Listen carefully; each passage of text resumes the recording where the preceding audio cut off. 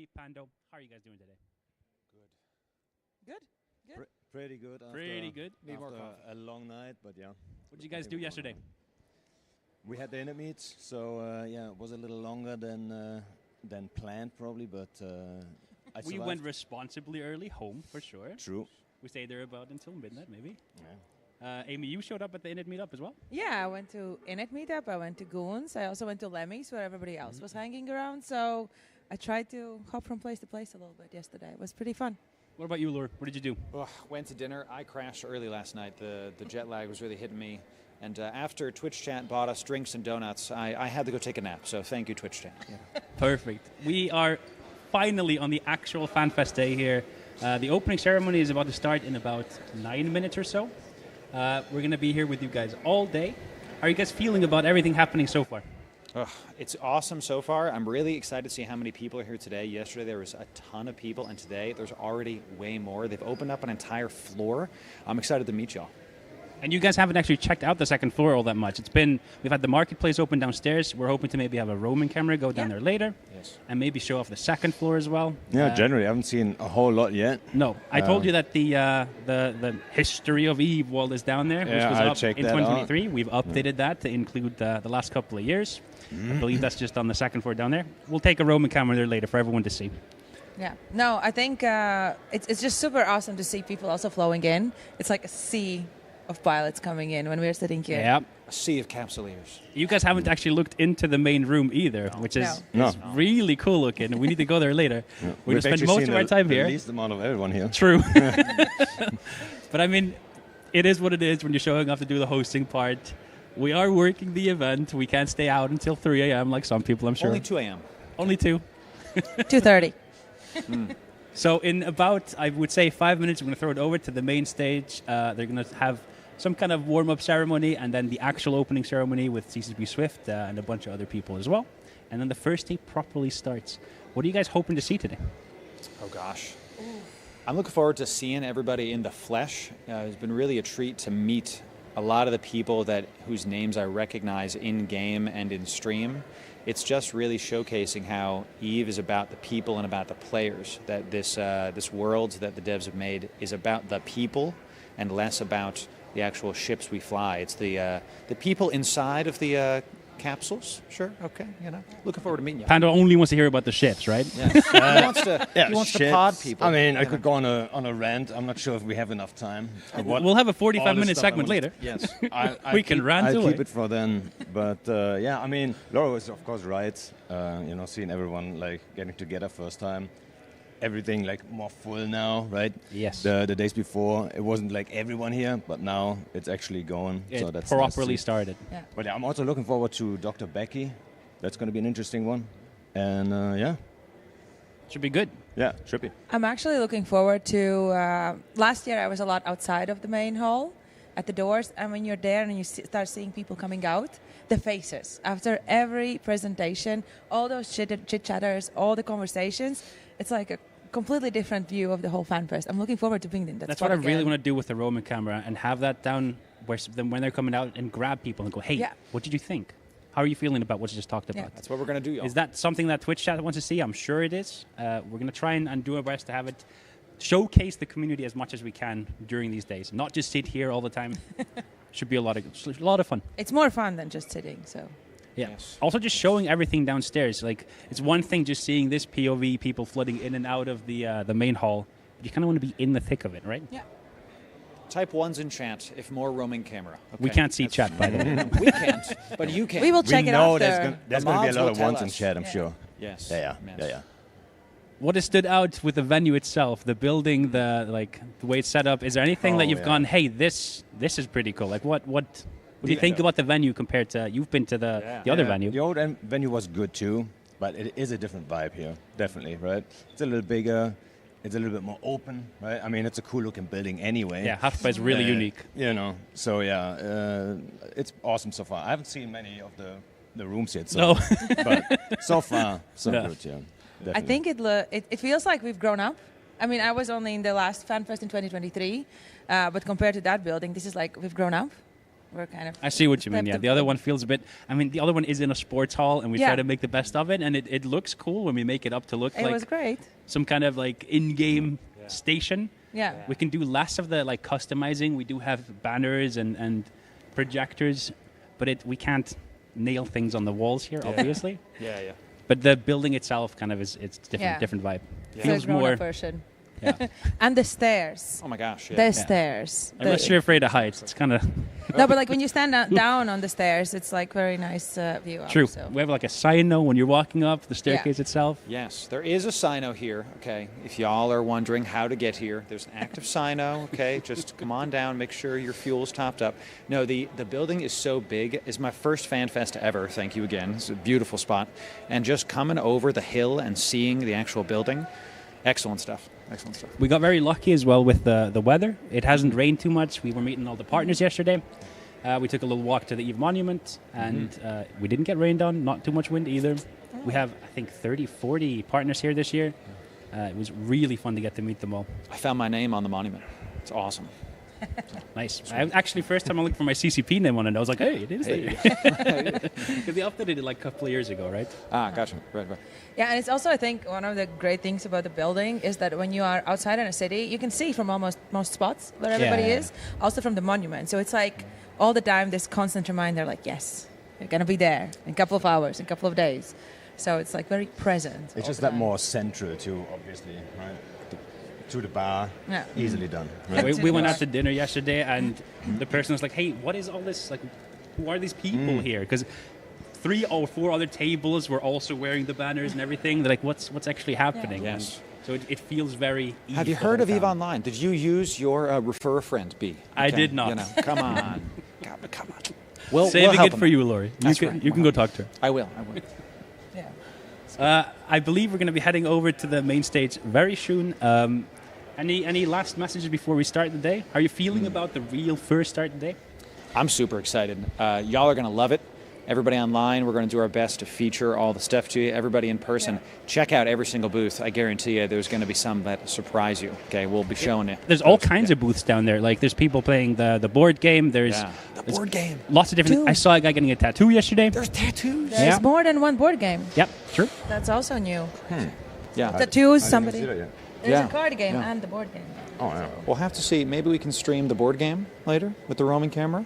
We'll see. We just show it because We could otherwise we'll definitely sit there show for it. 4 hours. I think yeah, exactly. Oh, okay. We're not Sure. going to play it. Stop everything else. We're into this too much. Like We're turning into a We're board now game playing stream. Risk on stream. yeah. It's good. So, any messages? What do you want to see today? Like, what are you hoping to hear out from the opening ceremony? What do you want to hear from the keynote? Anything special? Pando? Oh man, we're running out of time, but I'm gonna say, I mean, projection is a big topic. Has always been. I mean, I say always for the last, I'd say, 10 years. We were promised small steps. I want to see a small step at least. I mean, I want to see a big step really, but you know, if it's a small step, I'll be okay with that. Yeah, I think we'll get new if ships? we get that, I'm not going to complain about it.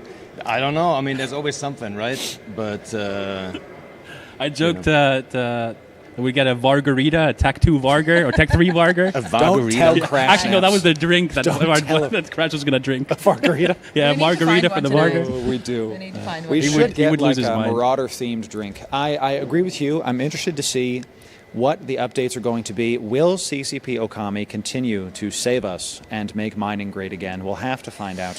I think we will get new ships. They've told us nothing. Okay. My prediction, I'm not going to look at you, B, so you don't spoil it, is if we get drifter ships, thank you, please, is there'll be a defensive unique module. I'm looking at you, B. I got to get it out. And I don't want spoils because we saw an offensive module with the Cenotaph and the Tholos. It'd be interesting if we have a defensive module, like a one-of for a drifter ship, if that's the case.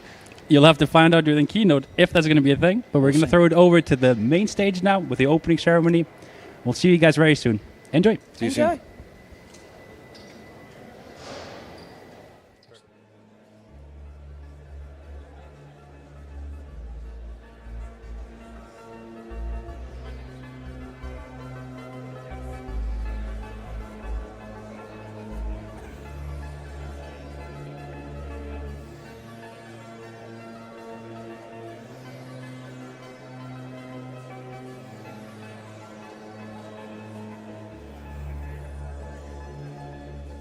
Attention, Capsuleers. The welcome ceremony is about to begin on the main stage. The gate is green, so please take your seats.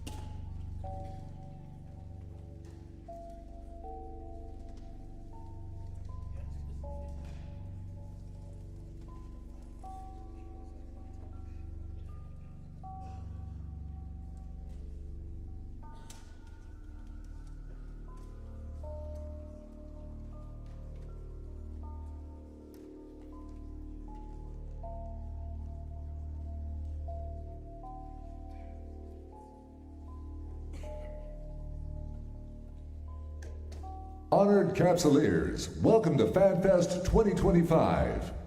We're going to kick things off in spectacular fashion with our welcome ceremony, this year featuring a data twist. Please give a very warm welcome to CCP Swift, CCP Lumi, and CCP Larrikin.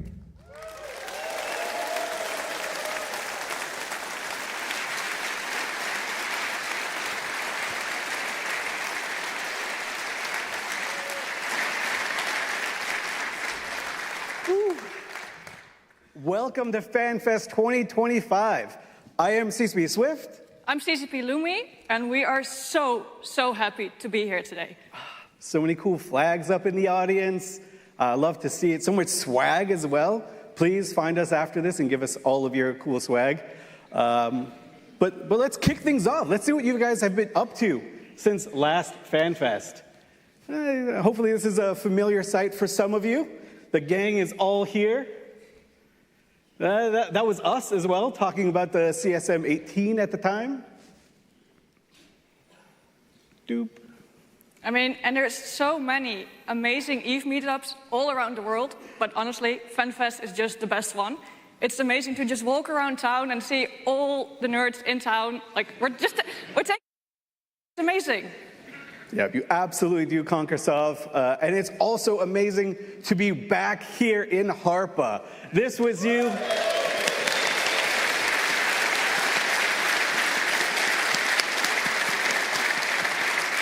If you can believe it, this was you guys back in 2018. It's been so long since we've been here before. So much has changed. You guys have made incredible history within the game, but kind of a lot has stayed the same as well. This is one of my favorite pictures of all time, by the way.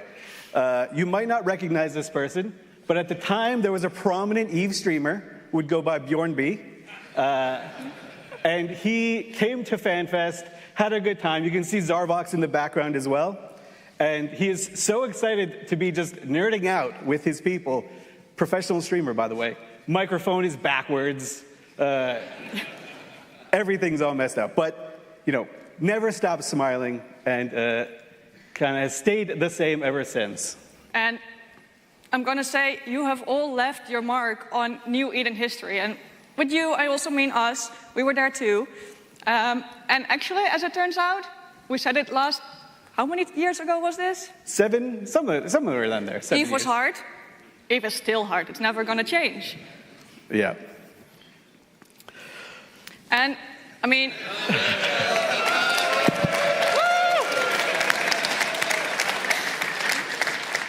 So, there are so many of you here in the audience, and if you look around you, you might be able to guess who of the groups sent the most people.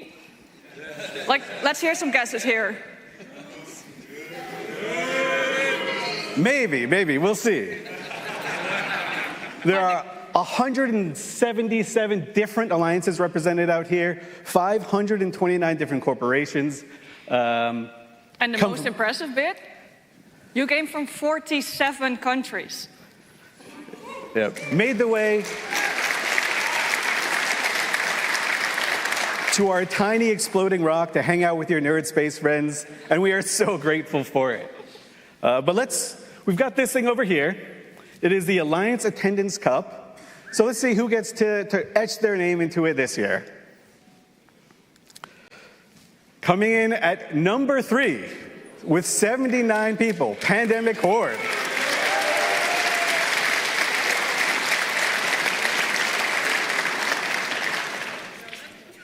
Then at number 2, just squeaking past Pandemic Horde, we have the Initiative.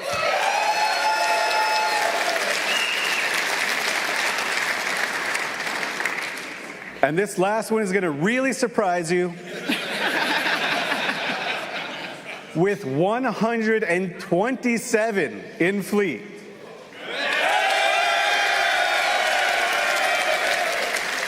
Give it up for Goon Swarm Federation. You guys get to leave your mark with this thing. We have to leave it here, obviously. You can't just take it home with you. Asher doesn't get to have it. But we will etch your name into it. And next time FanFest is around the corner, we'll see if Goons can hold on to the trophy. Maybe, we'll see. All right, time to look back since last Fanfest. We've had 3 new expansions, starting with EVEC, then Equinox, and then Revenant. And now there might just be a 4th coming really soon. You'll hear more about that later. Yeah, you might hear about that a little bit later today at the EVE keynote. But last time we were on stage, we were introducing CSM 18. Just want to give a huge shout out to CSM 19, who are now a little bit more than halfway through their term. If you see Dujek, he's somewhere in the audience. Make sure to give him a big 07. Let's not forget about Drake either. He's also somewhere around here in the audience. I can't actually see you, but I know you're here. Yeah, so make sure to give them just a pat on the back. They have to talk to us every single week and, talk about things that you're experiencing, things that you think need to be tweaked. So yeah, shout out to the CSM.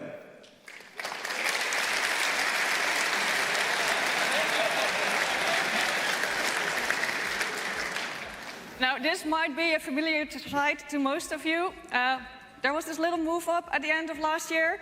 I called it little, but it wasn't really that little. And as is EVE, some other people tried to make it hell for the people who were moving. And this up was so big that no matter what you do in EVE, you were involved one way or another. Yeah, pretty much anywhere you looked within New Eden, something was popping off crazy. Losec has been going nuts with Dread Brawls. There's been some small gang PvP as well. This is from a pretty iconic fight that you guys had where you killed not 1, not 2, but 3 different faction titans. So yeah, just a little roam around the block. Pretty much wherever you looked, stuff was exploding, or being moved, being in the process of exploding. Even wormholers, we know you guys are out there. We swear we know that wormholers exist. I know you sometimes don't like to know that we know you exist, but you got up to some shenanigans as well. But we'll talk a little bit more about that in a bit. I mean, and the other thing you did, you took the chance to solve one of the world's most ancient mysteries. What is buried under the X on a map? I mean, spoilers, it's death. It's always death. Yeah. And speaking of death, we have some very vicious capsuleers around us today, and we want to highlight some of them. Yeah, for the ones in the audience as well. Not just everyone, but for the people who actually came to FanFest and made the trip. Thank you for coming out, by the way, and actually touching grass and leaving your home. We appreciate it. So in 3rd place. All right, give it up. In 3rd place, we have Heinrich IV from 4S Corporation with an impressive 7,263 kills, all made since last FanFest. That is incredibly impressive.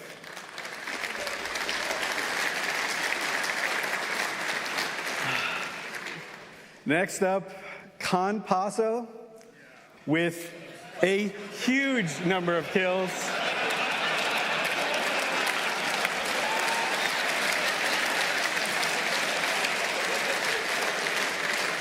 Thank you for making me sit up here and read Post-Nut Clarity with the boys on stage. My mom is watching. I'm going to have to explain this to her after the fact. But Con, 7,840 kills. Well done. Well done.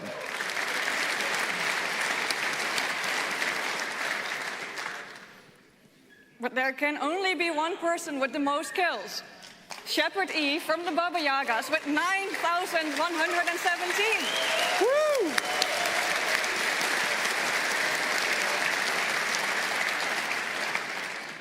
Also, best corp name. I love it. Thank you. It is great. We also had a little PvP tournament back here in Reykjavik since the last time we saw you. The Alliance Tournament 20 returned. As you can see, we held it right in our studios here. This was the staff. It was an incredible moment. The Tuskers ended up taking the championship over Truth, Honor, Light. I think Mira is in the audience, so if you want to get like some theory crafting going on, go find Mira and the Tuskers team captain. Maybe you can kind of like step up your game. Just refreshing the memory here a bit. last time was not the first time that the Tuskers won the Alliance tournament now, is it? No, this is, I think they've won once before as well. I can't remember when Tuskers won again. If only we had something that we could like look at, that we had like maybe just like a printout of teams who have won the Alliance tournament before. So I have some good news for you, but you know, shall we just do it? Yeah, Concord said we're good. All right, then let's go. They're occupied elsewhere. So we have done a little thing. It's actually quite a big thing, and it's also super heavy, so I hope I'm not dropping it on my feet here. We present to you the Alliance Tournament Trophy. Woo!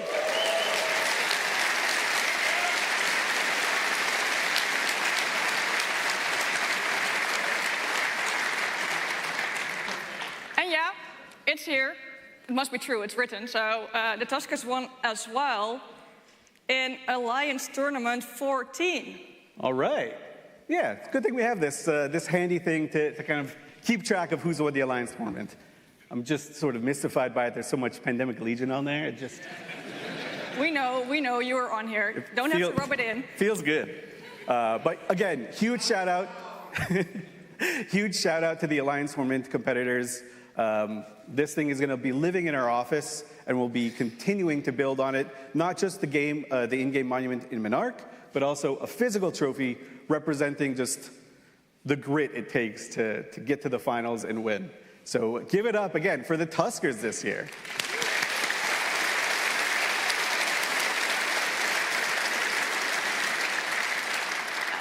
And we know you can't really see it from where you're sitting, so we're going to put it on display just out the doors of Eldborg, where we are now, so you can look at it. It will be cordoned off, and Concord will be there, so please, please, please don't touch it. Yeah. Concord will be watching this time.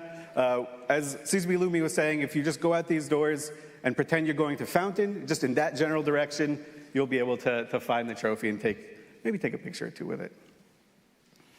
And then, in Equinox, we released Skinner. And with Skinner, many of you released your creativity into New Eden, and it has forever changed the landscape. Yeah, we've got really cool creations like this thing, things that we could never have really conceived of designing. Sometimes we just sit in the Paragon Hub and marvel at the cool things that you guys make. And just look at that. Isn't it great? Woo. So pretty. But, you know, there are some things that you guys make that, you know, just, I don't know. Let's just call it very EVE Online. Yes, they surprise us. One of our favorites, the hot dog Asher move. Yeah. The neon pink scorpion, very Hello Kitty style. Yep, no one tells Sanrio, we don't want to get sued. That's just the thing. You guys also have kind of figured out that you can...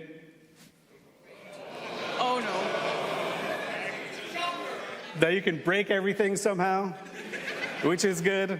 You guys put googly eyes on everything. Uh-oh. Well, let's kick it a little bit, see what happens. Woo. Oh, they stole the moment. Sitting in the audience right now is one amazing skin designer, Sven Bauer, who created this beautiful thing. The first to do anything like it.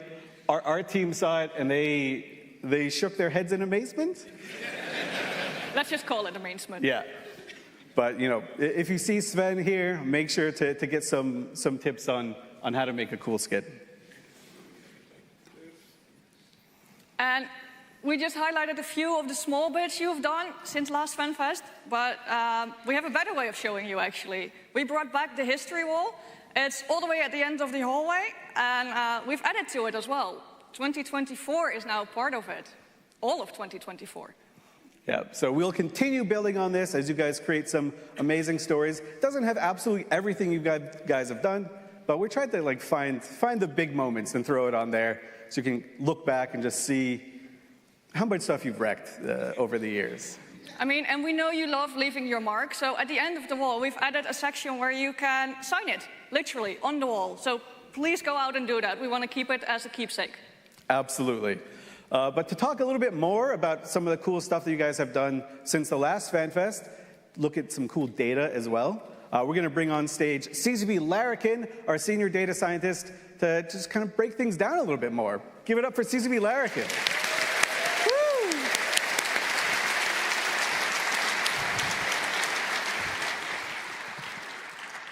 Hello, FanFest. So I'm here to talk about some of the achievements you've made over the last 18 months or so. And I thought the most obvious place to start was to talk about moon goo.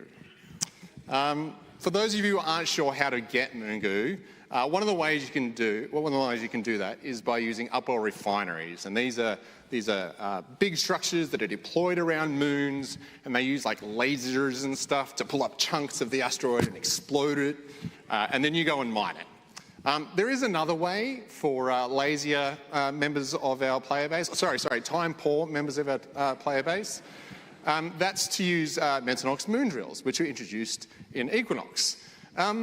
They don't require any like physical mining. You don't need to bring mining ships out there. Instead, they kind of do the mining themselves. But in return, they're less efficient, they're more vulnerable, and if they do get reinforced and not destroyed, then you need to repair them as well, unlike some of the upwell structures. You might be familiar with this chart from the monthly economic report. This is actually showing the moon goo that is being produced each day over some time period. You can kind of see at the top there, those are R4s, and as we progress down, we go to R16s, 32s, and 64s. The orange there is the amount that's coming from those upwell refineries that I was talking about at the start. You can see it fairly spiky. That's because that's when the big chunks explode and then get mined. The green, however, is the Mentanox moon drills. They're more often used for low-end moons, the R4s and R8s, but they certainly are used occasionally for the R32s and even less for the R64s. Since they were introduced, you all have deployed almost 20,000 Mentanox in total. Around those Mentanox, you've had 5,900 or so battles. Now, what we did when we said around the Mentanox, we actually looked at kills that happened within 1,000 kilometres of a deployed Mentanox, and then we sort of linked all the kills together to form a battle and sort of see all of those battles that happened. That kind of means if you distributed all of the battles across all the Mentanox that had been deployed, you have around a 29 to 30% chance of having a battle around the Mentanox. Just not bad. Now, of course, I would suspect, at least, those battles are happening a little bit more often around the R32s and 64s than the R4s, but I'm not going to judge. On average, each of those battles has had 30 characters involved. Some have had significantly more, and we'll talk about that shortly, and some have had a bunch less. In total, you all have destroyed 13 trillion ISK worth of ships in those battles, which is not bad. It's also interesting because if you have a look at the 19,800 Mentanox that were deployed, if you bought them all off on the market, they would also come to roughly 13 trillion ISK in value. Which kind of tells me, one main thing about EVE players, which is you don't play for the economics, you play for honour and ego.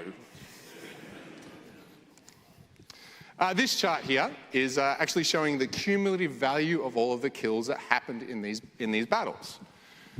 Now, the very eagle-eyed amongst you may have noticed that there's a little bit of a spike near the start of this chart. I'll just point it out for those that missed it. This particular spike is actually the Battle of Ignoiten, which happened very soon after Mentanox were introduced. This was a battle between Deepwater hooligans and Snuffed Out. There were some other minor groups involved in the battle. I don't really know much about them. They're from the outer rim of the galaxy and they're very obsessed with donuts. I don't know, it doesn't really matter. This battle happened when Deepwater hooligans spied a snuffed Mentanox that was damaged. And Snuffed Out had jumped in a Force auxiliary and they'd started repairing it. That's throwback to what I mentioned at the start of the presentation. Deepwater hooligans decided, hey, this is obviously a trap. But we should totally trigger this trap and get a cool fight out of it. So they jumped in a whole bunch of faction battleships, and Snuffed immediately counter-dropped with their own faction battleships, and they shot at each other for a little while. Not much was dying. Both sides had force auxiliaries there, kind of keeping everything alive. And so some dreadnoughts were dropped, some Horde dreadnoughts. And then quickly that escalated, more and more dreadnoughts were involved. And then those minor groups obsessed with donuts also got involved towards the end. In total, over 3,000 dreadnoughts were involved. Sorry, 300, not 3,000, 300. Over 160 battleships, mostly faction, 81 interceptors, almost 170 assault frigates, and almost 300 battle cruisers. Over 2 trillion ISK worth of ships were destroyed, and over 1,400 characters were involved. That's a little more than the average of 30. It might be interesting to look at the escalation that happened during this battle. This particular chart, it tracks when different dreadnoughts jumped in. At the very start there, you can see there's 2 Horde dreadnoughts. Sorry, for those of you who are not familiar with what a Horde dreadnought is, that's a dreadnought with high-angle weapons fitted to it. It does considerably less damage than an anti-capital dreadnought, but those weapons can actually track battleships, mostly. And they're used to kind of support your battleship fleets and, shoot up the other guys' battleship fleets. Then there was a minor escalation wave of 143 dreads. And finally, those minor groups piled in with whatever they had lying around too, for a total of 327 dreads involved. This red line here, these are the dreadnoughts exploding. You can obviously see what happened with the initial escalation wave. It started rapidly increasing. In fact, 60% of all the dreadnoughts that entered this battle were lost. Well, exploded. We know where they went. They died. But I'm going to move on a little bit from damage and looking at death, and we're actually going to take a bit of an exploration into electronic warfare in this battle. So this chart might be a little bit difficult to read, but what we're looking at is we're looking at all of the frigates that were involved in the battle, of which there are about 150, and we're looking at when they died, when they exploded, and the 5 minutes before they exploded, all of the electronic warfare effects that happened to that frigate. And then we're taking all 150 frigates, looking at the 5 minutes before, and then finding out what the average was of electronic warfare effects applied. So you can see the blue down the bottom, that's warp disruption. Unsurprisingly, most frigates that died had at least 1, and towards the end, 2 warp disruptors on it. That's to stop them escaping. You can also see the green and pink here. They had, on average, about half a Weber fire and sort of about 0.7 of a target painter. That's to slow the frigate down and make it a little bit easier to hit. And then finally, neutralizers. Quite commonly, at least 1 neutralizer was applied. And that makes a big difference to frigates. Frigates don't have very much capacity, and if they get neutered out, they suddenly become very slow and very easy to get hit. We can compare this with the battleships that were destroyed during the battle. And you can see down the bottom there, in the blue, that's warp disruption, except instead of 2, we have an average of at least 10 to 12 warp disruptors. And on Weber fires, similar numbers, sort of 10 to 12. And then a whole bunch of newts up the top. So you might be asking yourself, that's a little bit weird. If you're trying to kill a frigate, you definitely want to get a Weber fire on it to slow it down. If you're trying to kill a battleship, well, they're not known for their speed, so why web them? Well, it just turns out that Weber fires are pretty short range and battleships are pretty slow, so it's easy to get webs on them. Whereas frigates are very fast and it's a little bit harder. You can also see the big chunk of neutralizers up there. As I was talking about at the start of this battle, there were those faction battleships shooting at each other, and they weren't really breaking that well, and putting neutralizers on them to try and shut down some of their resistance module is a good way to try and kill them. Finally, we can actually look at the dreadnoughts that were involved in the fight. You can see some warp disruptors as well, kind of an average of about 10 just before they died, and a bunch of newts. That's because those dreadnoughts were in siege, and when dreadnoughts are in siege, they can't get external helping effects like repairs and what have you. They just repair themselves, and the best way to shut that down is to remove all their capacitor. But we're going to move on from the Battle of Ignoiten and talk about the Battle of 1N TAC FJ8, which is kind of known as the Almost Titan Royal Flush. This was a battle between Fraternity and Initiative and their associated friends.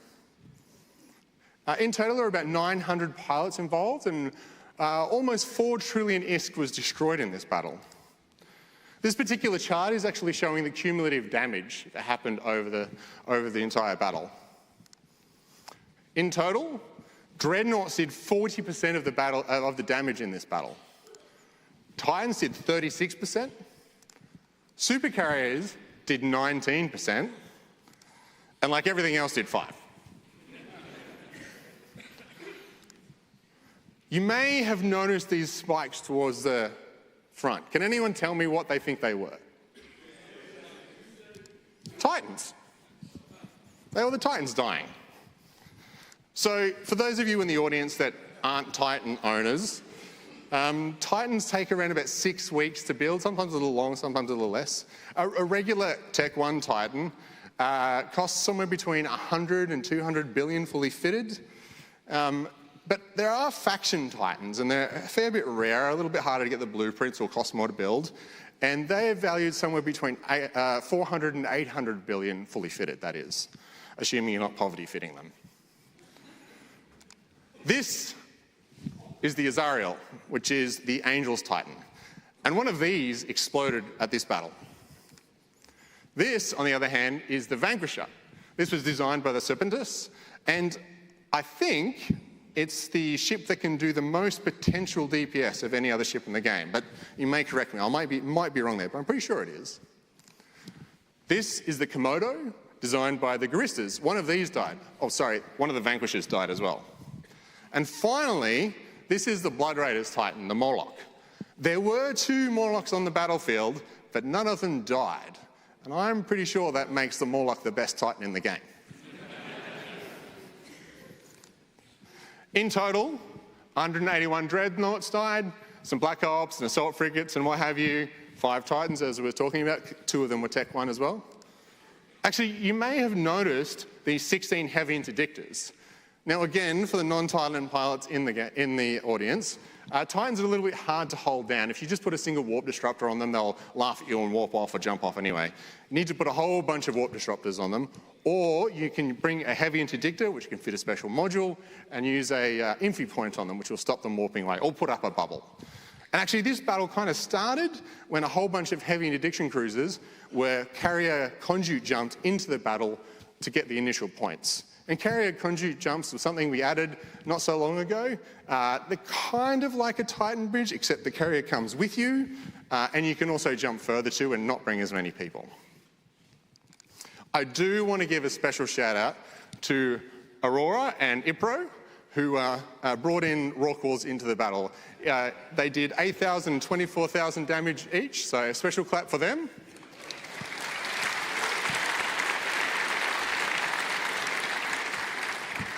I'm going to choose to believe they were battle Rorqual pilots and not just looting capital modules. Finally, we have the Battle of Waffle. That bunch of numbers at the back, that's a wormhole system, but we're going to call it Waffle because I don't know how to pronounce that. This is part of the war in heaven. So for those of you who aren't wormholers, by the way, Waffles is a C6 wormhole. That's the highest end, the most dangerous and lucrative type of wormhole. And it has a C6 static. A static wormhole means that there will always be a wormhole from Waffles going to another C6 system. If you collapse it, it'll open up, another one will open up straight away to another C6 system. This was part of the war between Cindy and Hawks. And Cindy was kind of attacking Hawks and wanting to take over more of C6 space. Cindy was using Waffles to rage roll C6 systems. Rage rolling means using that static, going through, trying to find targets on the side. If it's not what you want, you collapse it, another one opens up, you go through that, and you keep on cycling that C6 until you find targets that you want to destroy, or farm holes that you want to take over, or what have you, which is what they were using it for.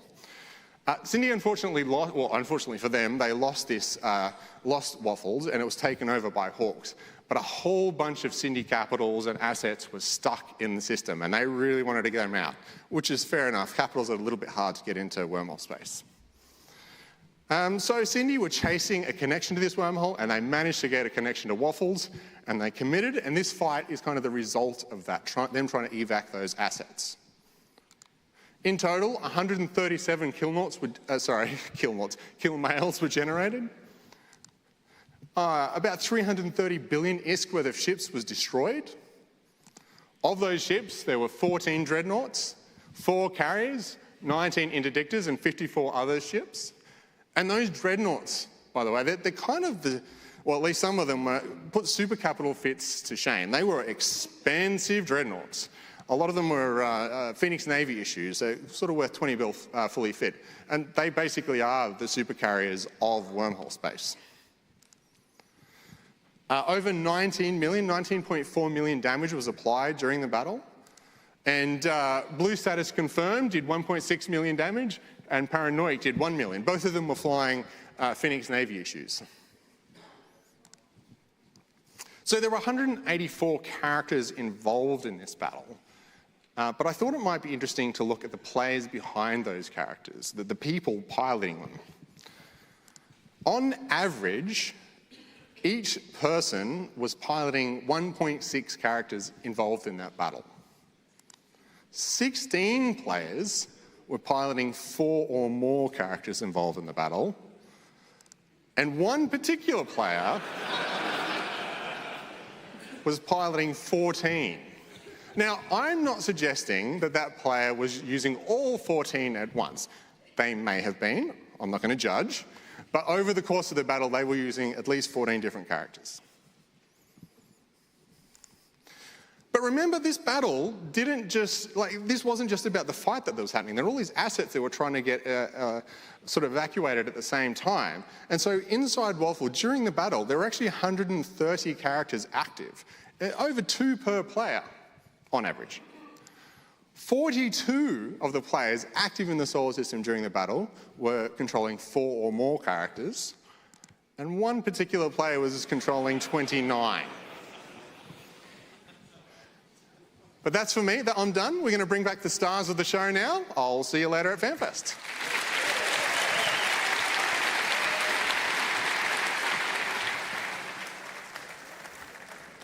Is someone opening the door? We can open the door, surely.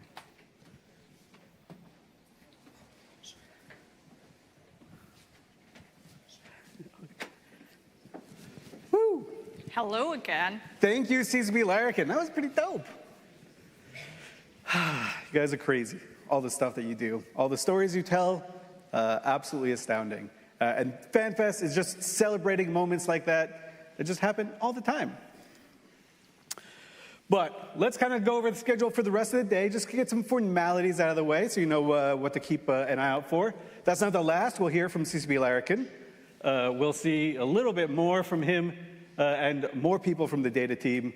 Over in another venue, we'll also have the Little Things panel, which will be a ton of fun. I know CCB K1P1 is very excited for that. But before that, we have Dr. Ronald Turner, who is going to take over from us. And he's not just a NASA scientist, he's also an EVE player, so he knows how this works. And then after that, we have some, big wigs from the NPSI communities, Sin Alarma, Kshal, Aderon, and Keacte. They'll be on stage talking about a little bit about what they do and how they make EVE awesome in their ways. And then last on the schedule, but definitely not the least, we have the EVE keynote closing out today. We're going to learn a lot of new cool things, and we expect you all here. Absolutely. You don't want to miss it. We'll put in some spoilers maybe for the keynote. No. We're not allowed to do that. Looking ahead to tomorrow, also a packed day. We'll be talking about the keynote in a lot more detail as well. Not the keynote, the next expansion, which will be at the keynote today. That's the spoiler. And absolutely just nerd out with each other. There's some really cool panels, really interesting talks. Kill mails, I wonder what that one's about. Weird. Also, of course, this is assuming you all survive the pub crawl tonight. Please do. We'll make sure to keep the lights dimmed a little in the morning so we can all wake up and recover. But do be there. And so you don't get lost, can we pull up a map? Yeah. Not that one. Shit. Wrong map. So, Harpa. Some of you have been here before, some of you have not. Right now we are in number 1, also known as Jake the Dog. And, you know, so if you orientate yourself a little bit, all the rest of Fanfest, there. Yep. Just pretend like you're going to Fountain. That's how I keep my bearings straight. Everything is like, oh, Vino's up there, Fountain, Tenerife's. That's how I keep things going. But don't just stay in Harpa. Obviously, we want you to go out there, and assuming the weather's okay, do some like a bit of exploring. One thing you definitely don't want to miss out on is the Eve Monument.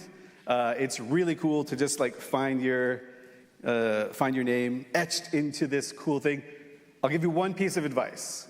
When you guys are going out there, make sure not to tell too many of your courtmates who aren't here, because otherwise you'll end up like these two, just sitting there for hours, making sure to get like pictures of everyone's name, going through the whole thing.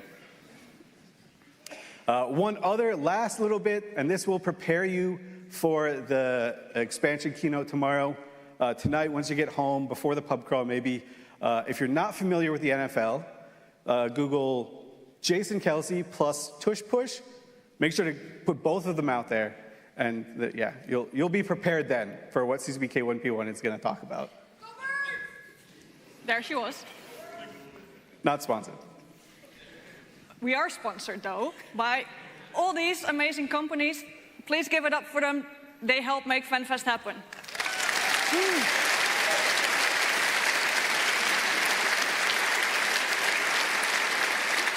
They've also supplied some cool things that you might be able to win, whether you're at Fanfest or actually at home as well in Twitch chat. So just keep an eye out throughout the day. Maybe go check out the Eve leaderboards as well, and see what you can kind of bring home a piece of Fanfest.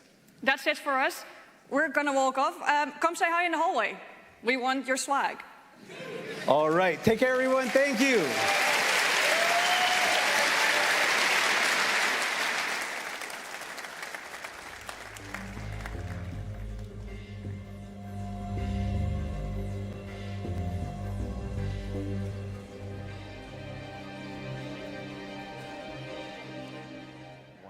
What a keynote. Goodness gracious. Amy, what'd you think? We got to see a little bit, just a little. What'd you think of what you saw? I mean, I think it was nice. Well, it wasn't a keynote. It was opening ceremony. We're just starting off. We're warming up step by step, right? So I think it was a really nice wrap-up of things that have happened, a bit of a hype of what's coming up, a good combination of everything. I agree. I love seeing all the work that the capsuleers do put into a macro sense. We can get bogged down with what I'm doing today and how many times I click my PI button, okay? And seeing it like in a grander scheme. Did y'all see it was like trillions of ISK on just Metanoxes alone in those fights? That alone, man, y'all are fighting those moon drills more than I thought. Okay, that's crazy. But it's not about the ISK, right? That's what I said as well. Apparently it's not about ISK. It's about the people. You know? It's about the people. It's about the people. I love seeing that stuff. And that trophy, what'd you think of that trophy for the I Alliance love it. tournament? I love it. I can't wait to actually go closer to it and take a look at it. Yeah. I think I'm hoping we can show it to you guys later as well, as close as possible. But it looks pretty amazing in my opinion. And it was hard to see. We were in the casting booth, like just seeing what was up. Did they etch the names of the teams on the trophy? I think so. Wow. I think those are the winning teams, That's and they awesome. left like smartly enough space for Yeah. the next one. So it's a really good motivation, I think, for those. I think so. Those who have been trying, right? It's like I need my team's name on it. Yeah, I think not that's just pretty cool. the best ships in the game, you know, also putting your actual team name on the trophy itself. Wow. Yeah. Well, y'all can see behind us, everybody's coming out of the main room. It was really incredible to see that massive room filled with capsuleers. I got to tell you, it's one of the best parts of FanFest is seeing the sheer amount of people, because you see that, concurrent viewer, or let's call it concurrent account thing whenever you go to the login, right? And you see that and you think, 20,000. But to see all these people walking around, I mean, look at the crowds behind us, Amy. That is crazy. Can you see it? You can definitely see it. It's amazing. Each one of them owns like 3 accounts. I mean, fantastic. Or 10. I know there's a guy with 2,600 4 accounts. 2,000. I hope like not almost all of them are 3,000. omega'd up for your own sake, my friend. It's a special project, though. It's a special project, Yeah. you know. That's crazy. No. Well, it's definitely great to see all the different pilots and play styles coming in. Amy, when did you start playing EVE? When did you begin your journey? The new reporting for duty. I started in July 2023, so it's a bit of So recent. It's so recent, yeah. It hasn't been even 2 years. And my first Fanfest 2023, the last Fanfest, was 2 months after I started playing EVE. Wow, you dove in. I was Okay. like full on. But I'm going to be honest, and we talk a lot about the community here, right? We talk Yes. about the people a lot. We're saying how amazing it is to meet people. But I'm not 100% sure anymore if I would still be playing EVE if I wouldn't have been at FanFest. Because being with everybody, meeting people, like seeing how excited, it's just so... You catch it. Yes. It's really catching on you, like seeing how people are excited, and then you go home like, yeah, I need to do that as well. I have a whole new outlook already now again from this FanFest on like what am I gonna do when I get home, right? So Yeah. it's pretty exciting. Yeah. What about you? When did you start? Oh, gosh. I started in 2008, and I remember as I was in my best friend's house doing like a little LAN party Thursday night, whatever action, and he was like, I've been playing this game EVE Online. I was like, I'll check it out, you know. What can go wrong? What can go wrong? Because I grew up on Guild Wars 1, you know, take me to God's country, Chan, take me to Tyria, sheesh. And Guild Wars 1 and World of Warcraft, and we were kind of like, I don't know about WoW, yeah, it's at the time I was not sure about it, and he was like, well, why don't we try EVE Online? He's been playing for a while. He invited me to his nullsec corp. I started off as like a little like 1 million skill point person, and I had so low ship requirements that in the big fleets they gave me, I skilled into I still remember, I skilled into a carries, and they had me be a scout on like the forward line, and they're like, oh look, you're not going to see any action, you know, you're not going to just report back if you see like a newt in system. I got to watch local spike with hundreds of people because they happened to sino in where I was in my system. So I, you know, unmute and I go, FC, what's the like, Tom Hanks, Houston, we have a problem. And that was me to that first everything. That was a lot of fun. So yeah, it's interesting that you played so recently, and you say that the community is one of the reasons that you actually stuck in and stuck around. I find that a lot in these kind of games, specifically MMOs, but really in EVE Online itself, because EVE is such a social game where the content is player driven. It's not driven by anybody that is like an NPC. You might have a quest giver, but it's not something that's like, I'm not going to go tell my buddy, oh man, I did this really cool level 4 the other day. You know, But here you can. Here they will be super excited about that. You are correct. I am going to tell my buddy, yo, I went to go do this level 4. And I saw this prospect uncloak on grid, so I got out as I watched 10 Catalyst warp in. It's the players that drive stuff. So, yeah. But I say this a lot. I mean, EVE is one of those games that, yes, you're playing it in the game client, but even more games being played outside of it. You have the communications in Discord, and that creates families, that creates friendships, that creates connections. That's I think we can't really describe that. I think everybody that plays EVE knows it, right? You have people that you've been probably talking as minimum once per week on Discord for some of you like 20 plus years, right? Some you haven't met, some you meet here, which is also really amazing. It's crazy. But there's so much game that is happening outside. Like shout out to our amazing third-party developers. I mean, we have shout out to you, Squiz. I know you're in chat somewhere. You know, I know you're there. Right, like can you imagine playing EVE without Skillboard? I can't. No. We got EVE Workbench, Zkill, and I don't know the exact name of all the PI tools I use, but they're in one of the videos I made, chat. Sheesh. So, shameless plug. It would, come on now, you know what I'm saying. No, this is 100% correct, that the amount of stuff in EVE, it goes beyond the game. Yeah. It goes beyond the actual, like, I sign in and talk to Corp Chat or Alliance Chat, whatever the heck. It really is. I talk to these people as much as I talk to my wife, as much as I talk to my friends, because at the end of the day, if we're signing in and defending our area of space, we're all friends. We're all here. And I'll go so far as to say, and this is my hot take, Amy, even the people on the other side of the opposing alliances. Oh, absolutely. Right, they're not my enemy. They're my rival, they're close You're enough. their friends. Yeah, we're all capsuleers at the end of the day, and just because you pod me and I pod you doesn't mean there's hate there. We're all trying to make some ISK and have a good time doing it, you know what I'm saying? No. And also, let's be honest, Norman, sorry, if your wife is watching, please mute it, and now admit us, you're talking with people more than your wife, right?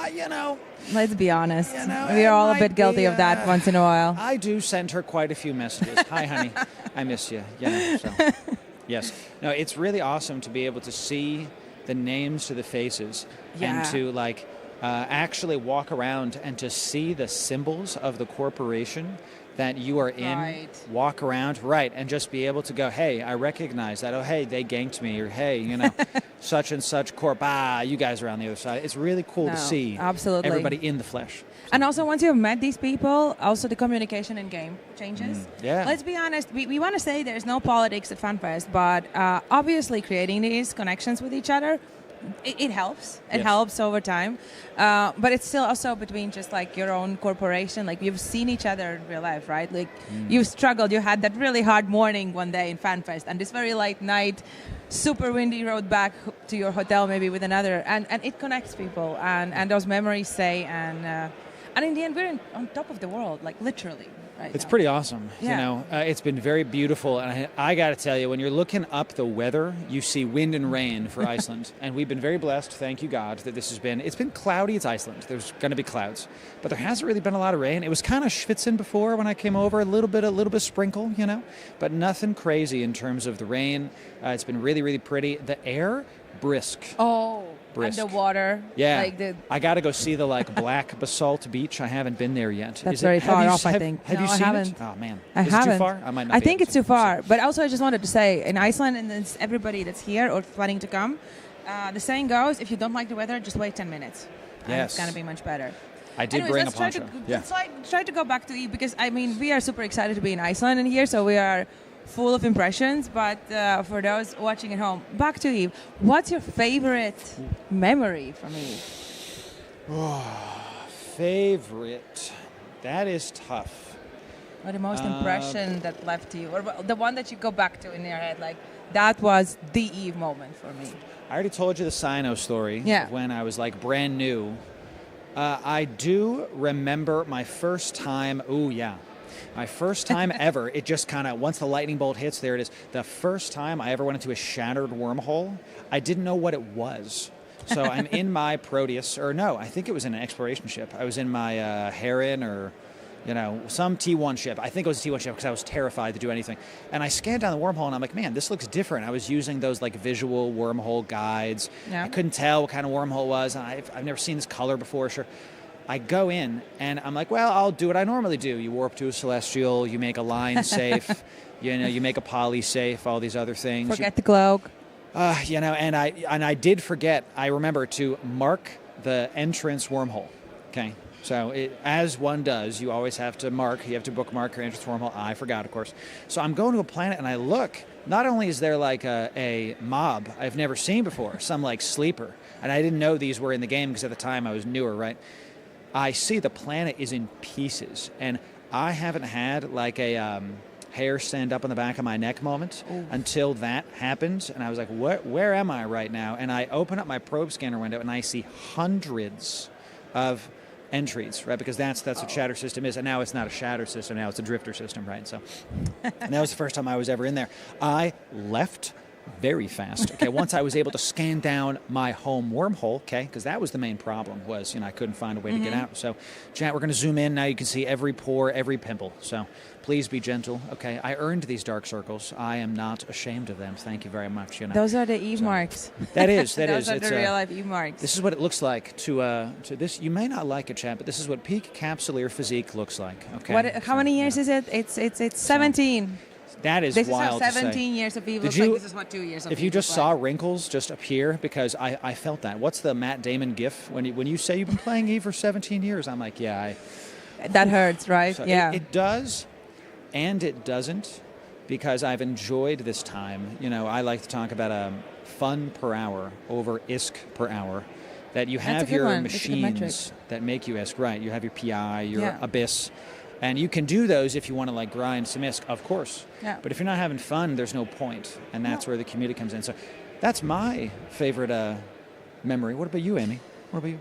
I kind of shot myself in the leg when I asked it, because then I had to start thinking about mine, and I realized that because I'm so new in game, for me it's I still am getting all of my firsts all the time, and whenever I get a new first, it's my favorite moment. Like when I remember when I first time went into Null, that was exciting. When I first went into my what I call grown-up fleet, meaning with pilots that know what they're doing, we went out in the Null. I thought that was exciting, and that was the most exciting thing. When I first, when I even started to scan wormholes for the first time, I thought that was exciting. Like I got completely super focused on a Pathfinder because I found that amazing. Oh, Pathfinder. I got war decked like 2 Yeah, weeks you ago. I've been talking about it a lot, I know, Yeah, you but did. I found it exciting. Right now, it genuinely has been exciting because I'm learning all these things like around and about it, and it's. I mean, we're getting so much support from alliances that are maybe not the friendliest out there, but that is the exciting part. And I think every time I have these new experiences, it's exciting. I think it's going to stop at some point because all the news will have been, experienced, and at that point, it's going to be like topping it. I mean, Yes. first time I logied, I'm like, Yep. I think I was born to be a logi, so I'm waiting for those Logi's good. kill mails for logis. We need more Logi pilots. Yeah. You want a guaranteed fleet spot. I used to say you want a guaranteed raid spot. You get in a healing class. In EVE, it's no different. You want a guaranteed fleet spot. Get in a Logi ship. Okay, Yeah, it's as you were saying that, I thought of, we do fleets every Friday, like open NPSI for the new bros. It's not purple shoot it. If you're not in fleet, we're going to come after you, we're going to take you out. That's like how that goes. And we like to do some faction warfare, and we take a kitchen sink cruiser fleet to the Frye fleet, as we call it, right? And it's a lot of fun because every time, since we're so new bro friendly, we advertise it as like, look, we'll answer your questions. How do you want to do this? How do you want to we have people going, how do I add something to watch list? How do I don't see that mob on my overview. How do I add it to that? We like to help the new bros, to help them out. And we actually had, with that kitchen sink fleet, somebody yeeted a Naglfar, and I always mispronounce that one. And they actually took it out with a kitchen sink cruiser fleet as it was getting like third party. It was a lot of fun. And we got people that have never been in a PvP fleet before showing up, and they get to whelp a capital ship? Come on now. This is one of the best parts of EVE. You get to be the raid boss if you fly a capital ship. So. And I think also all the events that are happening in game are really great for this, like Frigates for All, shout out to them, like one of my favorite events in a year.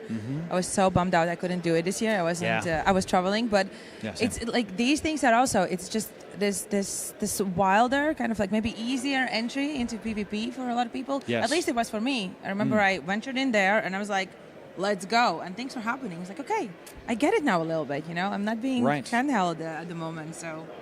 Right. Yeah, it's exciting. And you mentioned the Frigate Free-for-All, which, again, shout out to Rix. God bless you, man, for you and your team for planning that. That is I think it's yearly? Is it yearly, or is it twice a year? No, I think it's yearly, like in the spring. This year it was like end of March. Yeah, it's a yearly event.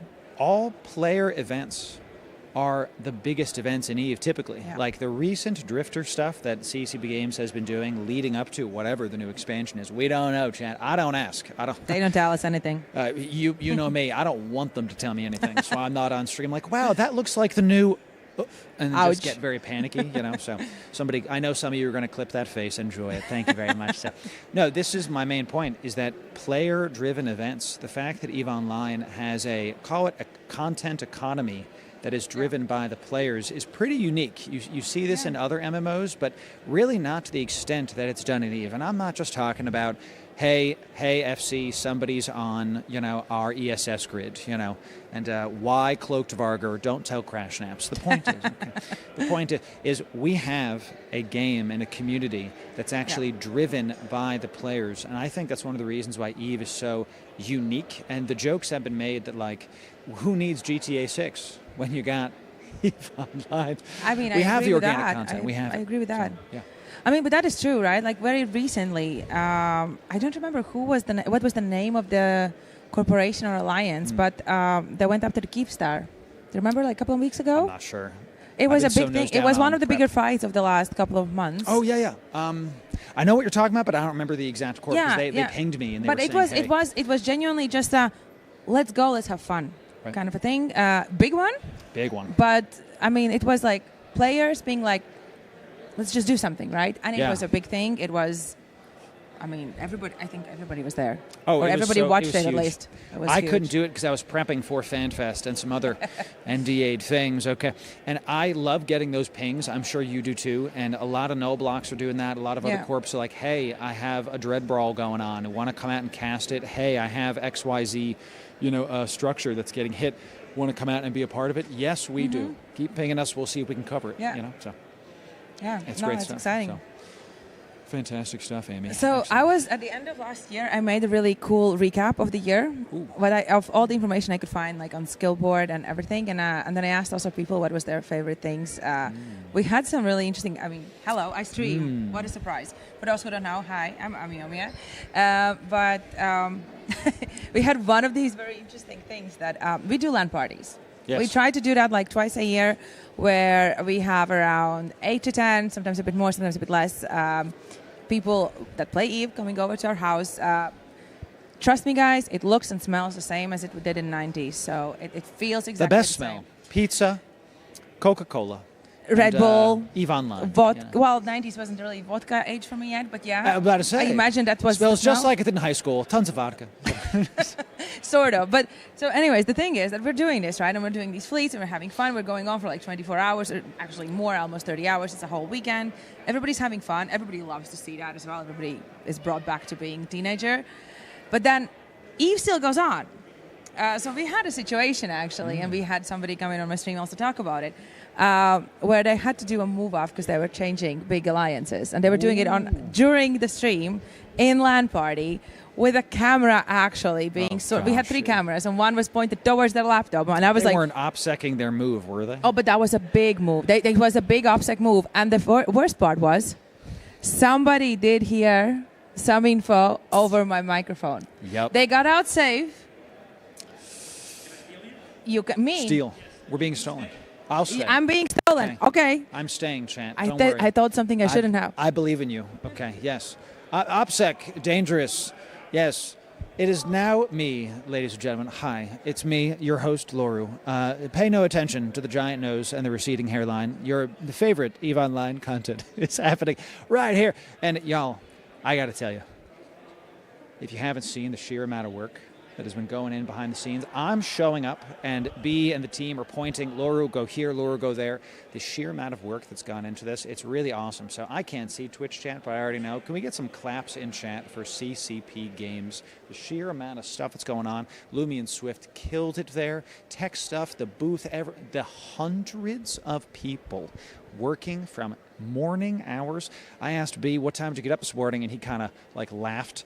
If you understand, right? Everybody's going absolutely ham for this excellent event here. Thank you for spamming the emojis. Y'all are doing great stuff here. So we'd love to see it. Amy's working a camera right now. She's going to set up a roaming view coming in for this. And many of you have been tuning in to her stuff. Are you coming back over, or are you gonna go stuff? So yes. Yeah, you want to show the people because they've been seeing your like camera view. So many of you have been seeing Amy's view on her camera, but this is what it looks like behind the scenes. It's she's and we as a community, I don't think this has ever been done before. I think you're the first to do this kind of roaming setup for Fanfest to see just how it is. But so, I think I am excuse me, the yes. first one. Yeah, we did it last year, and now we're Yes. doing it again. So we've been doing it since the whole week. I'm already like, oh, is it over? I know. No. You're doing a lot of work too. Exciting. But we keep on going in the evenings after CCP streams stuff. But I think there's gonna come a moment when, well, can you actually Hold the mic, Keacte. I don't know which camera and which sound are they listening to me. There's gonna come a moment when we're gonna switch to this camera in a Yes. second. We're gonna try to take you guys around as well to show you what's happening here, so you see everything. Yeah. We are about to switch to the roaming camera. Whenever that goes, I will hear and I will tell you, Amy, what's going on. We're going to show you around Fanfest. We're going to stop with a static background, okay? And Amy and I are going to walk around Fanfest and talk to some of the people that are on the floor, show off some of the booths, show off some of the merch. We got a lot of awesome stuff to show you. We were doing this a little bit yesterday, but there's so many more people, and there's a whole other floor opened up. I don't know what what operatic choir is behind me right now, if y'all can hear that live. But we are in this beautiful harpa with an excellent background music. I thought Master Chief himself was about to start showing up and walk around with the Halo audio going on right now. So we are switched officially. We are on to that camera. Everybody, we'll see you soon. We are switched officially. We are on that camera. Everybody, we'll see you soon. Hey, we're still here, see? Nobody has gotten lost. We're getting Laura to join us, and we're going to take you around. Let's go. We also have found 20 minutes. We have 20 minutes. Let's go. Let's run. Hi, Chad. Hi, Chad. So Laura will keep an eye on the chat because I will keep an eye on the camera. I'm going to set a 20-minute timer, too. And you can see us. You can see this amazing view right now. Capsuleers have already gotten a little bit spread out through the 2 floors, so it's a bit calmer. This is where they just flown out from the big hall, and I will not try to pronounce that because the names are Icelandic, and we don't trust those. All right, Chad. All right, let's go. Bindum, how we doing? Oh. Here, you want to? I'll hold the camera so you can go under. We have Can't a we gate just open here. it? Oh, sure. Yeah. We can act like grown-ups here. Oh, well, here we go. All right, we are out and about in the wild. Say hi to your fellow capsuleers here. Say hi, Capsuleers. Hi, everybody. Hi, everybody. And we're gonna... Hello, Shio. Walk around. So we're gonna try to right now find the... We really want to see... We discussed what we want to see. We really want to see the history wall. Yeah, where's that? CCP has made this really huge, big wall of... how many? 22 years Something now? like that. All the history of Eve. They got this big wall. Yeah. Let's walk. Do you know where it is? Actually, I don't. Here, let me ask you. I can, well, he asked, we can show you there's more halls. There's just not just the only one that you're seeing. You also see a lot of smiling faces. Let's walk downstairs. Let's go. We have found it? Isn't it upstairs? Is it upstairs? I thought that B said it's upstairs. Let's walk around and Let's first show there. Let's explore this floor because we haven't seen it I yet. haven't seen this floor yet. Let's There is a whole extra area here. find out. Hi, Capsuleers. Hi. Hi. Good to see you. Hello, everybody. Can y'all hear us okay? Everybody wave in the Twitch chat and see if you can hear us. Okay. We're walking around. All this was empty yesterday. This was not even open. And this isn't even the main floor. This is like the second floor where everything else is. You know? Looking good so far. I missed the hole by that Chad, much. good to see you. Bindum, I see you. Kostiker, I see you. Freaky, I see you. Kiara, what's up? Nick Tar. A Tribune, Chibi, Ratchet. Do you guys know Jeff, where good to the see wall you. of history is? Viper. No, you don't. Viper, Dave, good to see you. Swedish Bikini, Nth, what's up, Nth? How we doing? We got Snook, Dubstep, Momo, Mr. Dom X. We're walking around. How we doing? Good. Yeah, everybody coming in. I mean, guys, pay attention to the fact that wherever you go, you will find Alliance flags. Yes, you will only find Alliance flags. I don't know, bigger, smaller. Here's another one. There was Boss. Here comes Horde. Hey. Say hi to stream. Wave. Hi, stream. There's Boss sitting. Boss, doing it. Look at this view. Can we show them this Oh, view we can in here? try. We can try. Like, we are doing it with... There's more I think it's on the capsules other over side. there. We'll have to go to the other side. You got it. There's more flags. Look at this, y'all. Okay. Can you see the This is Iceland? what you get in Iceland, y'all. And maybe Yeah. the wide-angle lens. I'm not sure if y'all can see the detail on the mountain. We got clouds coming off the mountain. Beautiful beach, beautiful city of Reykjavik. We got it coming in.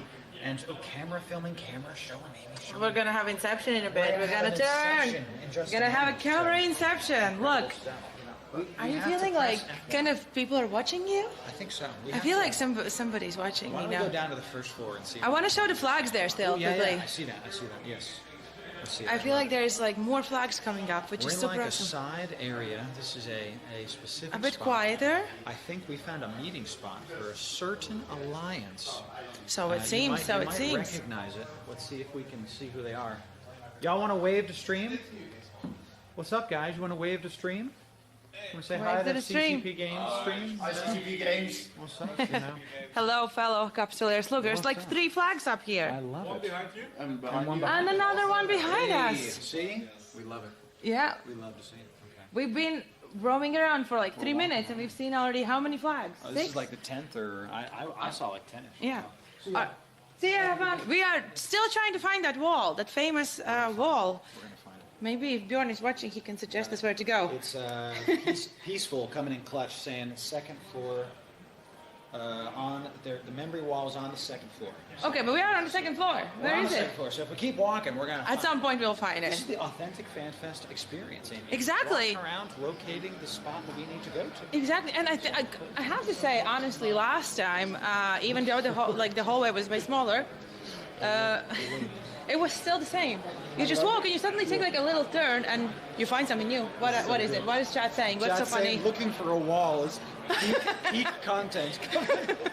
We're looking for a wall. That's the way it is, man. I tell you. It's right.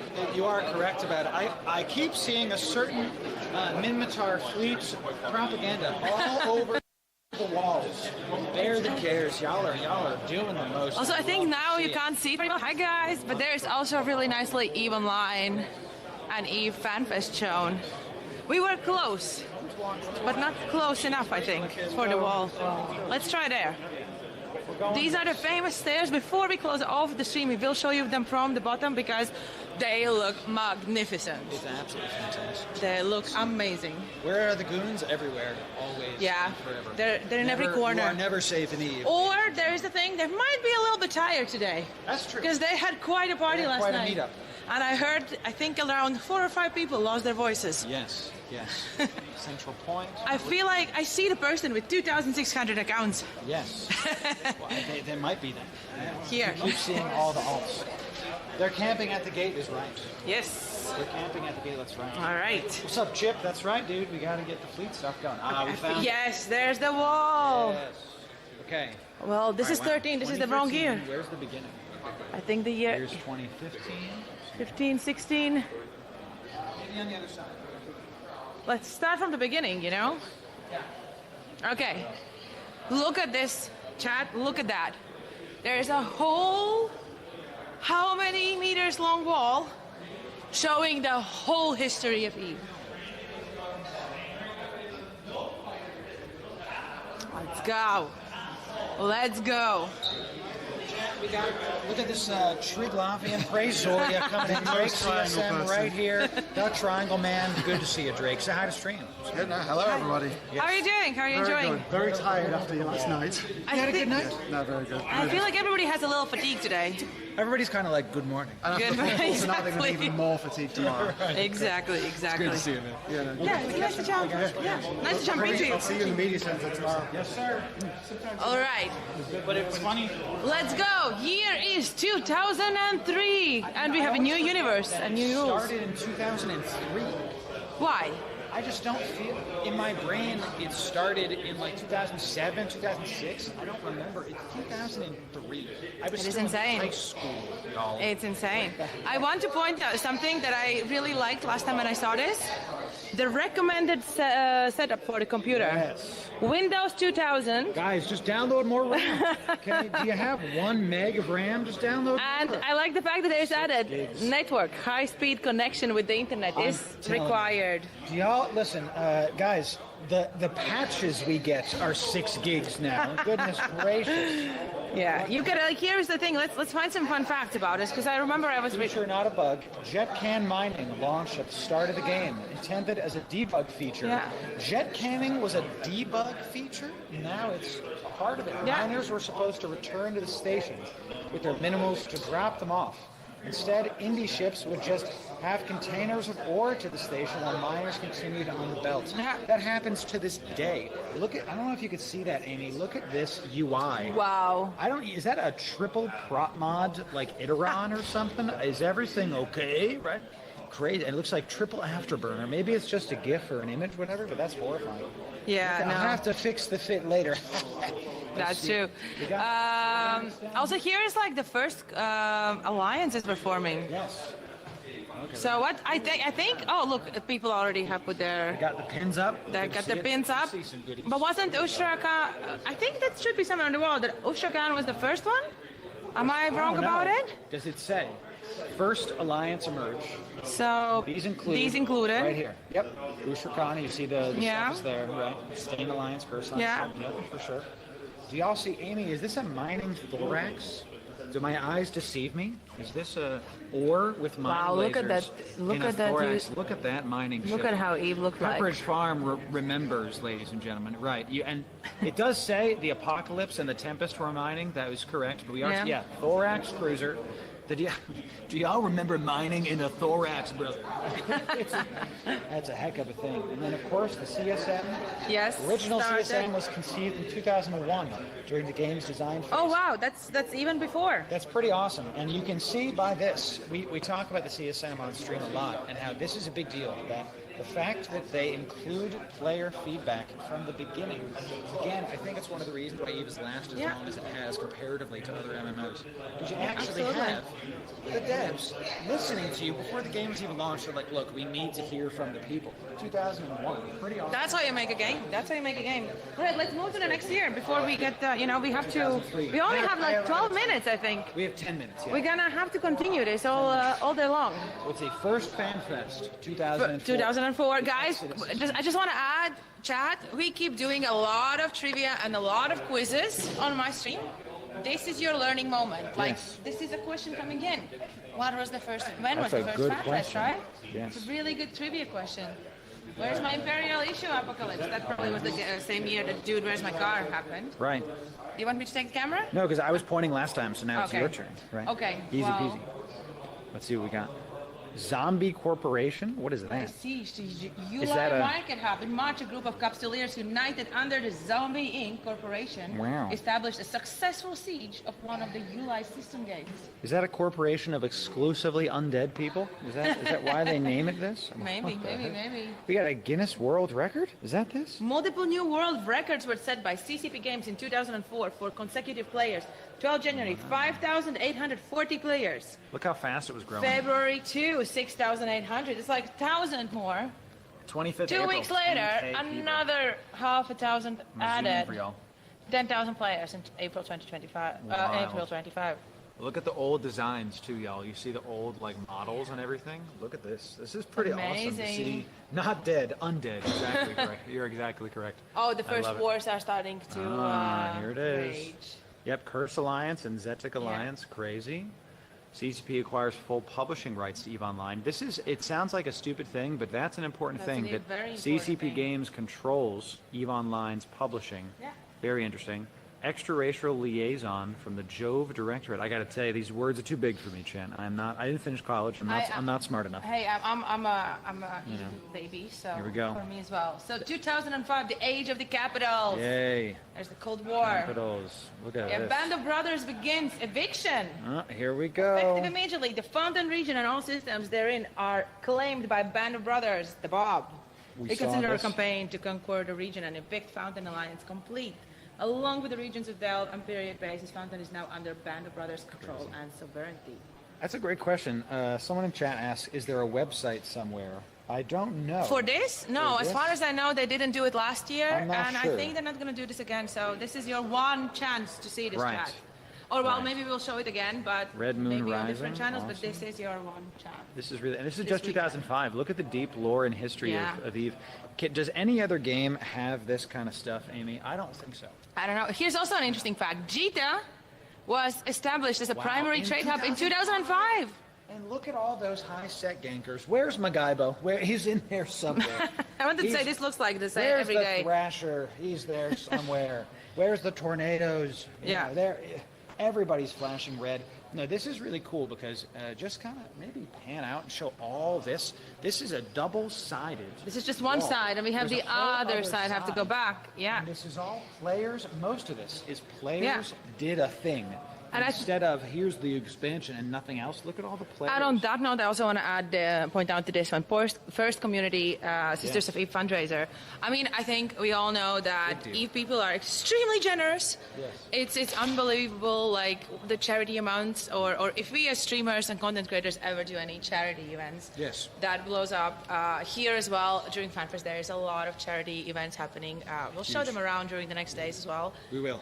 But We got 6 minutes. Yeah. Should we sum up? yeah, well, let's try to squish out a couple more years, maybe. Yeah. Let's And check then out we some can of the do the second round later tomorrow. Let's see. Yeah, if you're The at arrival Fanfest. of Titans are here in 2006. Wow, first mothership killed in Losec in 2007. First The Great mom. War. First mom, rest in power mom. Look at that. The Great War, Red Swarm versus Lotka, Volterra, the Battle of JVA. Can't pronounce it for some reason. Budini was 2007, guys. Budini was 2007 as well. There's another Great War, the April Fool's Day Massacre. Let's see if we can, maybe we talk to some people. You know? We found Concord. We found Concord. We found Concord is here. Everything's fine. Everything's above Act board. like everything is normal. Thank you for protecting We can us. also hear, we could maybe do a little sneak peek in here for now. There's guys, look at this. I know this is a bit different This is the Vanguard looking spot. Eve, but Y'all, here, I'll see you here later. but I'll be here coming back. people are actually trying out the Vanguard again. Yep. I'll be coming back here later today, y'all, to be streaming it live with CCP Peaceful and some other Vanguard teams. Check that out. I have to say, the feeling in this room is completely different. Yeah, it is. Vanguard, Right? definitely. I didn't know this was here. because What it's do new. we have here? I believe this is one of our first maps that we're on. You know? This looks Maps, you can walk amazing, around, guys. Down ships, maybe. This Maybe looks- Jita 4-4. Oh, is that Jita? Yeah, that's Is sick. that Jita? Yo, look at this big model from Jita. It's a little hard to see because it's so bright and in this dark room. Let's see if we can like zoom in a little bit.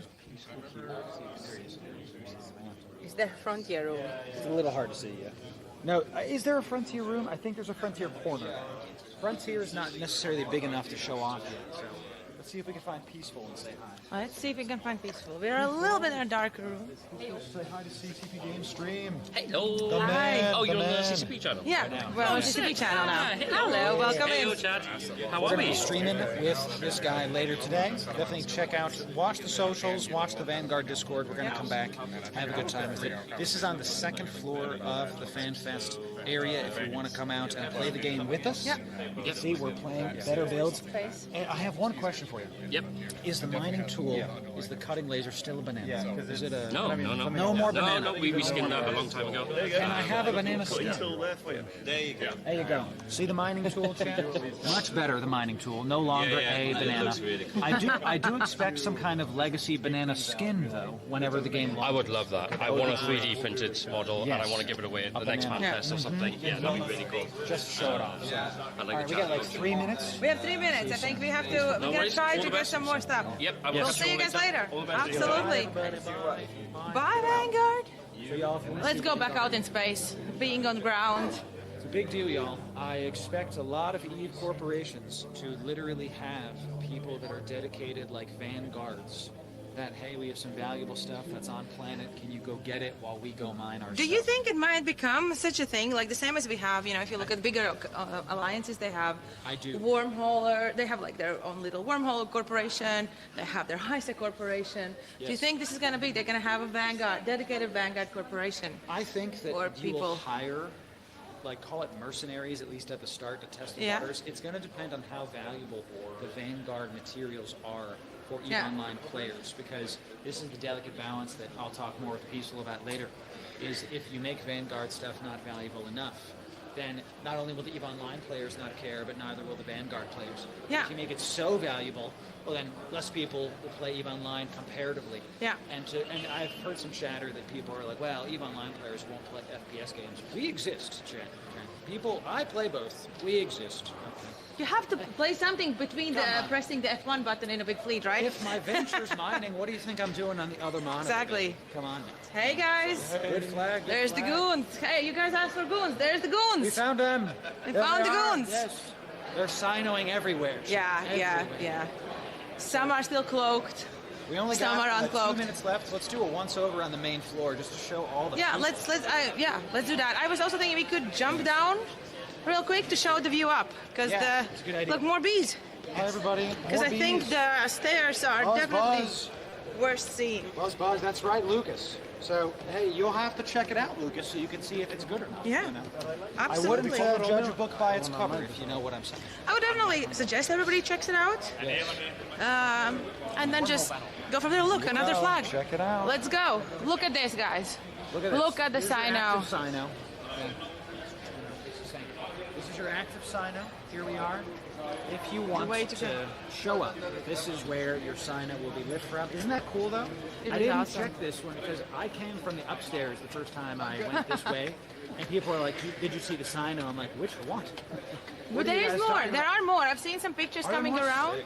I've seen pictures coming around from wall. We also have found a wild CCP stroopwafel. Say hi. Hi. Yeah, where are the stroopwafels? We're doing it. We're just, did you activate the signer? Is this your doing? No. Oh. No. Okay. All right. We got 1 minute left. Yeah, I think like we're going to be taking a. We could like wrap it up here. I think we're gonna take another. I'm waiting for my colleagues and I'm heading up. Okay. Enjoying the show. Have a good day. All right, we have 1 minute left. Yeah. You two guys, we're gonna run. Yeah. Well, we can't really run because there's so much still to show, guys. Yeah. But I think we will be showing you around throughout the whole weekend. Yes. I don't want to like put a very shameless plug, but we are doing after CCPNs. We're going on until 12 every night, showing everything around and about Reykjavik, the same as here. I think we're gonna. I don't really know what's the plan for us with the stream, but we might find more time to finish the wall and show you around here as well, because there's so many things. Here's like all the charity, all the activities. Like everybody's just. This is Keacte. This is your Keacte. This is Keacte IRL. So many people. With a lot at some point, our 10 minutes are up, so at some point they're going to cut us off. Yeah. When that goes, when we talk to y'all again, we'll see you there. We're just going to keep walking around and talking until then. But if we abruptly get cut off, that's that. So. Then you know, then you're getting all the serious stuff again. But just take a look. All there and more. All there and more. Yes. So, yeah, you can come shopping. We got merch. We got hot sauce. We got hot sauce. We have whiskey over there further as well. Whiskey, what the heck? A box to get your favorite one if you want. Okay. It looks like you also have a recipe book. Looks the Galente is the best, yes, sir. Oh no, he's being arrested. I have to. He's in problem. Check if I'm official. Okay. All my papers are in order, sir. Okay. Thank you. Appreciate you keeping us safe. Thanks. Appreciate it. Look at the excellent cosplays. Look at the amazing Concorde, keeping us all safe. It's the best. These are not real peppers. I had to check. So. Talk to Snuff. We will find Snuff. Don't you guys worry. We will find Snuff. There's plenty of Snuff. Oh, they're right there. What do you guys think? Snuffed Out is being busy with charity. That's a charity table. Do you think I should get this apron, Jen? Okay, it's you. Yes, for my next cooking stream. We can let the bar guest fry everything. Depends what you're gonna cook. I love it. I love it. Y'all like that cosplay, chat? That was sick. Yeah, the Concorde is amazing. So, I don't know how long we still got. You know, we can keep on going all day. We'll just keep talking. There's guys, come on. There's even the recruitment corner. So if anybody would like to work at CCP, do you want to work? Their recruitment team is also here. Your name here. Okay. Yeah, CCP, insert your name. Hey. All right. We're not going to get a request for you. I watch your streams all the time. Oh, we are on CCP stream now. Can you start running more Drake fleets and complaining that Drake needs to give up? I think we need more Drakes. We need more Drake fleets?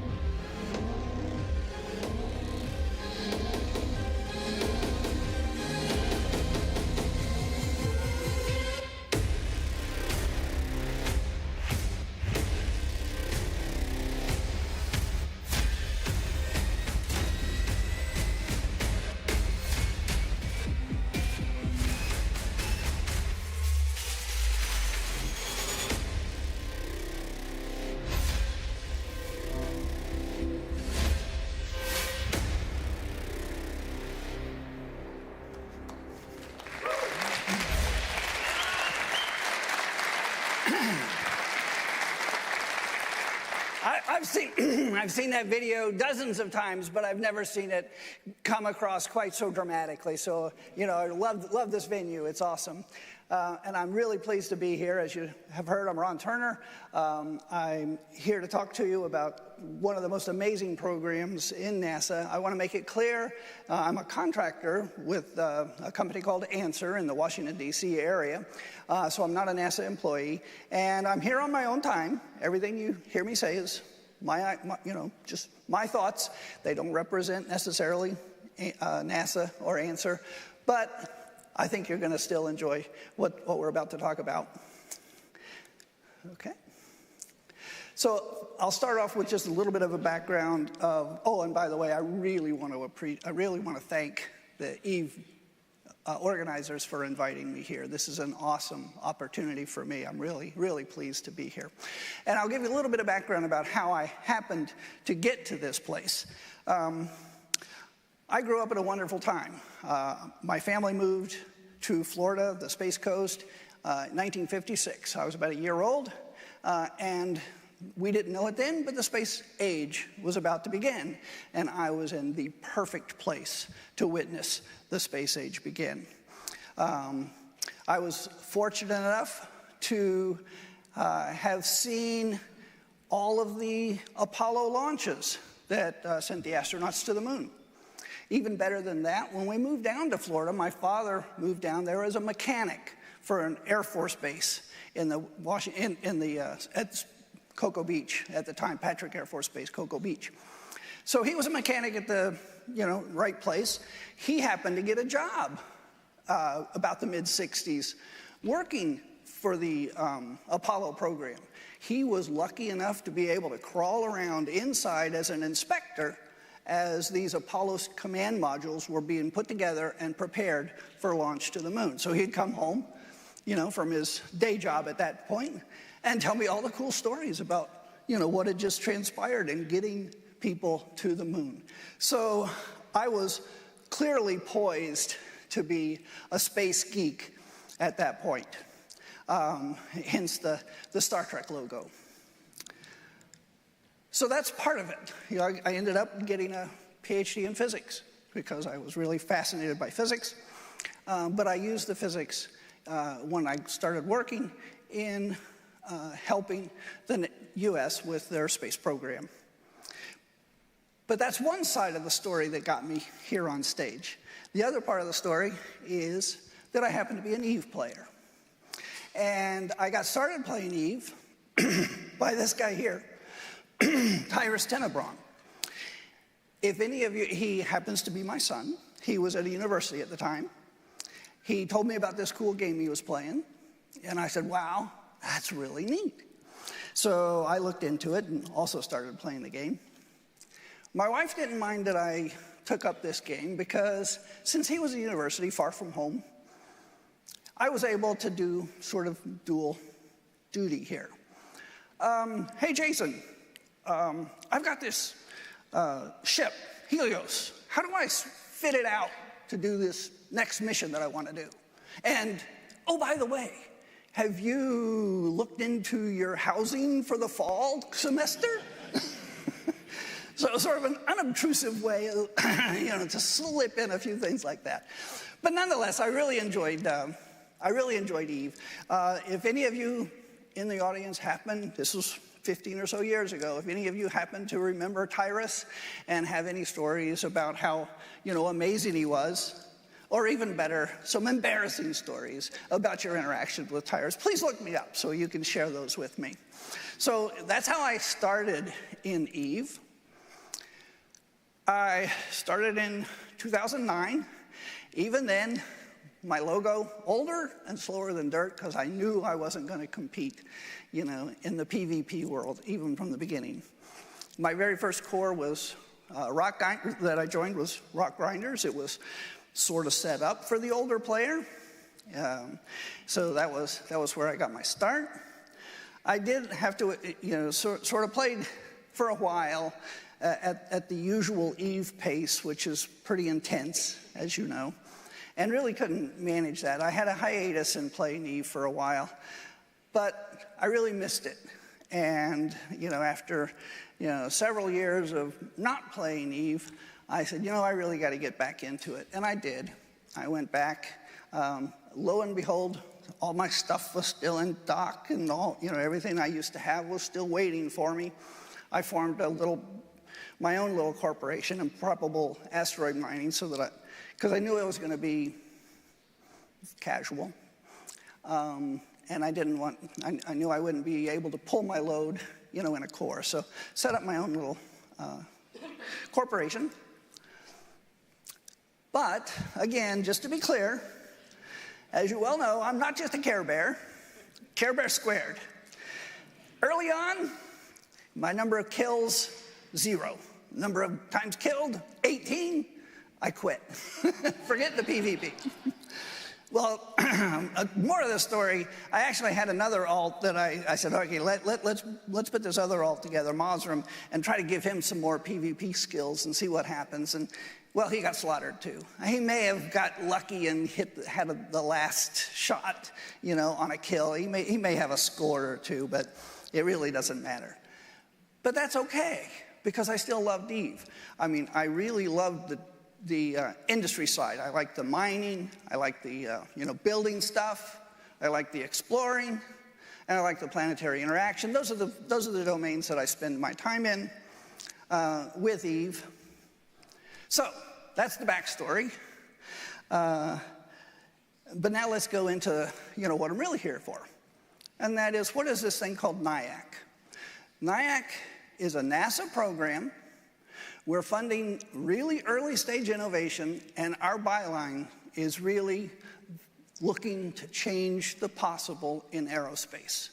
We're looking for those things that are simultaneously exciting with a potential breakthrough, unexplored, if somebody's already looked at it, it's not our domain. Has to be credible, there has to be some evidence of plausibility, and we have to put it in a reference mission. We don't just pay you to study some little widget in isolation. You have to study it in a mission context to show that it makes sense in the broader picture. Now, when I say credible, how credible does it have to be? Well, a good example of that is when a proposal to us is being, considered. An ideal NIAC is one where the initial reaction by the reviewers is, wow, that's really cool. But then they go, that'll never work. So, that makes for an ideal NIAC. And we're going to see another video in just a second that has a little more words behind it. The neat thing about this next video is it was actually includes a former administrator and deputy administrator of NASA. They're not the current ones. But to think that our little program, had the attention of the top 2 people at NASA at the time was really cool. So this next video gives you a little bit more understanding of NIAC.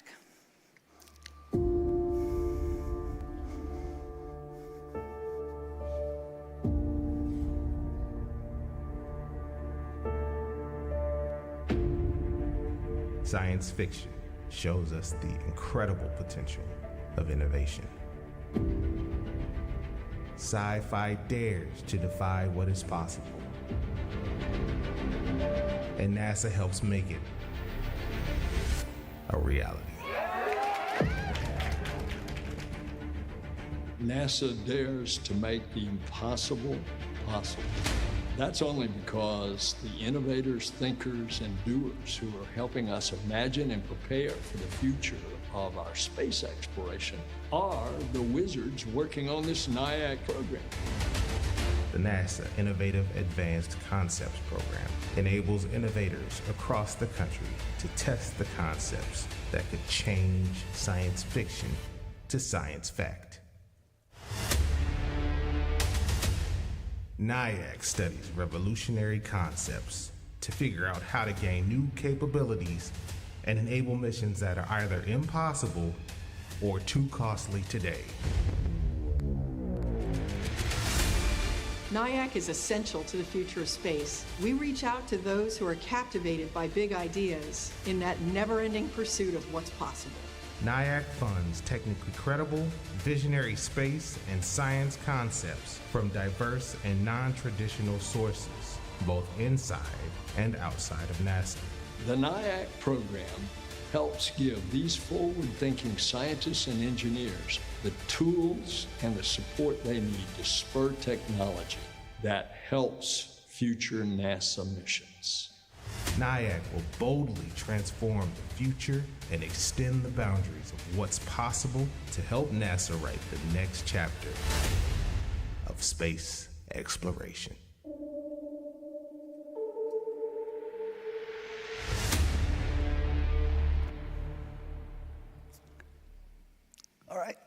pretty cool. I just want to foot stomp that NIAC, you know, in my view is NASA's dream shop. Everybody thinks that NASA does, you know, the out there stuff anyway. NIAC goes the next level, and our fundamental goal really is to change the possible in aerospace. I don't know how many of you may have heard this little paradigm before, but there's 3 stages to a reaction to revolutionary ideas. It starts off with, it's completely impossible, can never happen. And then they say, well, all right, it's possible, but it's not worth doing at all. Until it gets to the 3rd stage where I knew it was a good idea, and I said it was a good idea all along.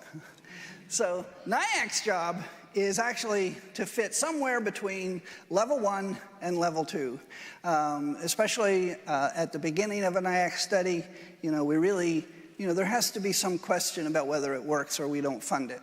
Hopefully by the time the study has progressed through the different stages, then it will be advancing.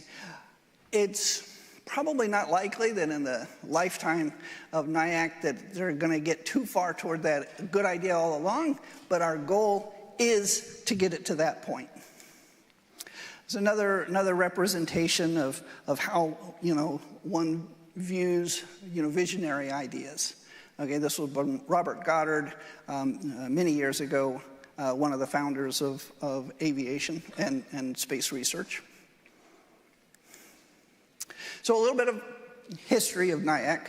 It actually started as the NASA Institute for Advanced Concepts.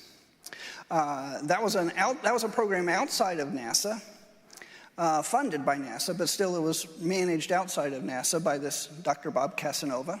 I was fortunate enough to have been in on the ground floor of that version of NIAC. It was extremely successful. But it was followed by the current NIAC. In fact, the original NIAC was so successful that even though it ended in 2007, due to budget concerns and pressures on trying to get to the moon at that time, so they canceled the funding of the original NIAC. But there was actually an outcry from the community saying, hey, you know, that NIAC really served a role and filled a need in NASA. And so there was actually a thing called a National Academy study looking at the value of NIAC. They concluded it was worthwhile and that NASA should start it up again. And NASA did begin this program again under a slightly new guise. It was now managed inside, and is managed inside NASA. Name was changed to the NASA Innovative Advanced Concepts, but we wanted to keep the branding of NIAC. It still runs to today. And I've been fortunate enough to be a part of both of those incarnations of NIAC. So NIAC does its work in 3 phases. People submit their proposals, and phase 1 is an initial feasibility study. It's just sort of a quick look to dive a little bit deeper into the idea to see if it really does make sense, to see if it really could have an impact, and is it reasonably feasible, all right? And that's all done by putting the special sauce that they bring to the table in a mission context to see how it all plays out. The most successful of the phase 1, by the way, we only fund about 12 to 15 of these every year. But then the most successful of the phase 1s, proceed to phase 2, where they have to, do a little bit deeper dive. In phase 1, they may have identified some of the biggest challenges that they have to face to make this thing really work. In phase 2, we give them a chance to make another deeper dive into, how to address those challenges. Does it still make sense? Does it still have promise to make, some future benefits? We typically award around 5 to 8 of those a year. They're 2-year studies instead of only 9 months, the phase 1. And In rare circumstances, we implemented phase 3. And that was for those unique studies that had reached the point where they were kind of on the cusp of actually getting a sponsor to take them forward, okay? If phase 3 is not a phase 2 on steroids, it's not just, another deeper yet dive. It's an opportunity if there's a transition partner that says, if you could only demonstrate these key points, then we have a bag full of money that we're waiting that we might throw at you, okay? But they uniquely need NIAC funding to, get across that threshold. And we've funded several of those over the past few years. That was added late in the program. We funded about 6 of those now. We funded 6 of those now. That's real money, $2 million a year, but those are rare. What we really want is the phase 2 to be successful enough that there's some aspect of the study that NASA or another agency or the commercial world might want to pick it up. So we're not just space, we're anything that's in NASA's domain, even aviation. And we're not just NASA, we're anything aerospace related. So makes for a very unique program. I'm really happy to be a part of it. But we don't just have success from the things that we actually do, okay, the studies that we actually do.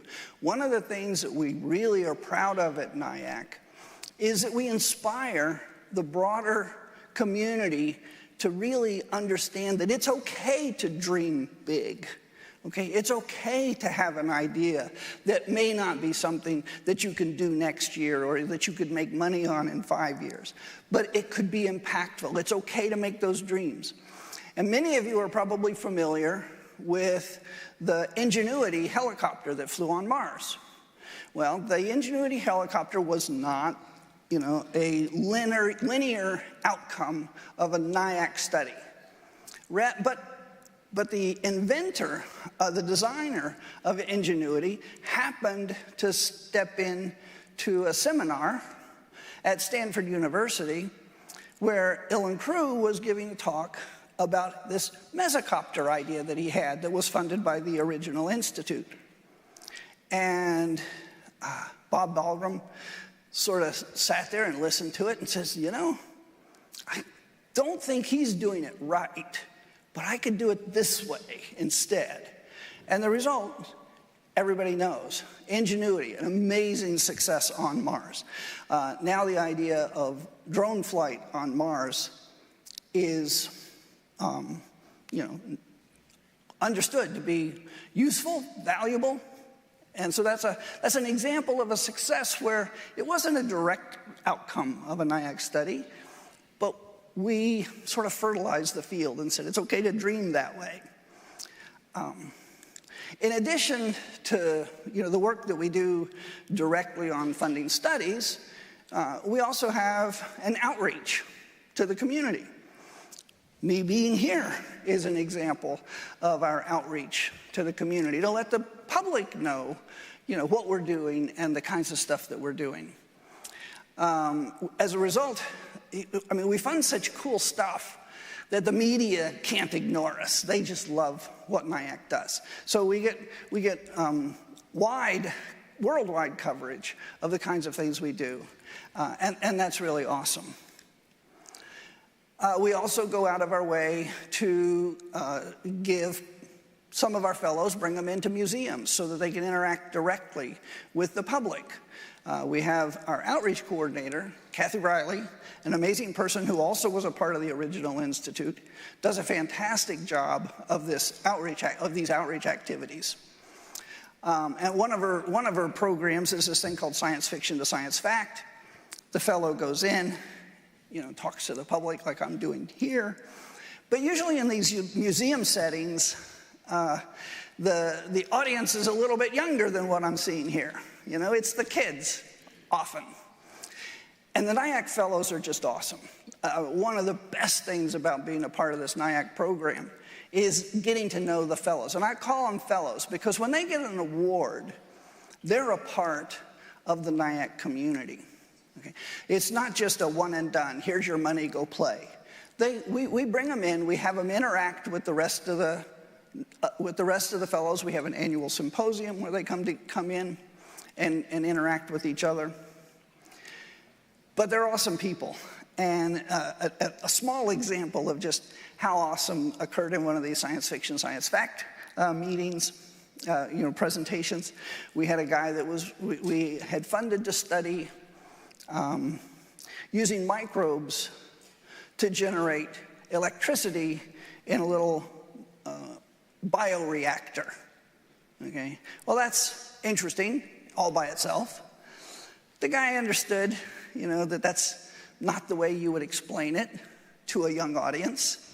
So he gets up on stage and says, "How cool is this? I study bugs that poop electricity." So, we have just awesome fellows. We also, because our stuff was seen as a real, way to encourage STEM, science, technology, engineering, sometimes STEAM, art. Okay. World Book Encyclopedia came to us and said, "You know what? We really like what you guys are doing. And we really think your fellows and what the fellows are doing is really cool." And so they actually started this, it's now 3 series of 8 books. Each book is focused on one fellow and what they're doing, but it's more than just their concept. It's an up-close look and an intimate look at the fellow to say, what got you here? What made you decide to enter, this profession? What made you, what got you into the point, where you were somebody that was going to study one of these really cool things. So we're really pleased that the public is so enamored by NIAC. So, sort of nice that I like NIAC. It's really cool that I like NIAC, but it's gratifying to know that the public agrees with me that it's a cool program. A little bit of NIAC by the numbers. Over the years, the NIAC program has received thousands of proposals. 329 awards as of probably a week or 2 from now when we finish announcing some Phase 2 awards. So that's like 230 Phase 1s, 90, almost 100 Phase 2s, and the 6 Phase 3s. NIAC funds just about anybody that wants to be a fellow, as long as they've got a good idea. It doesn't matter what their standing is. We fund everything from garage inventors to people at national labs. Of our studies, about 1/3 of our studies have gone to NASA or JPL. NASA JPL is about 1/3 of our studies. About 1/3 of our studies have gone to academia, universities, and about 1/3 of our awards have gone to industries. That's where we have the garage inventors, the national labs, the big corporations, and the corporation wannabes. So it's about a 1/3, 1/3, 1/3. And that's not a quota system. That's just the way the proposals fall. And that thousands to 329, if you think about it, it's really tough to be a fellow. Our acceptance rate is really low because we have very high standards. So I gave the teaser in the title, NIAC, helping to make the EVE universe a reality. And I want to put some meat on that in the next rest of the talk. And I'm going to divide it down into these 4 areas. Advanced space transportation. We certainly need more advanced transportation than we need now if we're going to be zooming around the universe. Finding and imaging habitable exoplanets. We better know, what the planets are that we're going to be using. Exploring and mining moons and asteroids, near and dear to my heart, since I spend a lot of my time mining those asteroids. And living and working in deep space. I'll go into a little bit of examples of each of those, and we'll have some videos again to pull that out. In the world of advanced space transportation, NIAC has funded nuclear concepts. That includes fusion concepts, which is virtually touchable by the mainstream. We funded fission concepts. We've even funded concepts that try to employ antimatter. We've funded advanced solar sail concepts. There was a speaker here a few years ago at EVEFest, a friend of mine, Les Johnson, who's deep into solar sails. And we've studied different kinds of solar sails, reflective ones and refractive ones. And ask me later, I'll explain that. We even fund beamed energy, laser propulsion, particle propulsion, a combination of laser and particle propulsion. The laser propulsion actually was a concept that is used to send very tiny gram-sized, that could be used to send very tiny gram-sized spacecraft to the next star and reach it within 20 years. Pretty incredible. Actually got some amazing external funding by the Breakthrough Starshot Initiative, which put an awful lot of money into trying to understand the fundamental the fundamental physics of whether that would work. So we funded a whole range of really advanced space transportation. I'm going to show you a movie now about just one of them, a fusion drive concept. Direct fusion drive, or DFD, is a new type of rocket engine made of a fusion reactor powering a plasma rocket. It's different from many other nuclear fusion technologies because this single fusion engine can generate both propulsion and electricity to power its payload. Here's how it works. The DFD engine is made of a linear array of coaxial magnets with a pair of smaller but stronger mirror magnets at the ends. A fusion region is centered within the magnet array, while cool plasma flows around it to extract energy. This fusion region is about the length of a surfboard and holds very hot plasma that spins like a motor. Antennas surrounding the engine create a novel radio frequency heating mechanism, which is tuned to particular fuel ions and creates a current in the plasma. The plasma ions get pumped up with increasing energy cycles until the ions become hot enough to fuse. Once the ions fuse, they create new, very energetic particles called fusion products. These particles follow paths that take them in and out of the cool plasma layer as they orbit the magnetic field lines. With each pass, the fusion products lose energy until they get captured by the open field lines and shoot out the back of the engine. This takes just a few milliseconds. The mirror magnet at the end of the engine converts this electron thermal energy into ion kinetic energy, creating thrust just like a regular rocket nozzle. Extra heat from the fusion reaction is converted into electricity, providing power for scientific instruments and communications.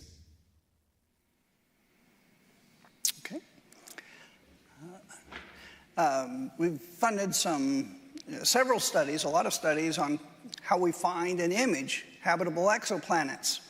An example, we've looked across the board. I mentioned interstellar probes that actually get to those potentially get to those exoplanets. But we've also looked at optical approaches. The original NIAC actually was where the idea of a star shade originated. We've looked at how one builds extremely large telescopes.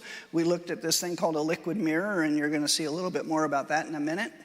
We also looked at this crazy idea of actually using the sun as a lens and having the sun itself form the image of an exoplanet. And we've looked in the radio regime for deep space lunar crater. How do you convert a lunar crater? How do you take advantage of a lunar crater, to build a radio telescope and other radio telescope ideas. The next video up is going to be the liquid mirror idea, and then follow.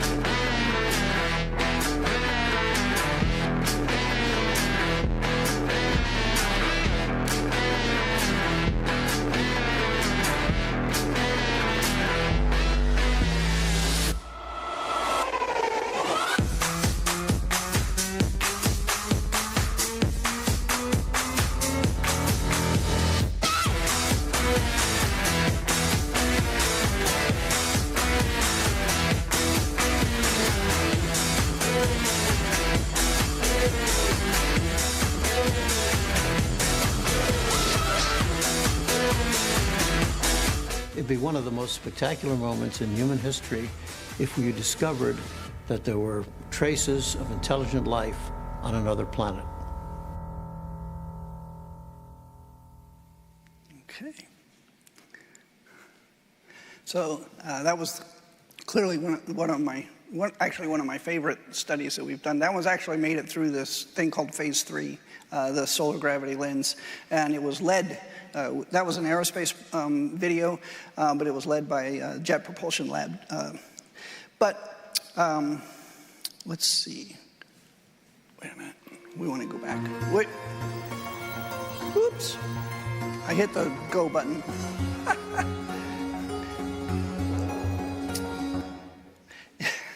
There we go. They got it. I'd really like to go to that one. There we go. The next area, as I said, near and dear to my heart, exploring and mining moons and asteroids.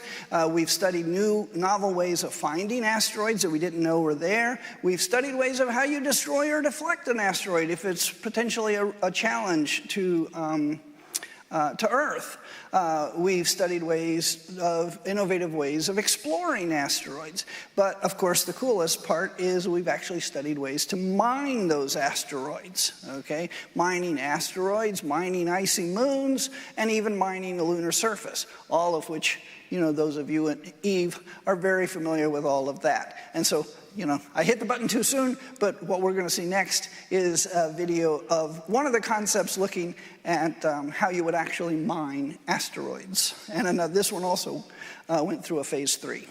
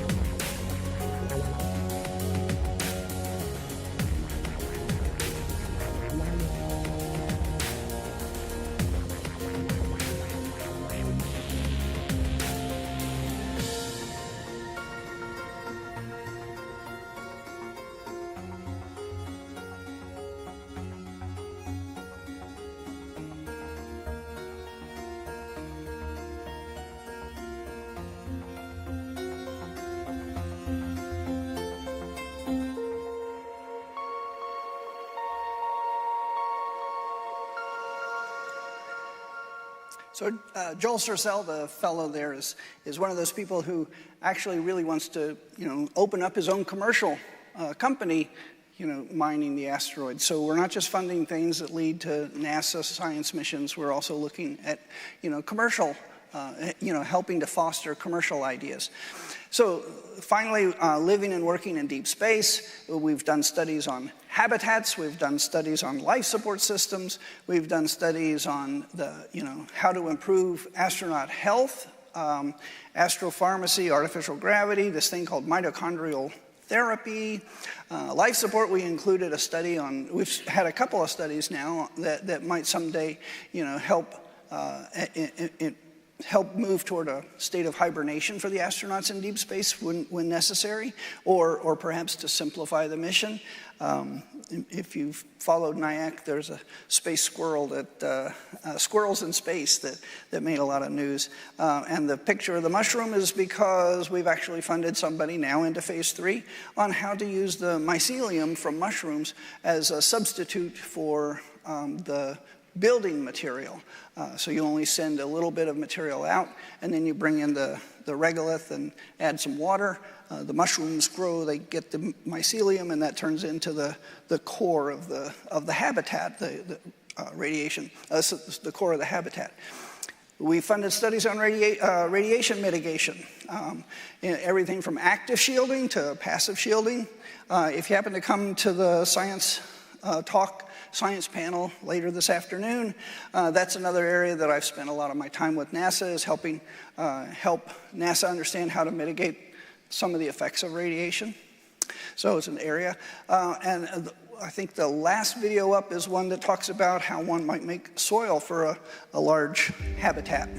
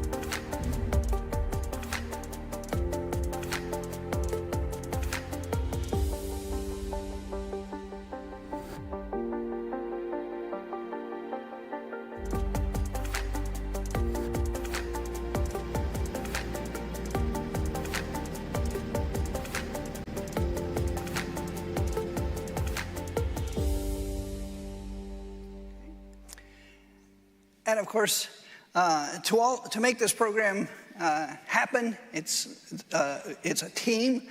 This is the NIAC team that supports the program. A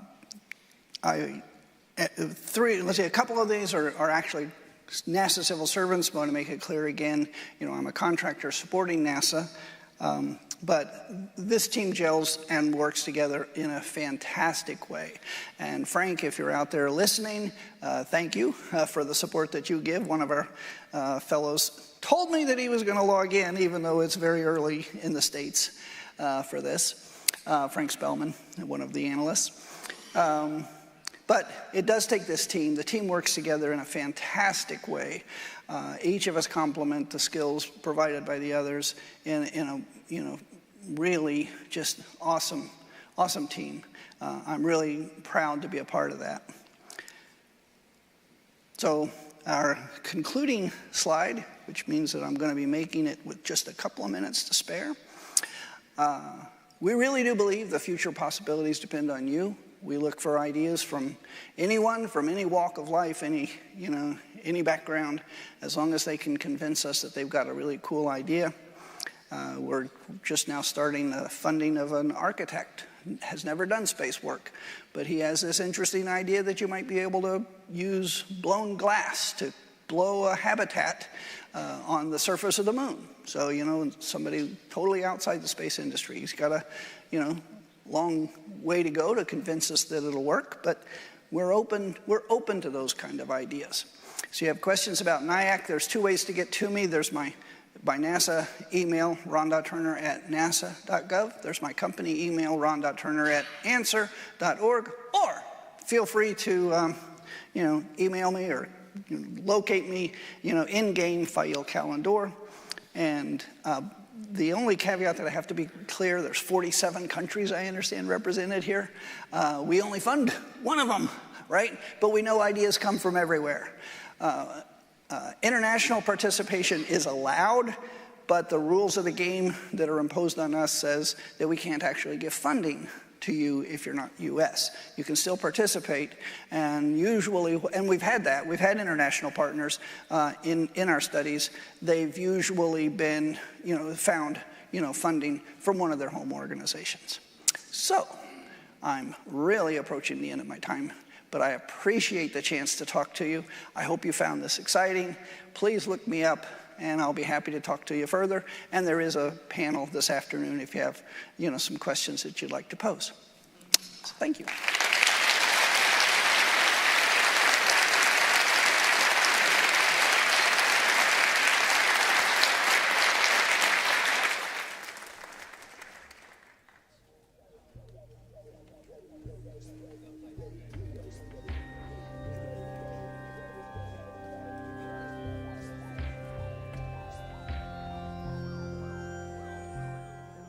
Welcome back, everybody. Well, we found our way back to the table. Back here, we found the wall. It took all of our mental energy to locate a wall. As Twitch chat said, peak content, finding a wall. Excellent stuff from the last speaker. We got a new player-focused speaker coming up next time. And, Amy, and I know we were talking about this before, if you started playing EVE Online again, what would you do different as like a brand new player? No Plex, no pay to win. You're not dropping the best card, the credit card. Okay, what would you do differently? I think honestly, I would join an alliance and a corporation. Ooh. It's so funny because when I still sort of stand by what I said that. In a way, new players should try to experience what they want to do before they commit. But as more and more time I've spent, again, that word, community with people, and because I've been starting to play with more people, I started my own alliance. I'm hanging around with other alliances. It's completely different experience. So honestly, first week, joining other players, being in the Discord, being in comms with everybody, I think that would be a thing. What about you? What would you do differently if you downloaded EVE for the first time ever tomorrow? I would definitely, I like to tell new bros to have 2 activities that they can do. It's something that I wish I learned sooner because I started off, I was a high-sec Care Bear for a while before I joined the Null Block I was talking about at the very beginning of the stream, back when I started. Yeah. And I was just doing missions, and what would happen a lot is I would not want to sign into EVE when I was starting because I was like, I don't necessarily want to do another level 3, whatever I was doing at the time, because I was still low on the skill points. Yeah. So have one other activity you can do, whether it's Abyss, whether it's exploration, even mining. I'd probably do mining sooner than later. I don't really recommend, we were talking about PI earlier, I don't really recommend PI for a brand new player. I call it a month 2 or 3 activity because it is a bit involved to get into, but once you get it, it's not, you all can do it, chat. I believe in you. That's a very bold statement. I wouldn't recommend it for a new player. It's a 2-3 months player. Mm-hmm. 2-3 months is like a 1-day-old baby still. Come on. They need the ISK. Come on. They need the ISK, but that's 1-day-old baby. Well, definitely, I think I would do either mining, exploration is in the same kind of bucket for me for that kind of activity. And then I would do either faction warfare and security missions. I would pick one of those 4, and then after 2 or 3 months, maybe just figure out how you can get a P0 PI setup. You don't have to go ham. Mm-hmm. You can just get P0s and just craft some stuff close to JITA or any other market hub. Okay, you could do Dixie. Prices are higher. Maybe you make more money or ISK, whatever. That's what I would do. I think of those 4 activities: mining, exploration, combat, and PvP. Which one would you start with? PvE or PvP? Which one? Yeah. Oh. I don't think you can really start with PvP though. That's true. I don't think you can, because you are in high sec when you just start. Yeah. So, I mean, to be honest, I think probably a lot of players go out and they think like, yep, this is the PvP game, and they go and shoot somebody and there's a Concord ringing in your ears. But I think you can't really start with PvP. But I think it's something that is good to start as soon as possible. Because as longer you avoid it, it's kind of like pulling off that plaster very slowly when it hurts. Yes. Just go, rip it off, and Dive suddenly in. you're not afraid to die, you're not afraid to lose your ship, you're just like, let's go. Get a cheap It's the T1. adrenaline. I think we saw one of the most dangerous people 2 months ago. We do a series called like Eve's Most Dangerous, and they were flying just a Navy Catalyst all day. And that was just all they were doing. It was like a 40 millionist ship, and that's a lot for a new brochure. But you don't have to start in a Navy ship. You can fly in like a Tech 1 Tristan. I'm pretty sure there's a community fit that's just a Tech 1 Tristan. You can just dive in, and it's really cheap. It might be below like 5 million-esque to go do PvP. It's a really good idea to get involved sooner than later, because you got to learn that ships are ammo. It's actually one of the most common comments on a lot of my newer player videos is, hey, I tried this and I died.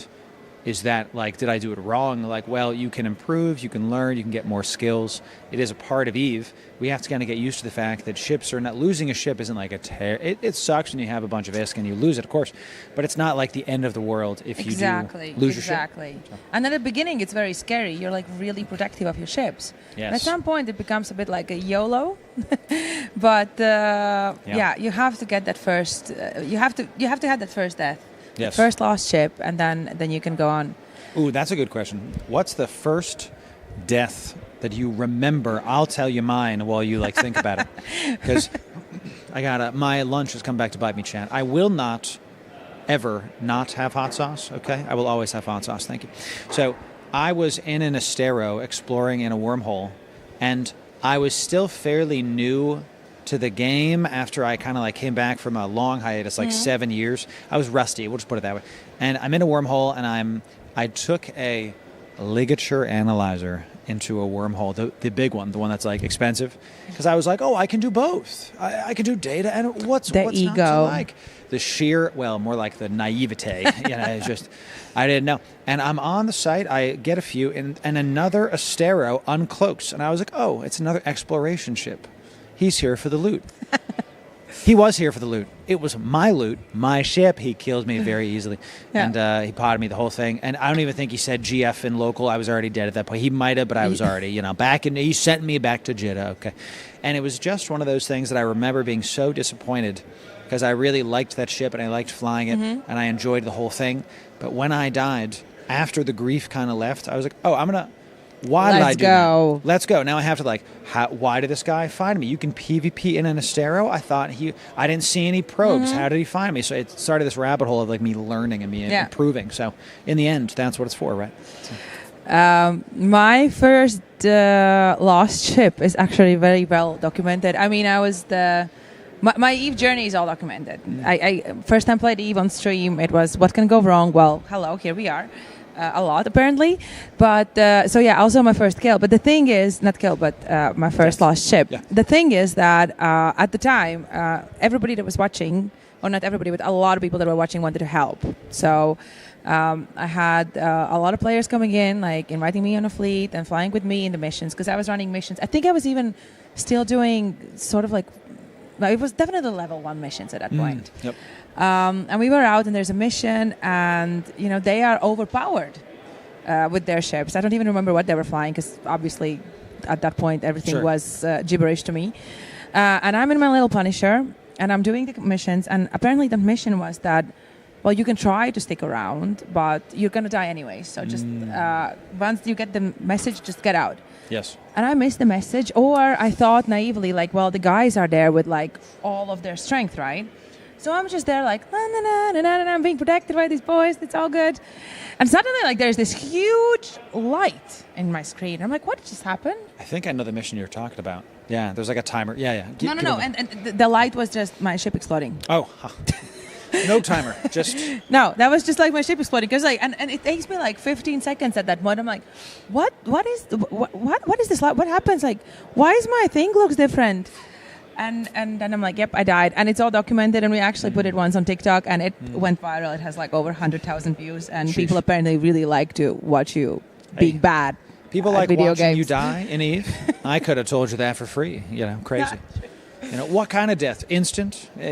That is something in Eve that is. I'll call it one of the more frustrating things for newer players. It's hard to know how you could have prevented your death because Eve is so deep. When I died in my Astero to that Astero, it was very clear to me, okay, I thought this guy was a, explorer. He was there to hunt explorers. And then I could go check it out. But sometimes when you die in Eve, especially when you're early, you're like, what did I do? And because we play the game through the UI, that can be a bit unintuitive. I know that there's a lot of improvements that have been made, a lot. Y'all, I played other space games recently, and unironically, the new player experience for Eve is way better than a lot of their other competitors right now. I can tell you quantifiably, not just because I'm on this stage, but because it's actually enjoyable and really does walk you through stuff. So it's definitely a lot better than it used to be, for sure. But it's still the curve. We still have the curve. Is it a curve or is it a sheer drop? Just like I'm not sure anymore. Like I'm saying, like B was asking me where do I think I'm on a curve, and I pointed. You guys know the learning curve of Eve, right? And I said I hope I am here, and it's like the one hanging, and it's like really, and I'm like because that means that I'm close enough to the stable part, but I'm probably not there yet. Yeah. I don't know how much time we still have, but I have a question I want to ask you. Yeah, ask me. What would you tell an Eve nut player about Eve to maybe get them to start playing, like in one sentence? What's my sales pitch? What's your one sentence sales pitch about Eve? My favorite thing to talk about with Eve, my one sentence is that it's a game that you can put down and come back to, and your work is still there and relevant. Okay? Because Eve is an MMO. So when we're talking to other MMO players, like I talk about this a lot on my stream, if you play World of Warcraft or any of these other games, the gear is irrelevant in 2 years, right? And you get a nice looking mount, but really, who cares? In a couple of years, they'll have another new mount. It just becomes like collecting the game, right? In Eve, when you play, and I took, again, a 7-year break, I was doing level 4s in my Dominix and my Dominix Navy. I was able to come back, and the DNI was still there, and the fit still worked, and the missions were still there. And some people might hear that and go, oh, the game's stale? Like it doesn't get updates? No, the content, roughly speaking, stays the same. They add more to it. I mean, I think Faction Warfare is really the only thing that they've massively overhauled in the past couple years. Maybe the Drifter wormholes are obviously different now, right? But that's really my main pitch to like, why should you play Eve? Because it rewards your time. It's not just a game that you play and like, I'm never playing like League of Legends again, because I'm not going to depend on 4 randos that are cursing at me to rank up. I'm going to actually play a game that's enjoyable for me and my buddies. And it's a game that if you spend time in it, it gives it back to you. I think so. Yeah. I know that was I was thinking about my own answer. I actually don't have one. Okay. But I think usually the answer is don't. Don't play Eve? Everybody says don't. But no, I think... Why would you play a dead game? Hey. It's not dead. It's more of like, do you like to have free time? Yes. If yes, then maybe look some other direction. No, but I think it's... I don't know. I feel like it's the way I've been talking about Eve as well. Like I even convinced my mom to try Eve. She keeps asking, but if we would be living closer, at least in one city, I would probably get her to play. But because we're not, I can't really hold her hand, and she's a bit confused after 3-hour first rundown. My mom would never play Eve. My mom doesn't play games. No, mine Mario neither. Mario Kart's a bit much. Mine neither, but she did try Eve. But she tried it because the way I was talking about it, I was talking again. I'm sounding like a broken record right now, about people. I was talking about how people are doing, how the diplomatic happens, how the politics happen out of the game, how you're, negotiating with each other, how you're scheming and planning and I don't know, the betrayal, all these player created storylines of even lore, right? And I was telling about that, and people meet up, and then you have hey, how are you doing? Great, here's a beer. And then the conversation goes okay, what are we doing? What's our next move? Okay, did you see those? Did you see those other ones? They just they brought in this stuff last week, and we have to do something.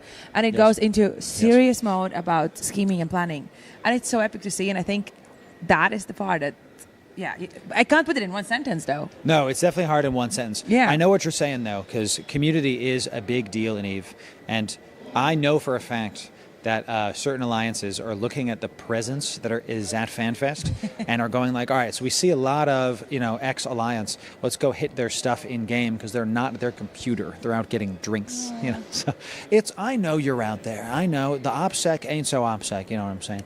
No, that is a good point though, and to kind of both of our points, that if the game rewards your time, and you can meet real lifelong friends in the game, it becomes not just rewarding in the game, but out of the game. Like I don't talk to a ton of the people that I knew back in the day from when I was in the null block way back in the day, like 17 years ago, so long ago, But still, it's amazing to see that those kind of relationships and friendships can happen. And I really think it's maybe only in EVE. I don't know if there's another MMO that is this kind of longevity.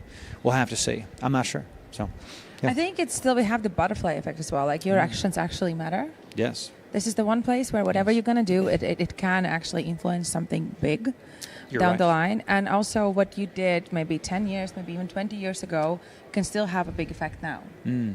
I totally agree. Yeah, when you were saying that, I just thought of the video that Oz did. Oz does great market analyses. Definitely go check out his content. And he interviewed a guy that makes, I think it was like 14. It might have been 1.4, but it was like either 14 or 1.4, whatever the decimal is, trillion-isk of goods by himself. A week or a month. I think it was a month. It was one of his popular videos, probably a month. I think it was. I hope he was basically like one of the main trade creators, one of the main importers, whatever you want to call it, in JITA 4.4. This is one guy. So when we say like, I'm going to go to the market hub, it was basically this guy's market hub because he had most of the ships, most of the materials, a lot of Tech 2 rigs, I think he was saying. And he chose to, when I was watching the video, he was like, I'm not so sure if I'm going to keep doing it. I might take a backseat to stuff. I literally went and bought T2 rigs when I watched that video because I was like, the guy making them is not going to make them anymore. That means the prices are going to go up if there isn't that supply. Basic economics, Chad. I know you understand. You're smarter than I am. It's almost like insider trading at this point. Is it though? Almost. Talking about trading, I had a really cool chat with somebody a couple of days ago here as well in Reykjavik. And it's a person that is doing running corporation with investment in EVE. And this experience. We're going to wrap it up soon. Sorry to interrupt. So go ahead. Yeah, and this experience by doing that in EVE actually taught him how to do it in real life. Hey, which yes. Is amazing. You can invest in EVE, teaching you how to invest in real life. We are going to wrap up soon, so if we cut off, sorry to the guy talking about Drakes earlier. They'll probably interrupt me again while I'm talking about Drakes. We'll just keep a random conversation going while we transition out. But if we cut out, we'll see you later. We got one more segment with Amy and I today. We'll talk to y'all soon. Thanks very much. Bye. Bye, bye, bye, bye. Thanks, guys. Thanks.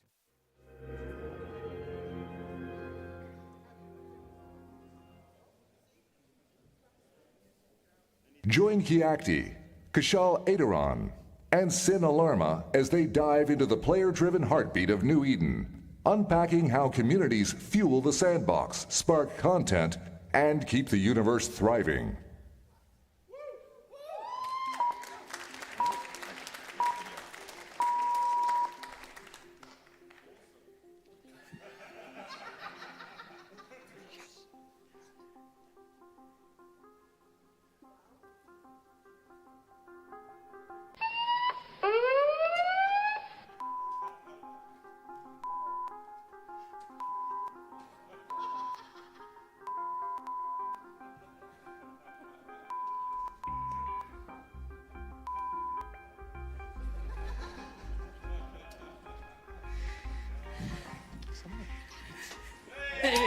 Come on, Fanfest.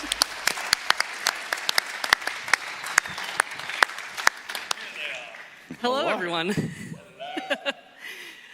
So, we didn't know that we were going to be on the main stage. How good is it, though? So the video is pretty fitting. Yeah. So, raise of hands out there. How many of you log in and spin your ship? You don't know what to do? Or how many of you go and do the same thing every single day? Glad you're here. Hopefully, this will give you some inspiration to go out and try new things. So before we start, I'm going to introduce myself. I'm Kshal Sin Alarma. I've done many things in the past 5 years, but none of them is as important as the fact that I'm the CEO of EVErookies. I'm the space mom to almost 4,000 pilots. I'm an FC and a content creator in both senses. EVErookies has a mission to undock fleets. To date, in 4 years, we have now undocked 1,500 fleets. That's almost 375 a year, which is 1 point something a day, which is absolutely amazing. A lot of content.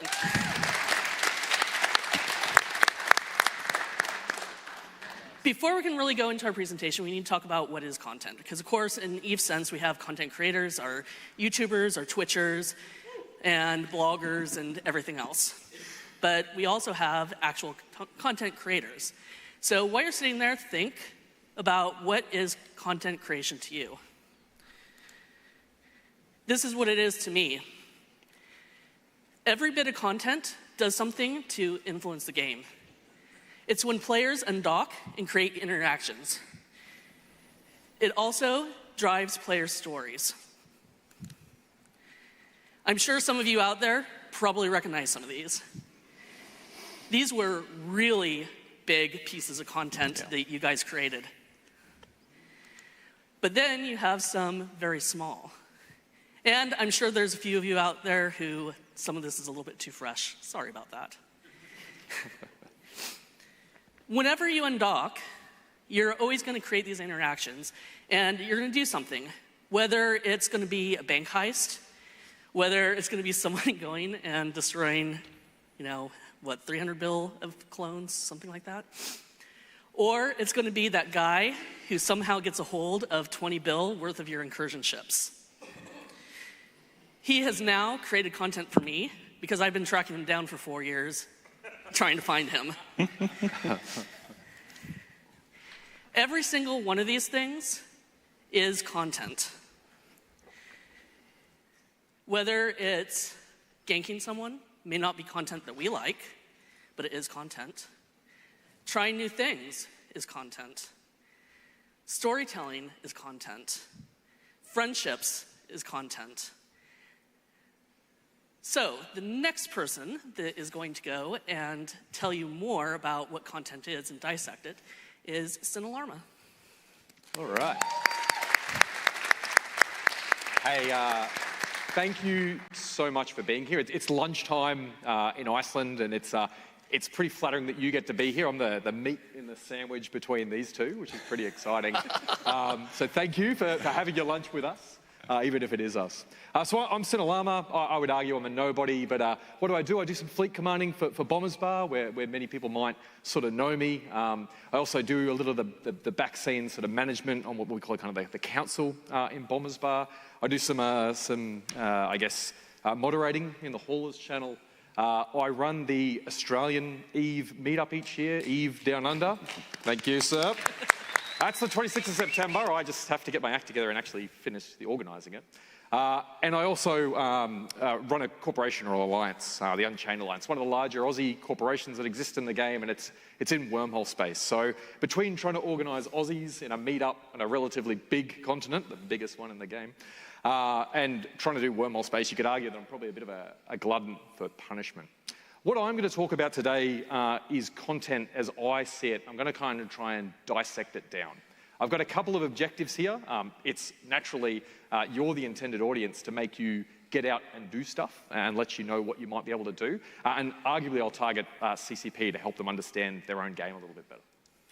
So online MMOs are roughly the same, right? Like you're going to get out, you're going to do something, whatever the content is, the content gets found. It could be a dungeon, it could be a PvP arena, it really could be anything.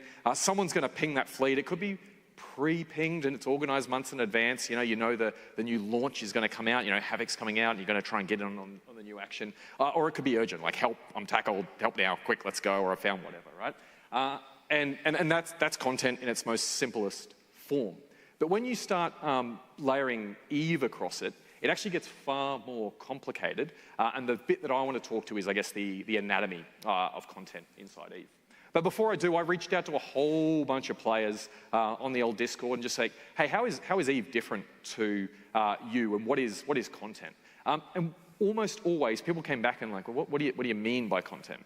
And it's really interesting to have the engagement conversation, because there are so many things that could be content in the game. And whilst I'd love to argue you have to undock to be part of the content, that's actually not true, as Kshal spoke about a little bit before. There are people that do not undock and still content interacts within the game. There's some up there. My favourite's definitely the bottom right one, right? That's pretty good. I'm not going to read them out for you. You're all pretty intelligent people. You can do it yourself. But there they are. But like I said, the bottom right one really resonated with me. So what I'm going to use is a bit of a vignette to talk through content in EVE and help people understand that there's more than just the on-grid experience, which might be your 30 minutes, 60 minutes, or downtime to downtime content that happens throughout EVE. And the vessel I'm going to use is the Rorqual, because boy, do I love blowing them up. That is probably my favourite thing. And as much as I hate miners and mining, I would challenge CCP to get more of them out there on the condition they lose their panic button. So you're out there, you want to undock, you've got your Rorqual, and arguably that is content. It might be your evening after work, and all you want to do is go and chew some rocks for your corporation. That might be content for you. You might be boosting your mates, you might be on comms, you might be just droning out with YouTube or whatever. But arguably that is content. And whilst I use this as the vessel I'm going to go through dissecting content, or the anatomy of content in EVE, it could be anything. It could be high-sec mining, it could be incursion running, it could be level 4 mission running with your friends, rage rolling, evictions, it could be getting blops fleets going in low-sec, it could be running faction warfare plexes. It doesn't matter, right? And the list goes on and on. But regardless, in this Rorqual experience, this Rorqual is now found. That could be Blue Eyes, it could be someone's given away intel, or it could be rolled into. But a fleet is formed. And a fleet itself is not just a single player, although multi-boxing is a thing. It's got an FC, it's got someone that's doing DPS, or a whole lot of people. There's people doing logi, and there's tackle, right? And I know that you know that there is far more that goes into that fleet, but that fleet undocks and goes on its way to attack this Rorqual. Now, almost certainly, the Rorqual is going to have a response fleet, which is roughly the same composition as the fleet that's sort of up against it. I mean, at the moment, it's mostly Blops is getting dropped, but it's got an FC, it's got DPS, it's got the fax, it's going to provide the reps, and almost certainly you want to get those dictors out there to tackle the enemy fleet and not only save your friend, but have a good time. And then there could be the bat phone, right? And we all know that not always does it go this way, but the longer a fleet stays on grid, the more chance that someone is going to call for their friends. And you've now got the purple fleet that's coming in to help, doesn't really matter, whichever one. And then there's the third party who hears about it, and then it's on for young and old, right? And that gets back to, I guess, what CCP Larrikin was talking about with some of those huge fights that have happened on some of the Metnox moon drills, or whatever. So that's EVE, right? Like, it could simply be you mining rocks out in nullsec, and that's content enough. It could be the engagement of you getting tackled and zerged by a big fleet. It could be the response fleet. It could be you as part of the bat phone. And arguably you're somewhere in all of this. But to make this happen, which I think is different for EVE than other games, is I guess, what occurs in a linear fashion for that content to occur. So whilst absolutely you've got the on-grid experience of a Rorqual getting, chewed up or saved and spat out, but someone's got to find that content. So there are players out there that they're not about FCing, but they will get out, they'll have blue eyes, they'll have scanner probes, they will just get out there and explore and find things. And you could be that person, and if you're not, it's a great place to be. Single account out there just looking for content. And then all you have to do is find your FC, who then goes back to that original slide, pings, takes people to content, and off we go. Someone's got to develop the doctrines. Now that could take months in some cases, or weeks, and it might be pre-planned long before the content occurs. But someone is out there on PyFar or whatever, developing doctrines that are going to work not only to deal with the content, but the experience that might occur with the so many options that might happen. Someone's got to ping the fleet. Again, it may not be the FC, often is. And someone's got to deal with all of the third-party software and apps that we're using. Often it's comms, but there's a whole bunch of other things like Seat and et cetera, and many of you know more. Wormholes certainly live and die by whatever mapping tool they've got that's provided and up to date. And someone's got to find a way to the target, and I'll talk a little bit about that when I get to getting home. And then there's the experience on grid. Then someone's going to win or lose. Someone's going to loot the grid, maybe. And then you've got to get home. There are people that look at scanning chains, finding ways home. There's a guy named, I think he's Jetski. He runs a thing called Jet Purchase. He has gone through the entire game and made bookmarks on every single gate. You can buy the pack, right? And he is effectively providing content for all of the FCs and the people that want to get to and from that fight in the game. There's follow-up objectives, almost certainly. If you're going to hit solve, or you're going to start taking a wormhole, you're going to evict it, you're going to run to the next incursion system. There's someone that's coordinating all of that, often results in spreadsheets in space. Someone's got to pay the SRP, often those unsung heroes out in the background. And almost certainly, if you want to keep it as a story and it's a big fight, someone's got to hold the propaganda, because often the person that screams the loudest on Reddit is one that controls the narrative of whatever happened, right? So I would argue that whilst the on-grid experience is content, like many games that exist out there, I would say that the time that goes into making everything else work is truly what makes EVE special and where the content is. And like I said, I think if I were to challenge CCP, I would say that if they were to analyse each piece of that and understand how it is occurring and how they can make it more time efficient, you would probably reduce the burnout on the people who are doing it and maybe make it more user-friendly for people to access. And if you're not doing any of these things and you like content, I would say write some down, get in there, find it, and you will absolutely have a much better EVE experience for you and your mates. I've deliberately left this blurry. It's a little bit old, and I challenge someone to update it. There are so many things you can do in EVE that is content. I kind of set it as my task this year is to try and update this and make it more available to the 2025 EVE experience. But if you haven't seen it, look it up. I think it's called like Careers in EVE or Experiences in EVE or something like that. Really fun to get in and figure out. And if you're feeling like you're burning out or you're coming back to the game and you don't want to do the same old thing, that is a pretty handy tool to figure out what you could do. Hey, I'm Sin Alarma. Thank you so much. I'm the meat in the sandwich. I think I'm throwing over to Keacte. Over to me. Cheers, then. Thank you.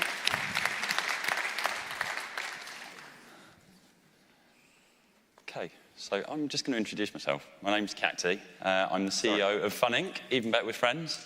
We are the home of MPSI Rocks. You might have heard of it. You might have seen the swag bags and flyers and whatnot. We run a public calendar for more than 20 MPSI groups, and we're actually the only MPSI EVE partner. I started EVE Online in around 2004. I went on a PvP training course run by Agony Unleashed, and I've been hooked on PvP ever since. I joined Agony in 2009, and after Agony closed our doors in 2018, I set up Fun Inc. I know we've got a few of the guys here, so shout out to those guys. Good to see them here. We've been knocking around ever since, basically. So I'm also the alliance lead for the Ancients. You may have heard of us, you may not have heard of us, but I have also the very, very dubious honour of losing a flagship Barghest in the AT in 32 seconds, I believe it was.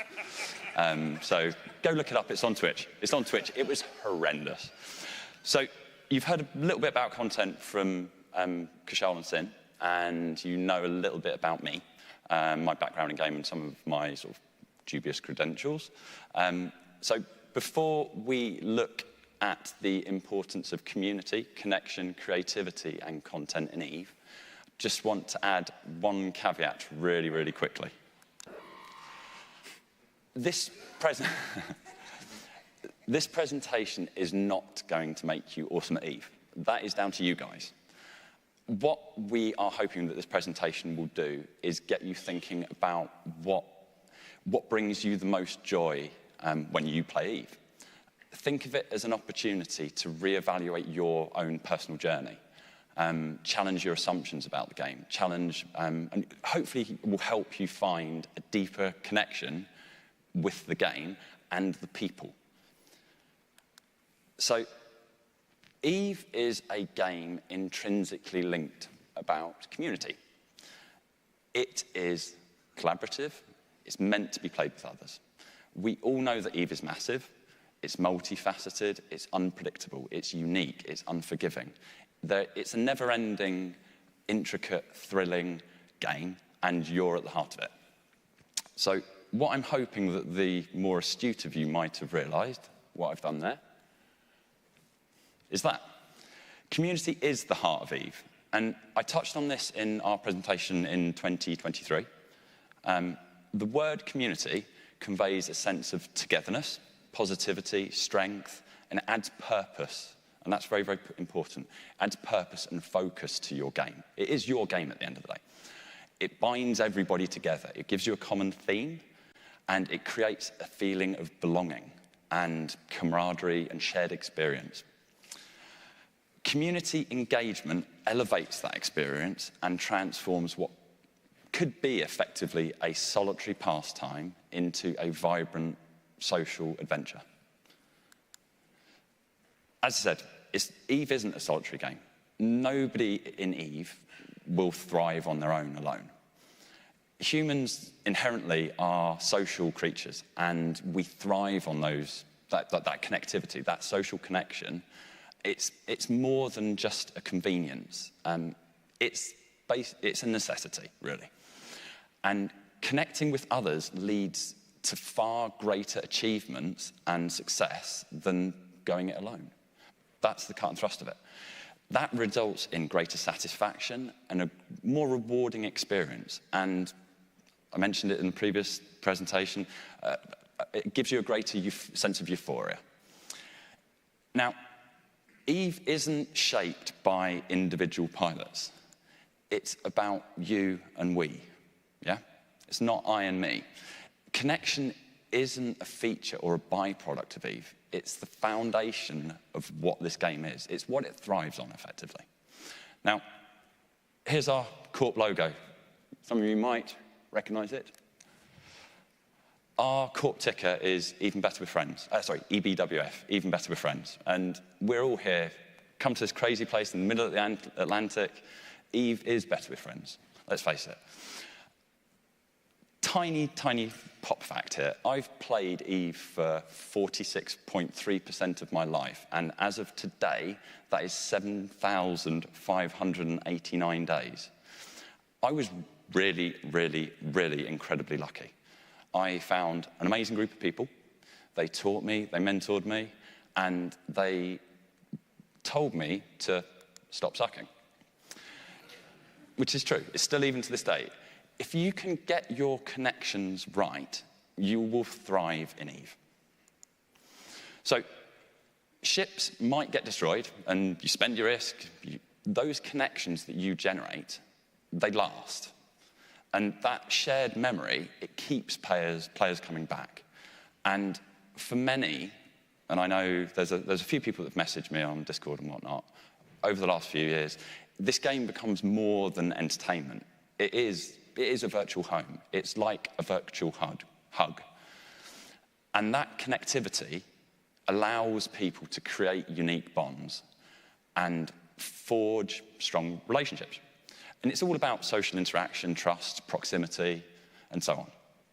Now, EVE in itself, and I think this sums up pretty nicely, there it is. EVE is not about what you can achieve alone. It's about what you can build together, what bonds you can create, and how those connections will be the foundation for some of the greatest memories that you will have in this game. And I strongly believe this. The most important commodity in EVE is people. It's way more valuable than ISK. I know ISK can buy you ships, it can buy you stuff, for want of a better expression, but it's the people that bring that stuff to life.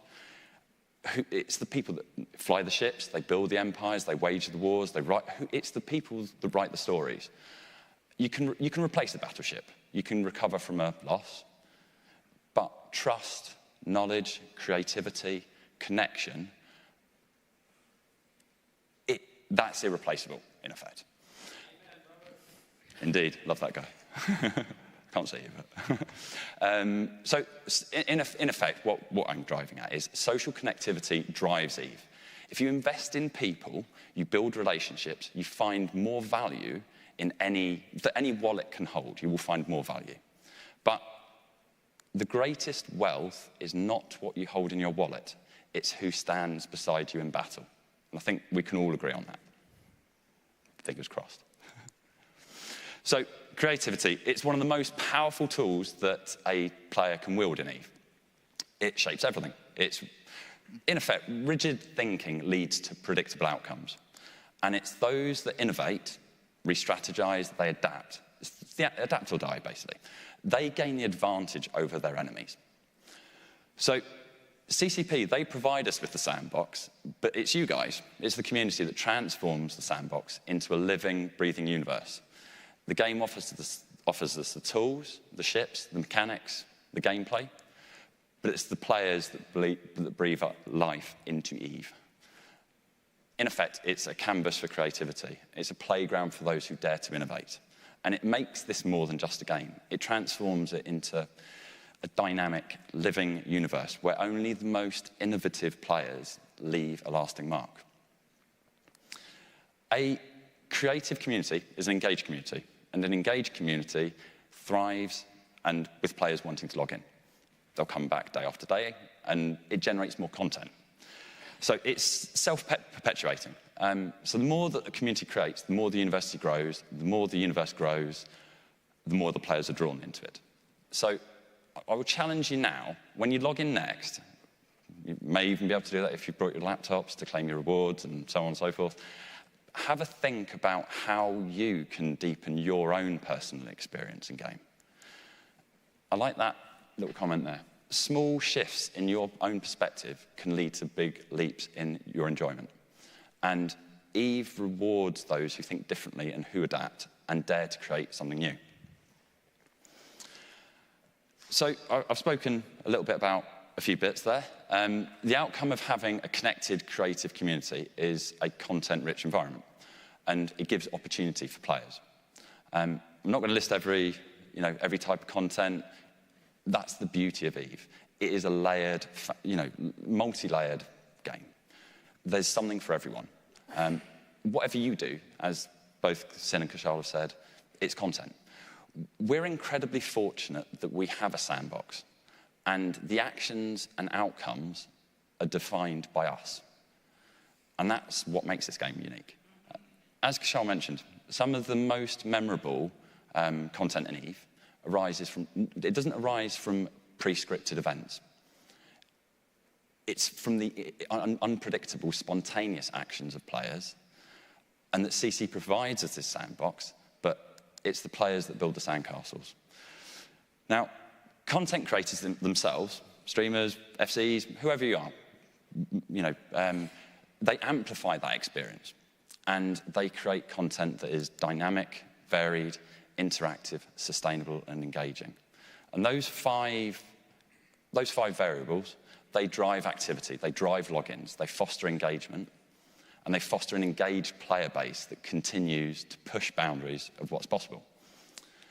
So, and this is where I want you guys to think. You don't need to do it now, but just next time you log in, take a moment to think about your own journey in EVE. Are you creating content that is dynamic and varied? Does it feel that your actions are having an impact? Are you engaged with the universe around you? In effect, are you content with your content? And that's the whole thrust of this presentation. The more dynamic, varied, and engaged that your own personal contributions are, the more alive that the game becomes. It's not just for you, but the community, the people you're fighting, the people you're building ships for, so on and so forth. So we've spoken at length about community, connection, creativity, and content. That's the 4 Cs. There's something else I'd like to add in there. There's a little bit of a detail. 4 Cs always has an apostrophe and an S. It's simplicity. We all know that EVE is hard. I could have added the cliff face graph, and we all know that EVE is hard, let's face it. Whilst EVE is known for its complexity, it's actually in the simplicity that can enhance your own game. To get the most out of it, you need to balance your FPH and your G. So I'm just going to segue slightly. People that know me know that I do this. Real-life jobs are, for the most part, they're boring. The repetition, lack of purpose, lack of challenge.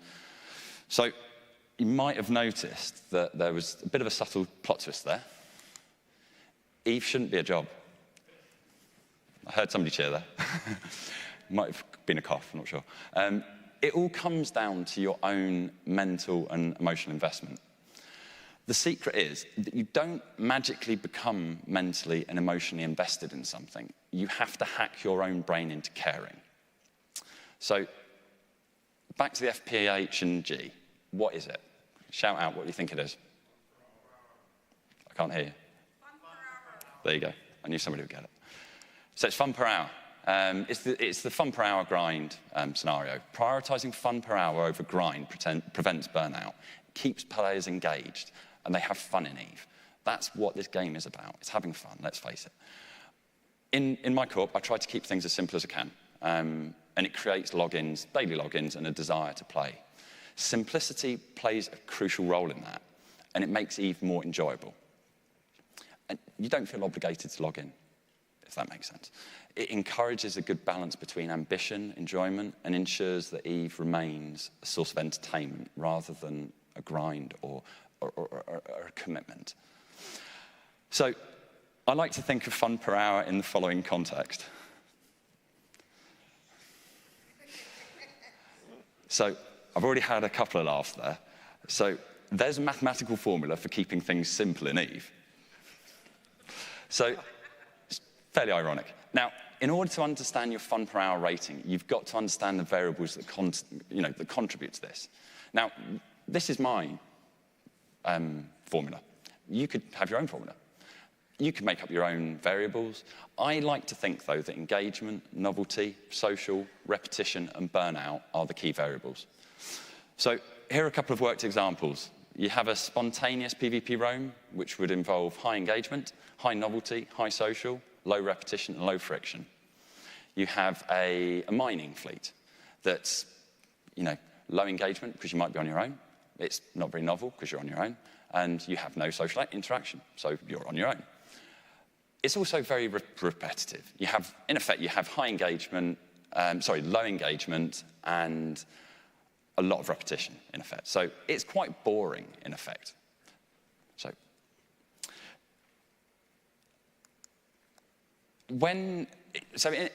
Where I'm going with this is EVE Online is more than just a game. It's a universe sustained by those 4 Cs.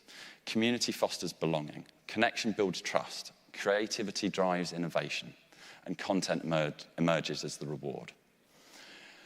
If there's one area lacking, your overall experience won't be as vibrant. So if you embrace and nurture those 4 Cs while maintaining simplicity, it's perfect for your own enjoyment of the game. So that's pretty much me done. Go and check out NPSI Rocks. We're the only NPSI EVE partner group. We've got loads of groups on the calendar. What we've created is very, very unique. It's an open public calendar that promotes a variety of content creators, allows people to create connections, develop friendships. Have a look at the website, come along to some roam, support the new bros, newbies, and fly support ships, get active, get involved, and come to the raffle on Sunday. So, for those of you that want to get involved, there's a rather large QR code there. Go and scan it. Just going to drop a really quick video and just have a look. So, hope you enjoy it.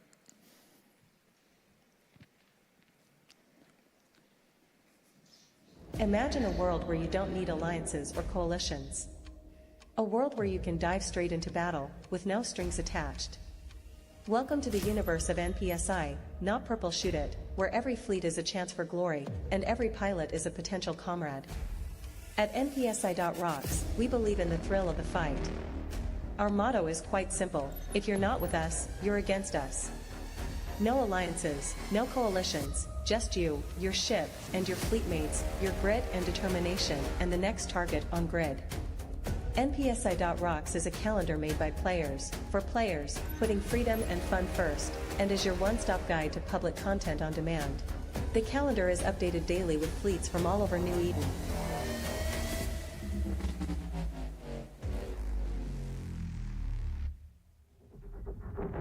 Whether it's a fast roam game, or a clunky game, or a full-scale assault, you can just log in and get ready for battle. Welcome to the frontier of EVE Online, where NPSI is more than a strategy, it's a call to arms. Choose your destiny. Choose NPSI.rocks.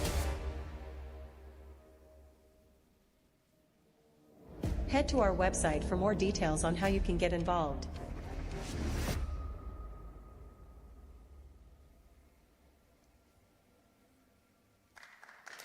Cool stuff. So just one thing before I leave. I couldn't do that website without a few people. Major Floor, and Skip Doe. They make the calendar rocks. That's all I would say. So guys, if you can, come along on Sunday. We're running a charity raffle for the Children's Hospital in Reykjavik.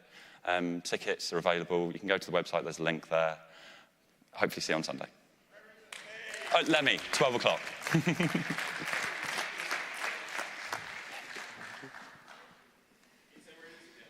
Lemmy. So we're going to go on a quick journey over Variety. I'm going to issue a challenge, and then maybe we'll have time for a few questions. Variety in EVE is very important because without variety, we're going to get bored. All of these are things that you can do in EVE. I know it's not everything. I only had so much space. But what is absolutely wild to me is some people's game is only one of these things. That's what they do. They log in, they go mine rocks. That's all they do. They don't want to go do anything else. Or they only go do small gang PvP. And eventually, they completely and totally burn out. We probably know some of these guys. They go and they focus on that singular activity, and they leave. But only focusing on a singular activity isn't the only reason that people burn out. People burn out if the content that they like isn't ever updated, or the content gets changed. We know this guy too. Maybe some of you are this guy. CCP goes and changes the thing that he likes to do.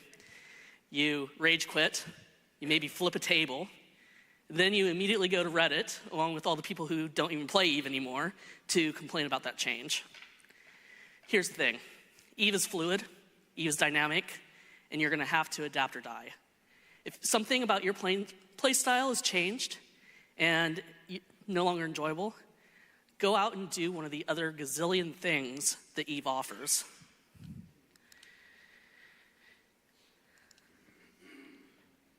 The next thing that I want to talk about is accessibility. This also keeps things fresh, and it keeps people being able to access that content. I'm probably one of the odd ducks. I don't like to gatekeep knowledge. Matter of fact, with the Nexus Reckoning, we have a channel on our EVERookies Discord where we're sharing information.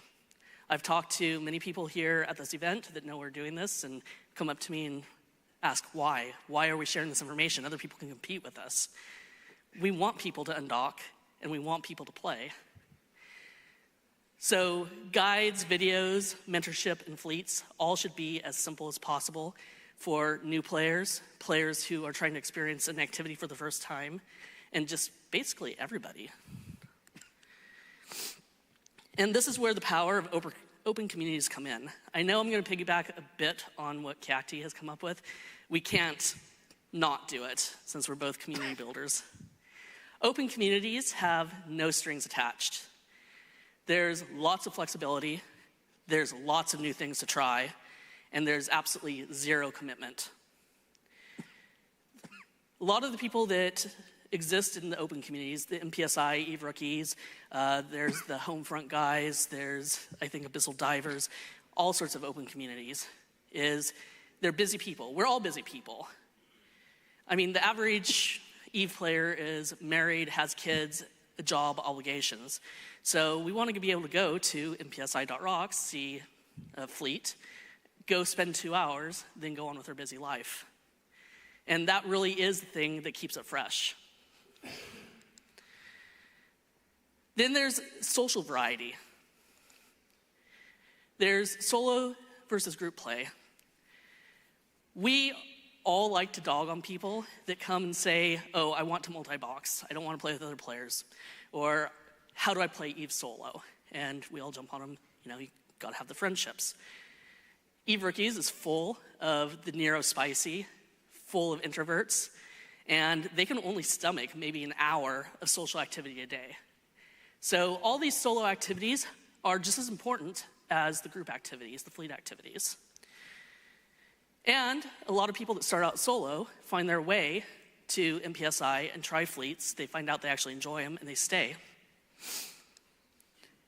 Then you have the low stakes versus the high stakes. Most of us probably think that the low stakes are your level 4 missions, your abyssals, anything where you don't really interact with other players. A lot of people think that the high sec incursions is a very low stake play. Then you have the high intensity play, these big battles, the things that are going to go out and give you those PvP shakes. I'm a PvPer. I don't know how I ended up running a community of PvE players, but personally, if I'm going to go out and do anything, I'm going to go out in PvP. But I don't want to do that every night. If I have a really bad day, work just went horrible, things are piling on, why does going out and doing a high-intensity PvP fleet even sound fun? It doesn't. So I want to go do something else.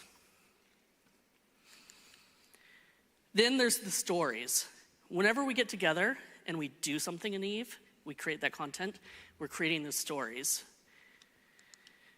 This is a shameless plug. I just started a podcast at the beginning of the year called Voice of New Eden.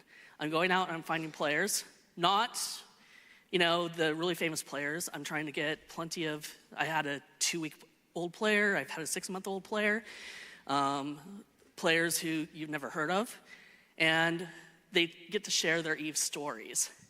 And every single person, except for 1 or 2, because there always has to be oddball, this is EVE,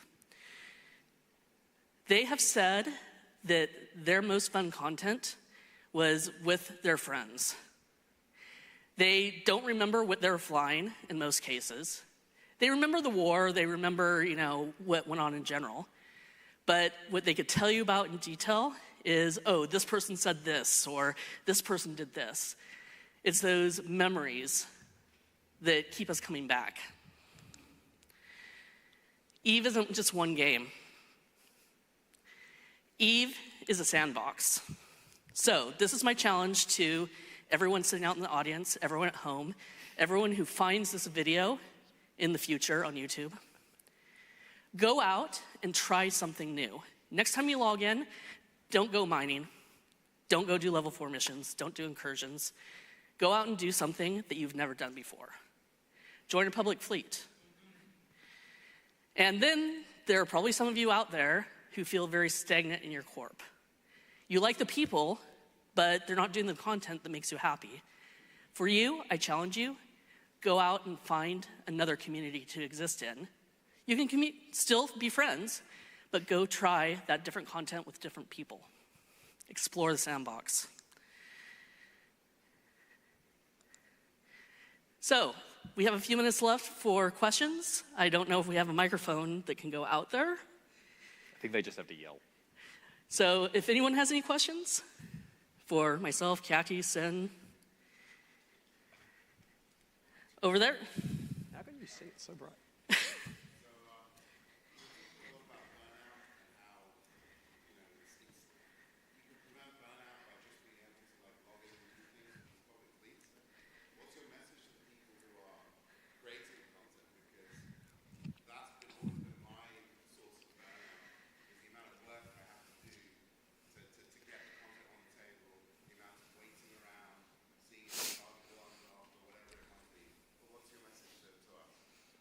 You want to take it? So you repeat the question for the screen as well. So the question is, how do you prevent content creators from burning out, in effect? That's what you're asking. I'm a little bit, so that's basically the cut and thrust of it. Okay. From my perspective, it's surrounding yourself with good people. People that support you, people that can help out, people that, in effect, to lighten the load. So if you have, I'm very, very fortunate, as I kind of alluded to earlier, I've got a very, very good group of people that they enjoy helping and they enjoy that kind of responsibility. So if you can surround yourself with like-minded people, it will help that person from burning out, it will prevent that burnout. I think from my perspective, the most important thing is to enjoy it.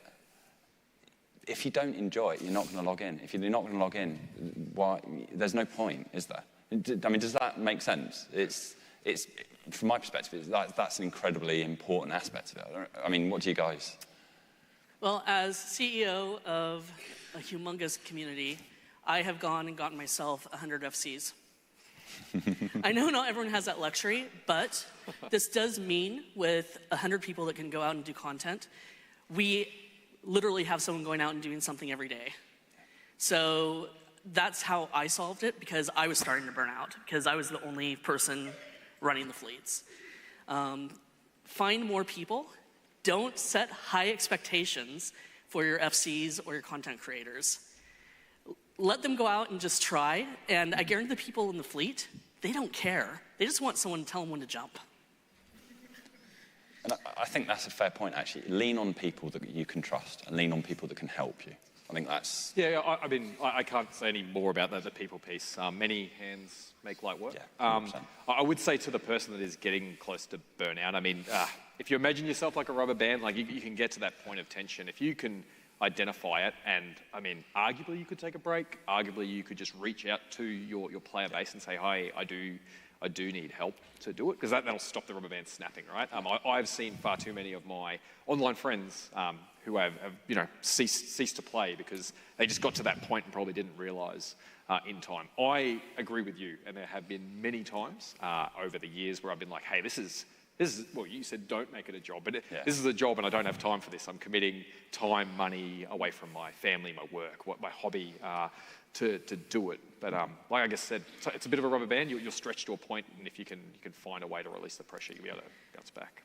We have time for one more. Absolutely. Anybody? Oh. I think you missed one important word, and this is satisfaction. Ooh. Because some things can be extremely repetitive, but for example, I don't know if you saw it, you mentioned it before to me, there is a table with what kind of things you would want to change in the event, stuff like that. Yeah. There was also one column, what do you like the most in the and one of the labels there was numbers go up. Yeah. Yeah. And I think that even for repetitive tasks, you can very often diversify this one specific task, and it's extremely satisfying simply because you optimized it. Yeah. And for me, like, I am one of those guys who do this exact same thing every day or every week, yet I haven't risen the hand. Because I am an industrialist. I don't do mining. I don't extract minerals myself. I just buy them off Keacte or somebody else. But at the same time, I go through small budgets that are extremely specialized in what you need to know, how to operate in them. And because they are small, I very often feel the demand, which means that I need to move to another market. Yeah. Which means that I need to learn another thing again. It is the longest not question. Yeah. What is the question though? Like what? Oh, so you're an industrialist and you really enjoy it, and that's great. And there are many things in the game that could be repetitive and you can play, and numbers go up. Could be fleet members go up. It could be ISK balance go up. Like there. Yeah, you're right. Anything that I wanted to mention, it wasn't a question. Oh, well, let us have a beer. Yeah. Very important thing that you missed. Absolutely. I'll tell you what.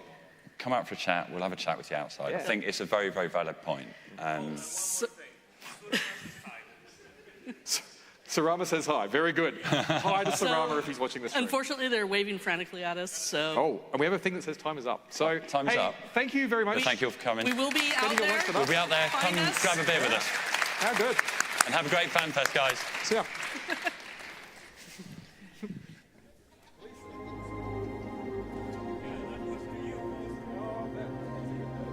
Right, welcome back. I think that was a really fun talk, especially for me because I'm really passionate. I always talk about it, how the new players experience the game. I mean, I'm new, so I just experienced it. And I think a lot of my viewers actually experienced the game as well through me. Again, what it is to do the onboarding and the training session. Well, not training, but what is it? It's the training. tutorial. That's the right word. So, well, we were just chatting, right? Like, we were like talking about like, okay, so a lot of players are trying to find their way. You know, we also said like it would be good to get your way in the corporation and alliance soon or not. And then how were you recruited? How did you find your home? I'm currently in Kybernos, what's up, y'all, in Pochfin, and it's really funny how I'm going to fix my earpiece. How they met me, how I met them, was I was in Pochfin doing ninja mining in my prospect, and they saw that I was there, and instead of just like coming in and killing me, they kind of let me sit, and some other people were poking around the system. They recognized that I was a content creator, and they like protected me. They killed some people that were coming after me in Pochfin. They saw me as correctly bait. And they used the bait to get some kills for their corp. Why kill one content creator?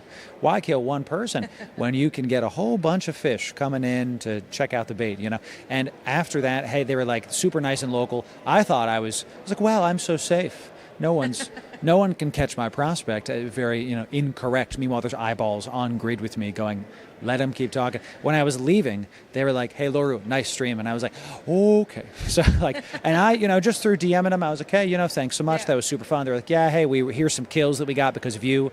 And I just started talking to them. I'm like, wow, these are a really cool group of guys. At the time, I was interviewing some Null Blocks, some Pirate Corps about like, where should I go?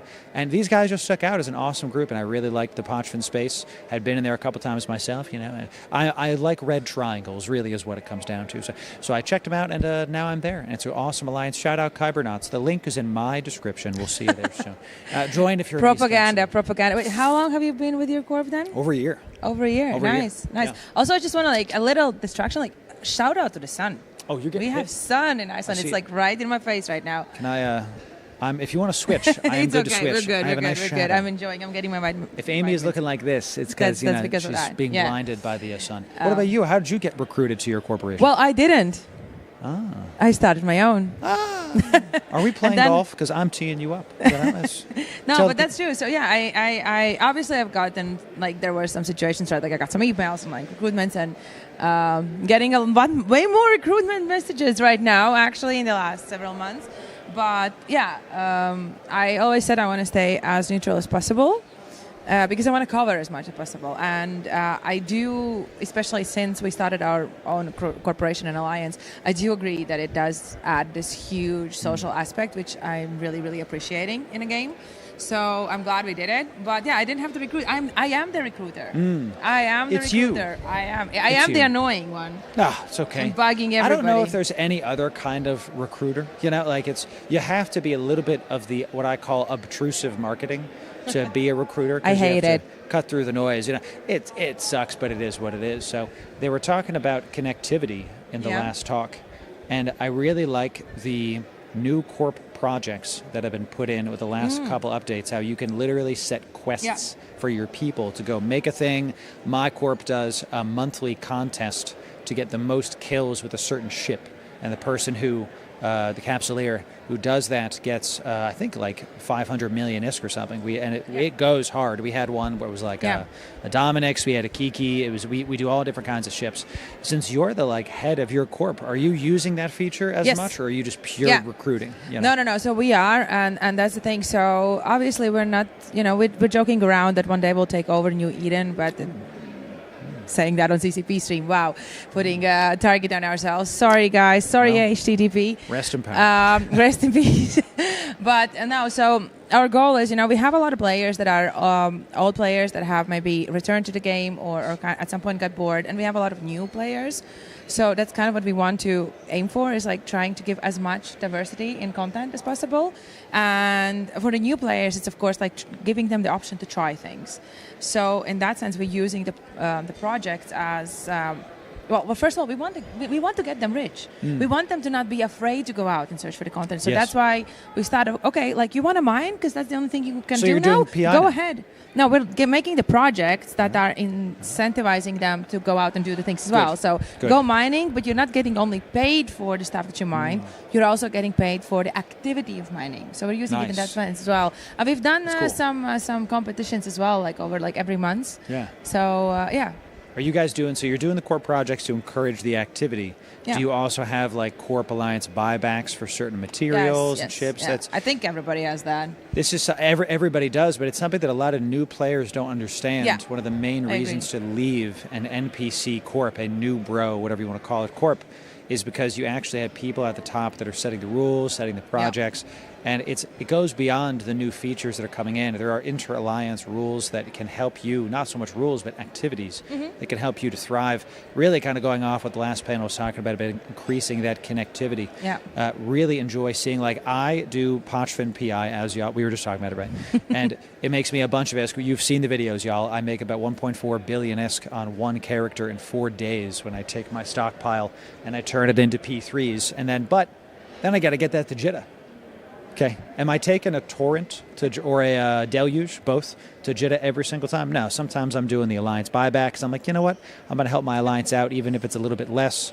And when Amy decides to not have a cloud in her eye, or not have the sun in her eye right now, start praying for a cloud. Oh, wait, maybe if you sit back. We're enjoying the sun. We're not complaining. Tanning we're enjoying in Iceland. the sun. Tanning in Iceland, okay. Listen, as a very pale person, I did not need sunscreen in Iceland. It's been very cloudy.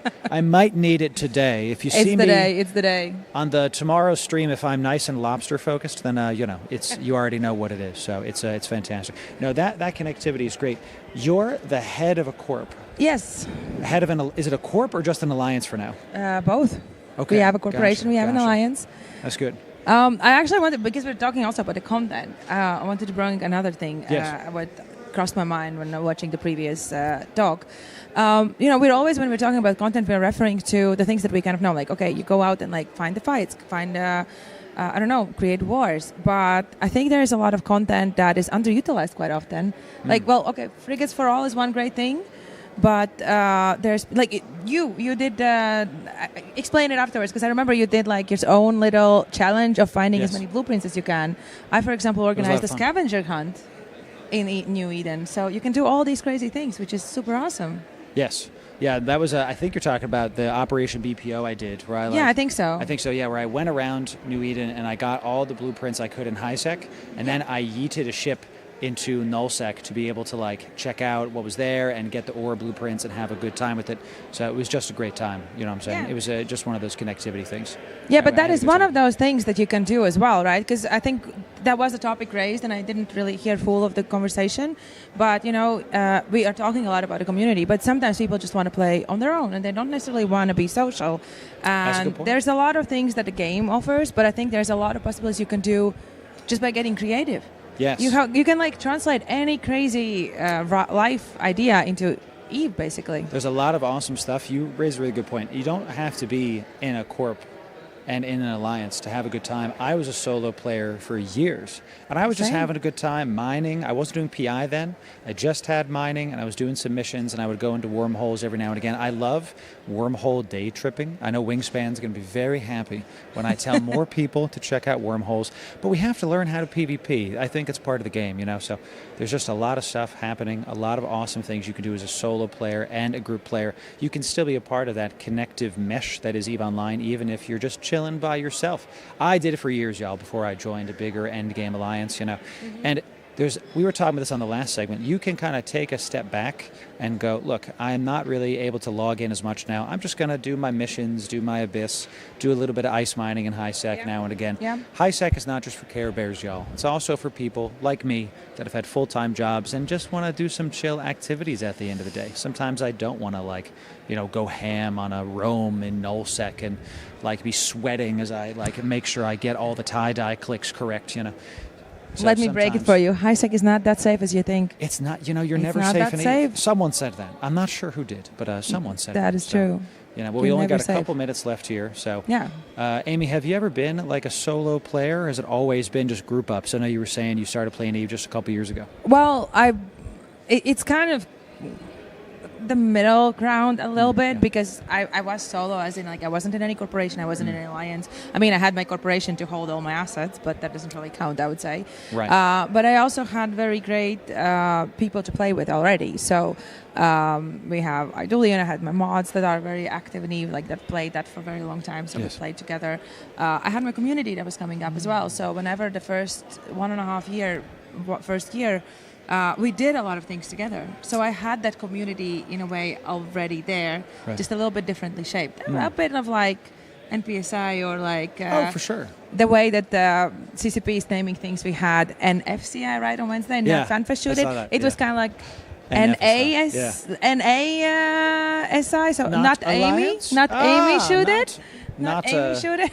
NVSI, not viewer shoot it. Yeah, that's a good one. That's Let's do. That's a good not one. Viewer shoot it. I yeah, like that. we should Get some use that. open stuff But yeah, coming. it's because of that. It's been I've always played a little bit in the community. I never really flown alone, and I have to say I always felt safe because of that as well in Gotcha. New Eden. But yeah, it's technically I was on my own. Excellent. Well, y'all, thanks very much for checking in. We'll see you in just a moment, y'all. We got a little bit more to do. We'll see you soon. Thanks very much. Thank you, guys. Bye. Bye, bye, bye.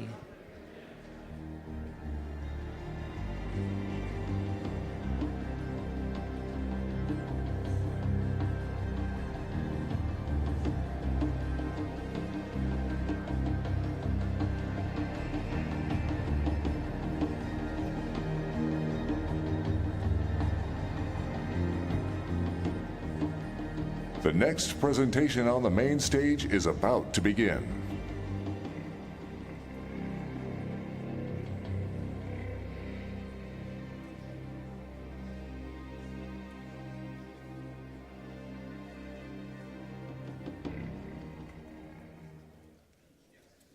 From the deepest data mines of New Eden, please put your hands together for CCP Larrikin and CCP Ratel.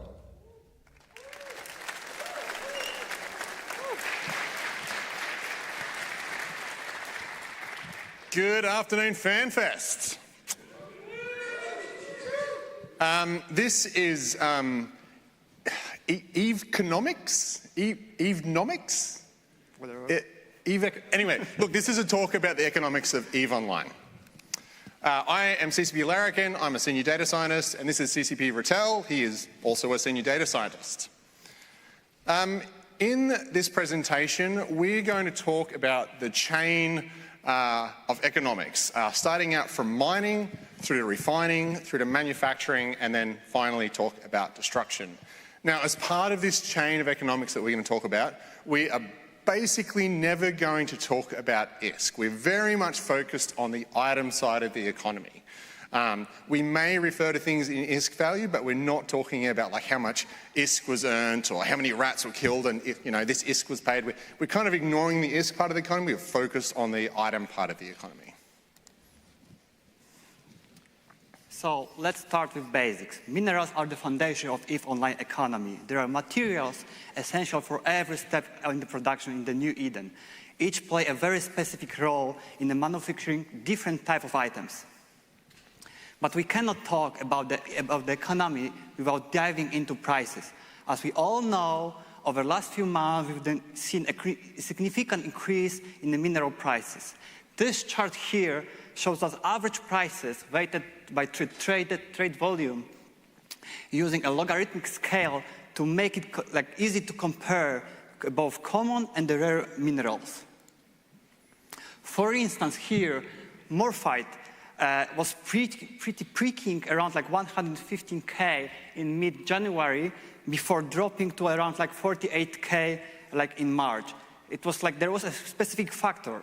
Factor driving this price changes was the recent major update which we launched in last month, including improvement to the Meroxy distribution to help ease morphite shortages and lower its price, and even more generally, to lower the mineral price index, which was growing insanely fast recently. So we, as CCP, had to react. On the other hand, you can see the pyrite that increased from the 7 ISK to the 25 ISK between last couple of months. And this is why we decided to reduce the impact of the fluctuations for the purpose of this presentation. And we decided to use 7-month average prices weighted by the daily trade volume for each mineral, material, ship, ammo, basically every item that is in the economy. This approach offers a fairer and more stable basis for the comparison and the calculation. And by applying this method, we ensure that our evaluations rely on the realistic price trends and minimizing the impact of the outliers or temporary market distortions. But first, let's take a step back. We don't actually mine minerals. We mine ores. We mine ores which contain minerals needed for refining. And mining is the very first step in the economic cycle. It all starts here. Without miners, there will be no materials for anything. No, it means no ships, no modules, no stations. Miners are the fuel that keeps the entire EVE economy running. And where you mine, if it's like a high-sec, low-sec, null-sec, or one-home space, makes a huge difference in the terms of risk and rewards, and what types of materials you can actually obtain through your mining activity. As you can see, during the last 7 months, our dear miners has extracted asteroids valued at 233 trillion ISK. Majority of it comes from nullsec. It makes sense. Like nullsec offers the richest ores, bigger anomalies, and the capital mining operations that drives like large-scale mining activities. High-sec comes second with about 24% of the total mining value. In the high-sec space, you will find ores that are generally less valuable compared to those in null-sec and low-sec. However, high-sec mining is much safer and more accessible for the newer capsuleers or capsuleers with the less mining experience.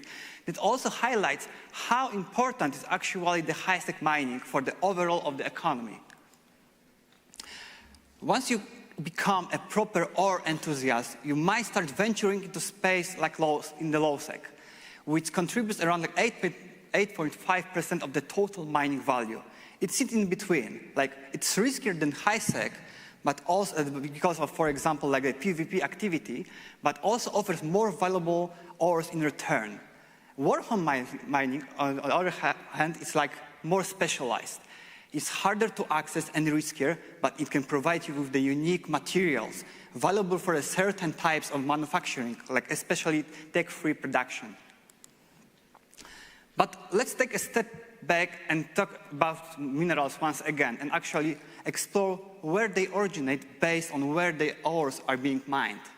When you look at the tritanium, for example, you can see that the amount coming from the nullsec has been steadily increasing over the past several months. Back in September, for example, it made around like 5% of the total supply, but now it's about like 18%.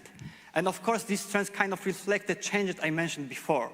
With larger, more resource-rich nullsec anomalies and increased capital mining, players are now extracting more basic materials directly from the nullsec space, reducing their reliance on the high-sec mining.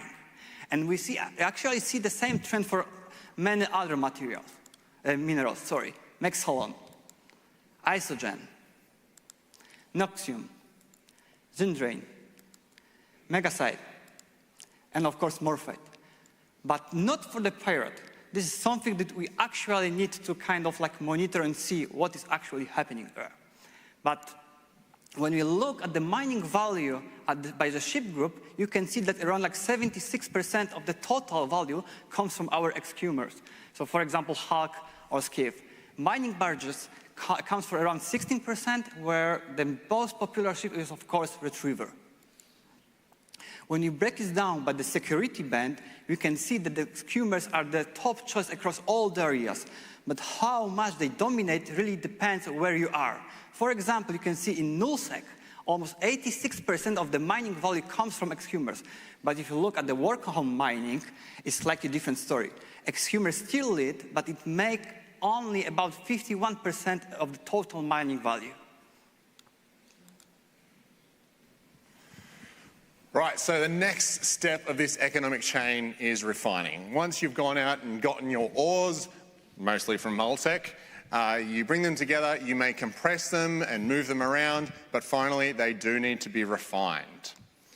And if we actually look down at the breakdown of different category of items that are producing minerals, we see that asteroids is the largest percentage. Now, I do want to talk a little bit about how this graph is working.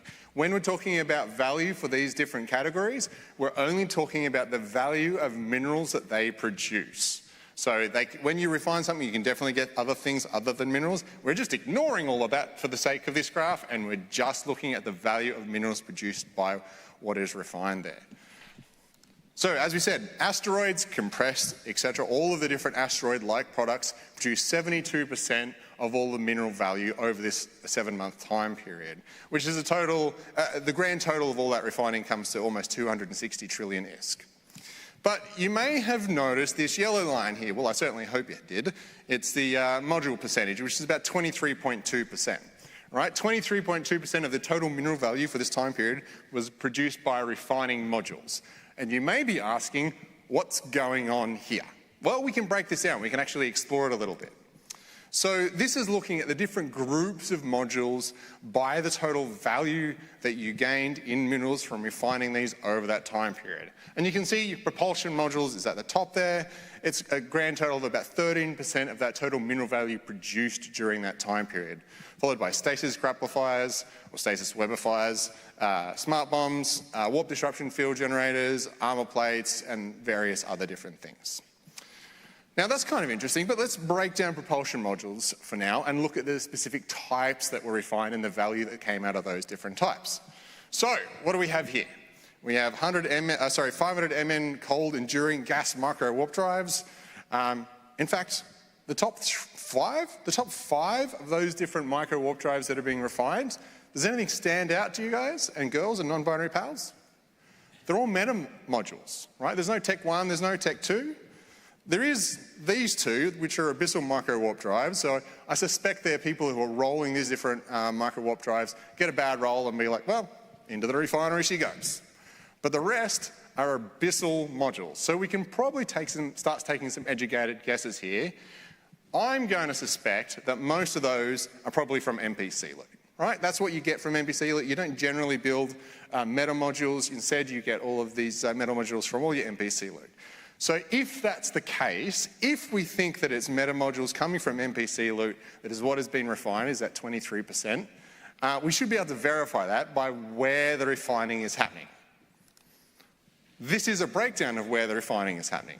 49% in nullsec, 46% in highsec. Now, who can tell me where most of the NPCs in the game are destroyed? Yeah, null and highsec. These are all the ratting that's happening in nullsec and all the mission running happening in highsec. So we're pretty sure that most of those modules that are getting refining is actually NPC loot, which means people who are ratting are kind of like mining with their guns, I suppose. Let's actually break down, and let's ignore modules for a little bit, and let's look at the asteroid and where all of those asteroids are getting refined. So this is a Sankey chart showing the percentages or percentage value of the output of various different asteroids getting refined across New Eden during this 7-month period. And 73% is getting refined in nullsec, 11% in highsec, 7% in lowsec, a little bit in NPC nullsec. I do want to specify red is sovereignty nullsec and the orange down the bottom is NPC nullsec, and they're fairly different, and 4% in wormholes. Now, remember back in Ratel's section, he actually broke down where the ore was coming from. So it'd be pretty cool if we compared these two sets of data, right? We know where the ore is coming from, that is in the purple there, and we know where the refining has happened, that is in the yellow there. The stripes are the location. And we can see that, a fairly even proportion of value or total value is being refined in nullsec. I mean, 56% of the ore is being mined there, but 72% of the value is being refined there. It sort of breaks down, though, when we look at highsec. That is quite different. Just to step back for a second, in total here, we saw 233 trillion ISK worth of minerals, worth of ore mined, and we saw 187 trillion ISK worth of ore refined. And so what's going on? Why are those two numbers so different? Well, this first number, this first 233 trillion ISK, was under the assumption that all of those ores that were mined were refined at a fairly optimal rate of 83.5%. That's someone with max skills, no implants, refining in a 60% station with zero tax. That certainly happens. In fact, better than that definitely happens as well, but it's probably not the average. The average is a little bit lower than that. This is the actual value of minerals that were produced after they were refined. So that number is definitely going to be lower because the percentage it was refined at was a little bit lower. It does become difficult to try and look at ore value and this original mine number. We can't use the value of the ore on the market because the trade values, like the trade quantities, are so low that they kind of don't make any sense. It's much more important to use the mineral output of that ore. But then you have to decide, what number do we choose to pick that we refine at? And we've settled on 83.5 for most of our internal reporting. The other thing that complicates this whole process is that all the ore that's mined doesn't necessarily get refined straight away. Stockpiles definitely exist. I know for a fact that large nullsec groups stockpile a whole bunch of ore, they put it in a safe place, and they let it sit there until they need to build a whole bunch of dreads, or the meta changes, or for whatever reason. Maybe they need to build a whole heap of rifters. That's probably unlikely.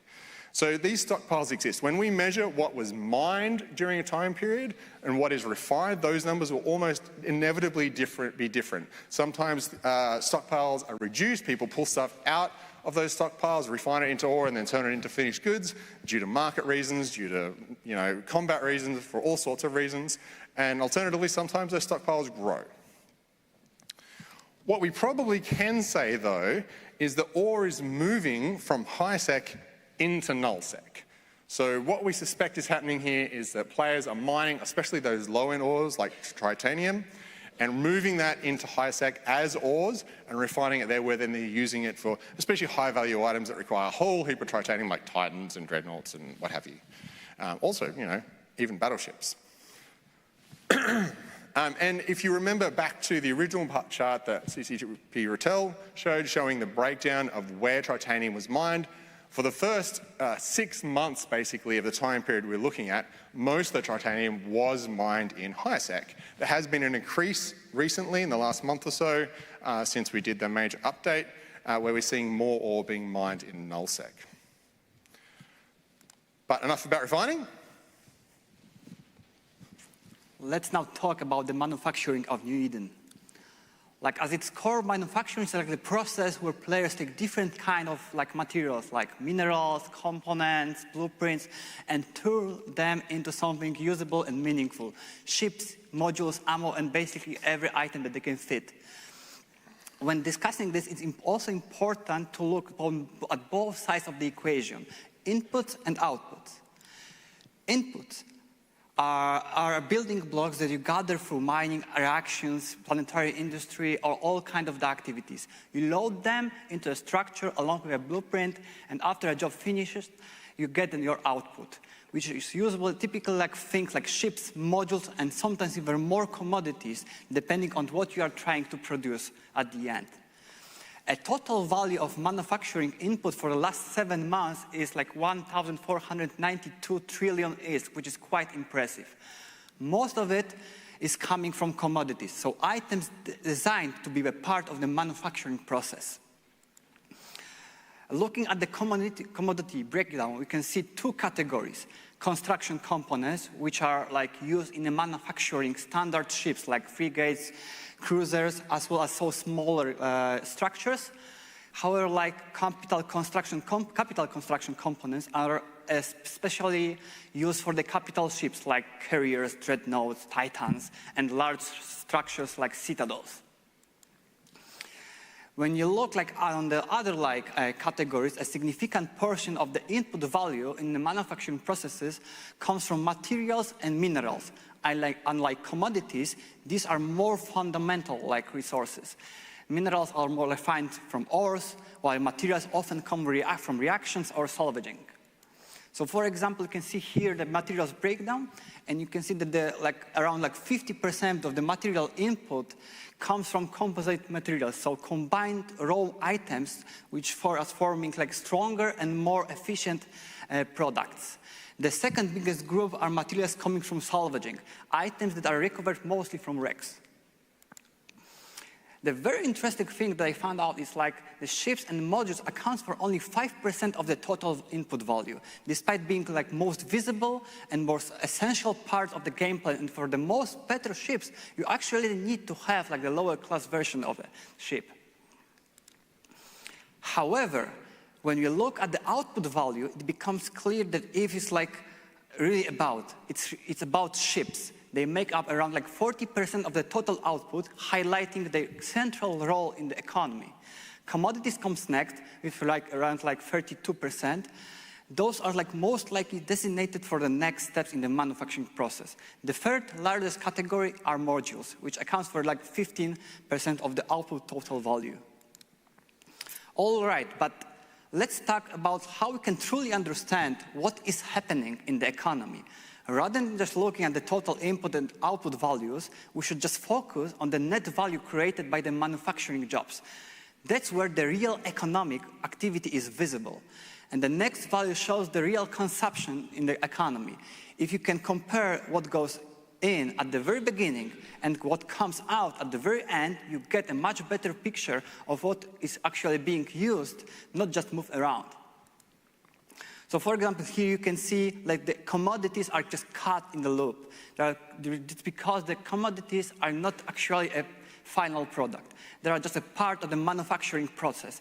And that's why when you focus on the net value of the manufacturing, what really stands out for the input are materials, minerals, and the planetary commodities. These are the things that are actually consumed to keep the production going. When you look at what actually is being produced and used by the players, the biggest pieces are ships, 58%, and modules, 20%. Which together are almost 80% of the total output value of all manufacturing jobs completed in the last 7 months. As again, if it's about ships, so maybe let's take a closer look at the manufacturing breakdown of the ship category. So you can see that actually 43% of the total value for ships comes from capital and super capital ships, while far fewer of these ships are being produced. Compared to the other classes, their production costs are enormous, which explain their outsized share of the total output value. The second group are the battleships, both Tech 1 and Tech 2, which make up around like 23% of the total ship output value.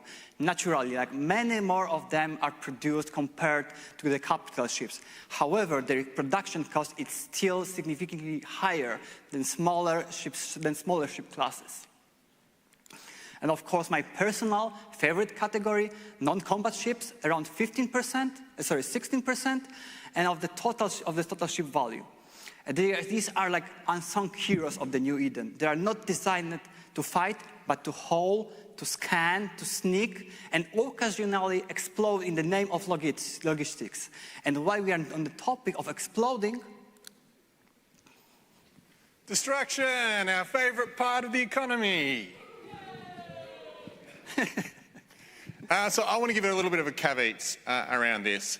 For the destruction that we're going to talk about today, our data source is entirely looking at kill mails, all right? And when we are looking at those kill mails, we are only looking at the things that were destroyed, not the things that were dropped. Now, as a PvPer myself, I am very keen to go and collect that loot, but it may surprise you that not all loot is collected.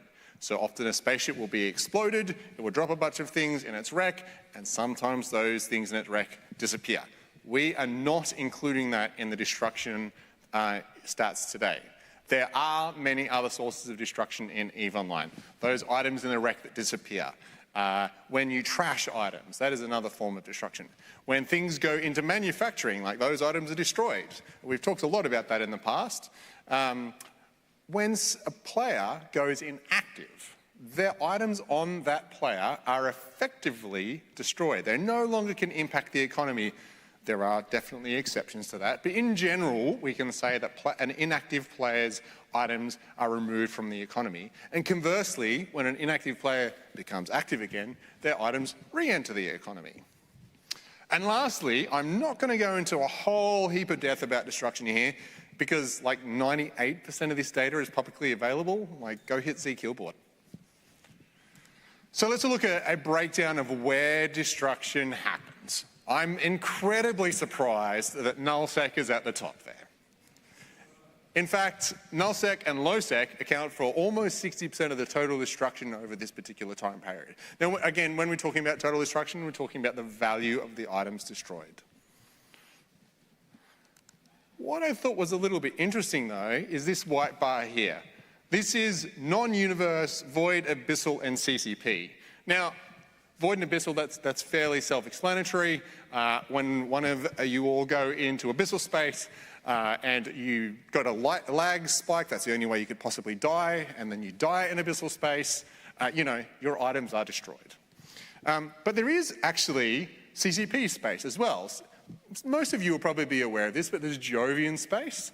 There's also special CCP solar systems that exist out there that are all inaccessible to players, except during Alliance tournament. When an Alliance tournament happens, we teleport the players involved in that Alliance tournament to this special secret squirrel CCP space, and the ships that explode there are counted towards this particular category.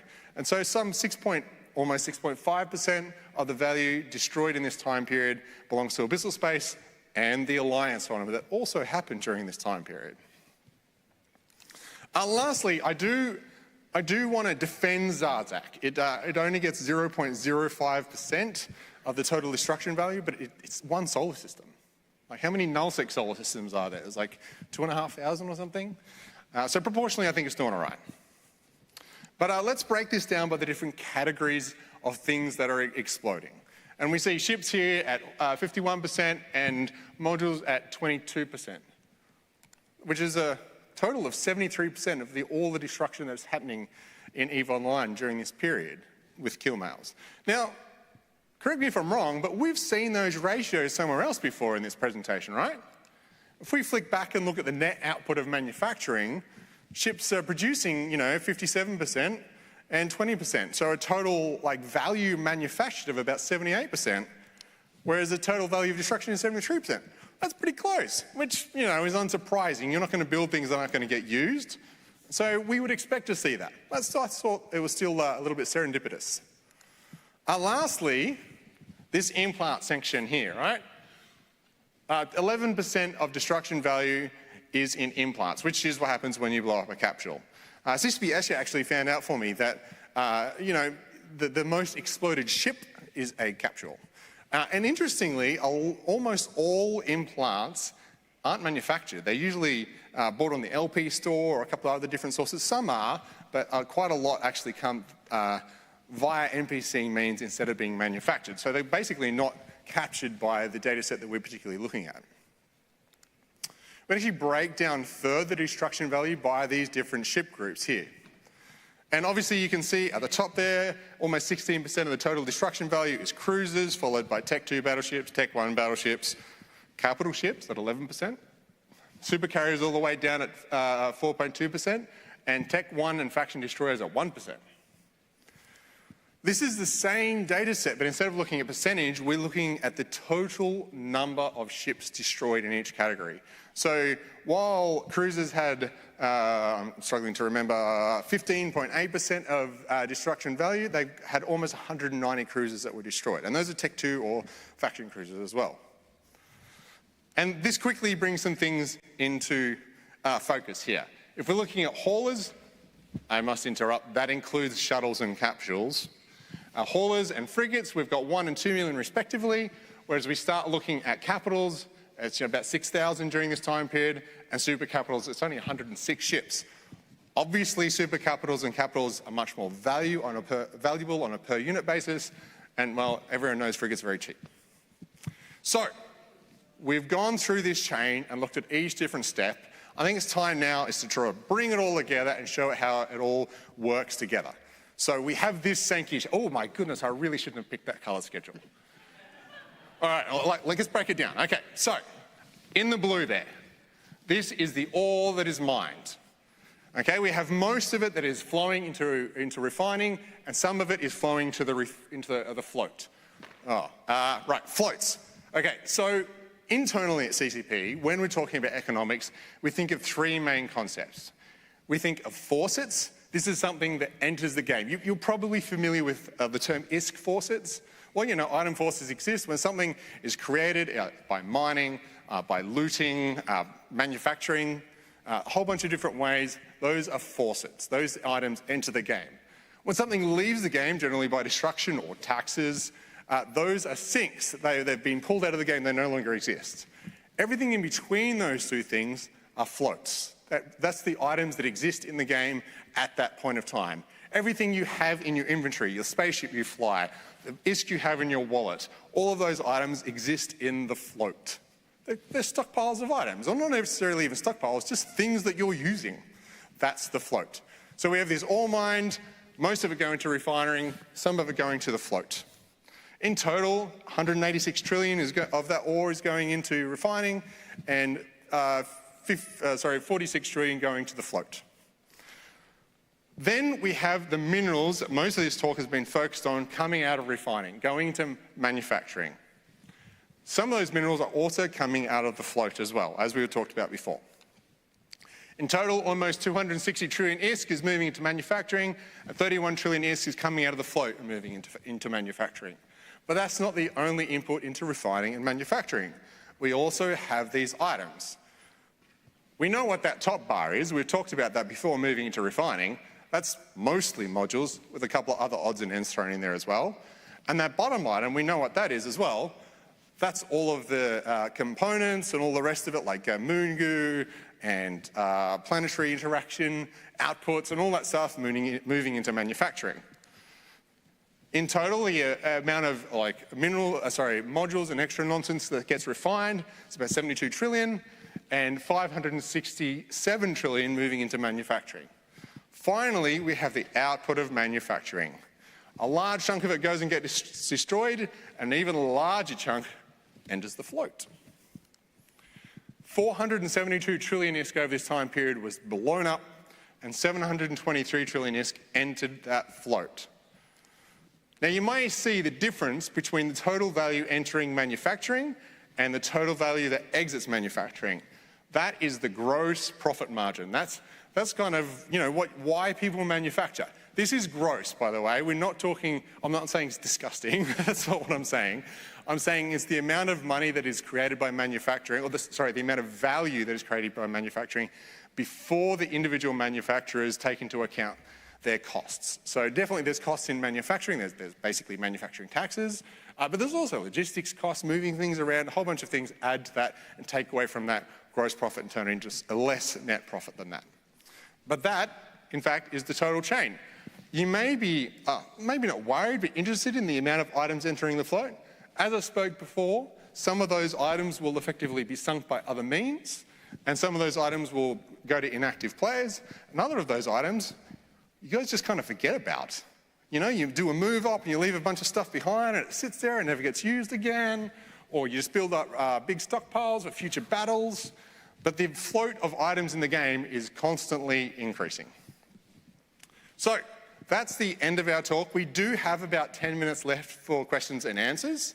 If you do have some questions, and I would ask you to kind of restrict them to the economics. We're not going to talk about gameplay. We're not game designers, we're data scientists. If you can just come down to there is a mic. Your left here and ask questions. Right. Yeah. Otherwise, we'll all have an early mark.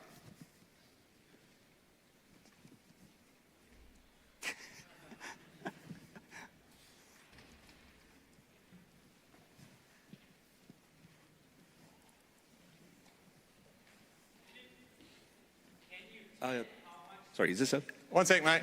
Here we go. Since the material requirements for faction subcaps have changed, we have the net resonators. Do you see that changing at all? Because we have seen significant drops in material costs on the market. Are net resonators for subcaps here to stay, or? The short answer is I don't know. That is a question for game design. I do know that game design are closely looking at that area and they have some ideas for the future, but I'm not going to talk about that too much. I will say that the way the material costs have changed, I'm talking about the market change in value, like there's a multivariate causation behind that, right? So definitely more minerals are flowing into the economy, especially over the last month or so. And we've also made changes on the consumption side as well around, what goes into manufacturing and stuff. So those two together are going to definitely make the market move. Yeah. That's great. Thank you.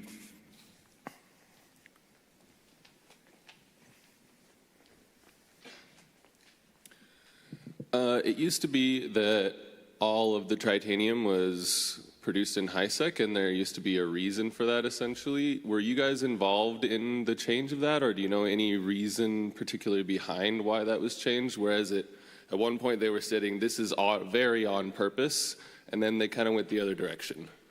Yeah, so I don't want to talk about the game design reason. We were definitely involved in advising the team as to the state of the economy and where things were coming from and going to, etc., and making predictions about the future. I will say that EVE is quite cyclical, right? So I've been at CCP an awfully long time, and I've been a player even longer. And the trend over time is that we will move resources, like move things to an area, focus to an area, and then we might distribute it again. And then we look at building tall in an area again, and then it gets distributed. It looks like we're at the cycle at the moment where we're distributing things a little bit. I can't talk to the reasons why. You would definitely need to talk to game designers about that. But yeah, that's where we are. And we're definitely working with those teams to make sure they understand the state at the moment. Thank you. No problems. Anyone else? Is that a lady or gentleman or someone else? Yeah, two. There we go. Bottlenecks in ore production versus manufacturing. Can you see that? I mean, pyrite at the moment is a rare commodity. Sorry, mate. Can you speak a bit louder? Bottlenecks in mineral production versus manufacturing. Example being pyrite being a rare commodity at the moment. Yeah. Enough in the system.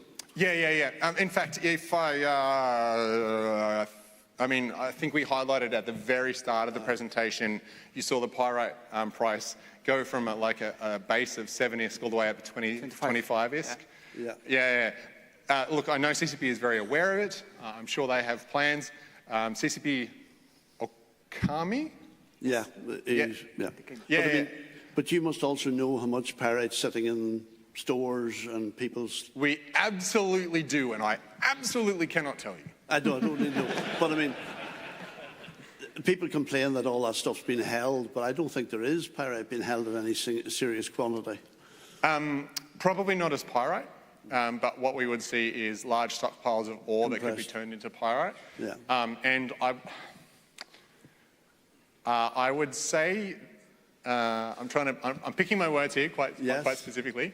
There are very large stockpiles in EVE. Yes. And some of the reasons those stockpiles are held, economics will not affect them. Yeah. And what I mean is the strategic value of those exist. Like, no one cares about the profit that could or could not be made. They exist for strategic reasons. Yeah. What about the exploration side? There's a lack of COVID sites to help build dreadnoughts at the moment. Is that showing? I haven't looked into it, so I can't comment with any depth on that. It's something you should definitely have a chat to CCP Okami. Yeah. Tell him about it. I know that area of the game is very much on his radar. I have meetings scheduled with him next week to talk about it. So. Right, let's hope he beats you up a bit. The data is always interesting for the insights it gives into what's going on in the parts we don't see or are guessing what's happening. Are there thoughts or conversations around things like mining output for nullsec, breaking it down by which type of anom they're coming out of, or it's a level 1, level 2, level 3, so people know what kind of thing to potentially hunt? Yeah, 100%. So internally, yes. Yeah, that's something we're monitoring quite a lot. We've had quite a bunch of requests over the previous couple of months, and we've got more going forward to... when I'm talking about requests, I mean requests to the data team to support the gameplay teams about understanding what's happening there. Yeah, that's something we're monitoring very closely. I don't think... Oh, I don't want to speak for game design here, but I know they're monitoring. Let's just leave it at that. Thank you. Thanks. Hey, you pointed out the fact that a lot of capsules are dying. Is that because all the jump cloning and death cloning is counted, or is No. That's just capsules from kill mails. Those capsules, the data we were looking at for destruction, everything had to generate a kill mail, and when you jump clone, you don't generate a kill mail. So yeah, 100% just like actual capsules dying. Yeah. Weird. I have a more personal question, I guess, for your opinion. I had the great pleasure of doing Brave's finances for a bit, and there's always really interesting things in the financial data of these large alliances. So the question to you is, what are some of the interesting things you've seen through doing your data science? You're like, oh, I never considered that as a player, but now that you see all the data. I knew this question was going to be asked at FanFest, and I remembered, I need to think of a really good answer for that and come up with a specific example, and I didn't. Look, players don't surprise. I don't want to say players don't surprise me anymore, and there's heaps of weird things that I find on almost a daily basis. I guess it's more of a like, okay. I'm not going to judge how someone plays their game. Yeah, let's leave it at that. Thank you. Hi. So you kind of showed this in one of the earlier slides, but I guess for the audience, over the past couple of years, there's kind of been almost this obsession with, as I would call, middleman components. Where essentially there's, and this is kind of more of an industrial question, where components are in the chain explicitly to be used to build more components. Yeah. It was kind of shown earlier, kind of like more cyclical. Now, has there been any analysis into, and again, anyone who's done industry has probably felt the burden of the ever-increasing tax bill that we pay constantly. But yeah, the question here is, like, has there been any analysis into actually refining the kind of like the estimated item values and the taxes? Because kind of as you were talking about, there's this gross item value, but when you have middleman components that aren't used for anything but it's multiplicative, right? Yeah, like we don't actually really pay like a net increase. You know, if I take 10 billion of market value, I apply my skill points, my characters, I create another billion of value, I'm not paying $1 billion in taxes. I'm paying 11 billion on estimated item value, which kind of completely nukes an entire career path for a lot of, you know, no one makes a screw. You have to make an entire house nowadays to see any real profit, you know, per your later slide. Yeah, look, it's a good question. We definitely have been asked to do analysis around taxation. Something, I'm speaking purely from the data side here, okay? Something we probably haven't done a great job of is highlighting this multiplicative effect when we're talking about additive manufacturing.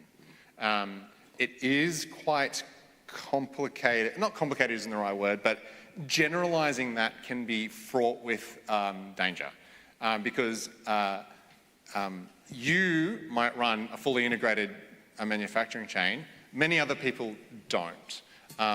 So many other people might only control steps of that, or there might be some sort of cartel of people doing that together. Calculating it for one person, easy. When we start distributing that across, we can still say, hey, from raw resources to finished product, this is the total tax, but that might be distributed across more people. All of these have different gameplay implications. I think the point you're raising is a really good one, and we should do more work on that. Thank you. This is just more a technical question. I've been intrigued by the float. How do you decide something goes straight versus something goes in the float? Is it some type of time delay, or let's say if I mine something today, I don't reprocess it right away. Yeah. What are kind of the technicalities between going to the float versus going straight to the? So I'll skip faster. Sorry, skipping. Just so everyone else knows what we're talking about. This one. Yeah, so if I was going to redo this chart, honestly, I'm not saying I'm lying, that's not my point, but more honestly, between every single step there would just be the float, right? Because as you mine items, those asteroids inevitably enter the float. They may get traded on the market, they may get combined or split up, they may get traded to one person, what have you, whatever. They're going to move around inside that float, usually often the market, and then they will move on to the refining step. So the person that mines almost never is the one that refining. Sometimes they are, but quite often they're not. Usually you're going to give it to the character with your best skills, right? And that same process is actually on every single step of this. Like, if we look at manufacturing, I'm just drawing a line to destruction. But there's a whole market system there that definitely exists The people that build a whole bunch of spaceships usually aren't the ones losing those spaceships. They're selling them on the market, or they're trading, selling them alliance contracts, or they've been contacted specifically to build a Titan. They're not the ones that are going out and losing it. They're going to sell it to someone else and doing it for some sort of profit. So this is absolutely a simplification of what is actually happening. It's still very useful to understand, hey, during this time period, X was mined, Y was refined, etc., etc., etc. That helps you understand what's happening in the economy, but when you start getting into the nitty-gritty, yeah, it's way more complicated than that, and if we try putting it into a Sankey plot, it ends up just being spaghetti. So this is basically the 6 months, it's kind of the 6 months time period, right? 7 months. Oh, 7 months. Because okay, I'm dyslexic. Thank you. It was meant to be 6 months. All right, hey, thanks everyone. If you do have more data questions, there's going to be a data Q&A tomorrow morning at 10:30. Check the schedule. Yeah. It's going to be tomorrow morning. And we're also going to talk about kill mails tomorrow as well. So I might see you there. Thanks, bye. See you.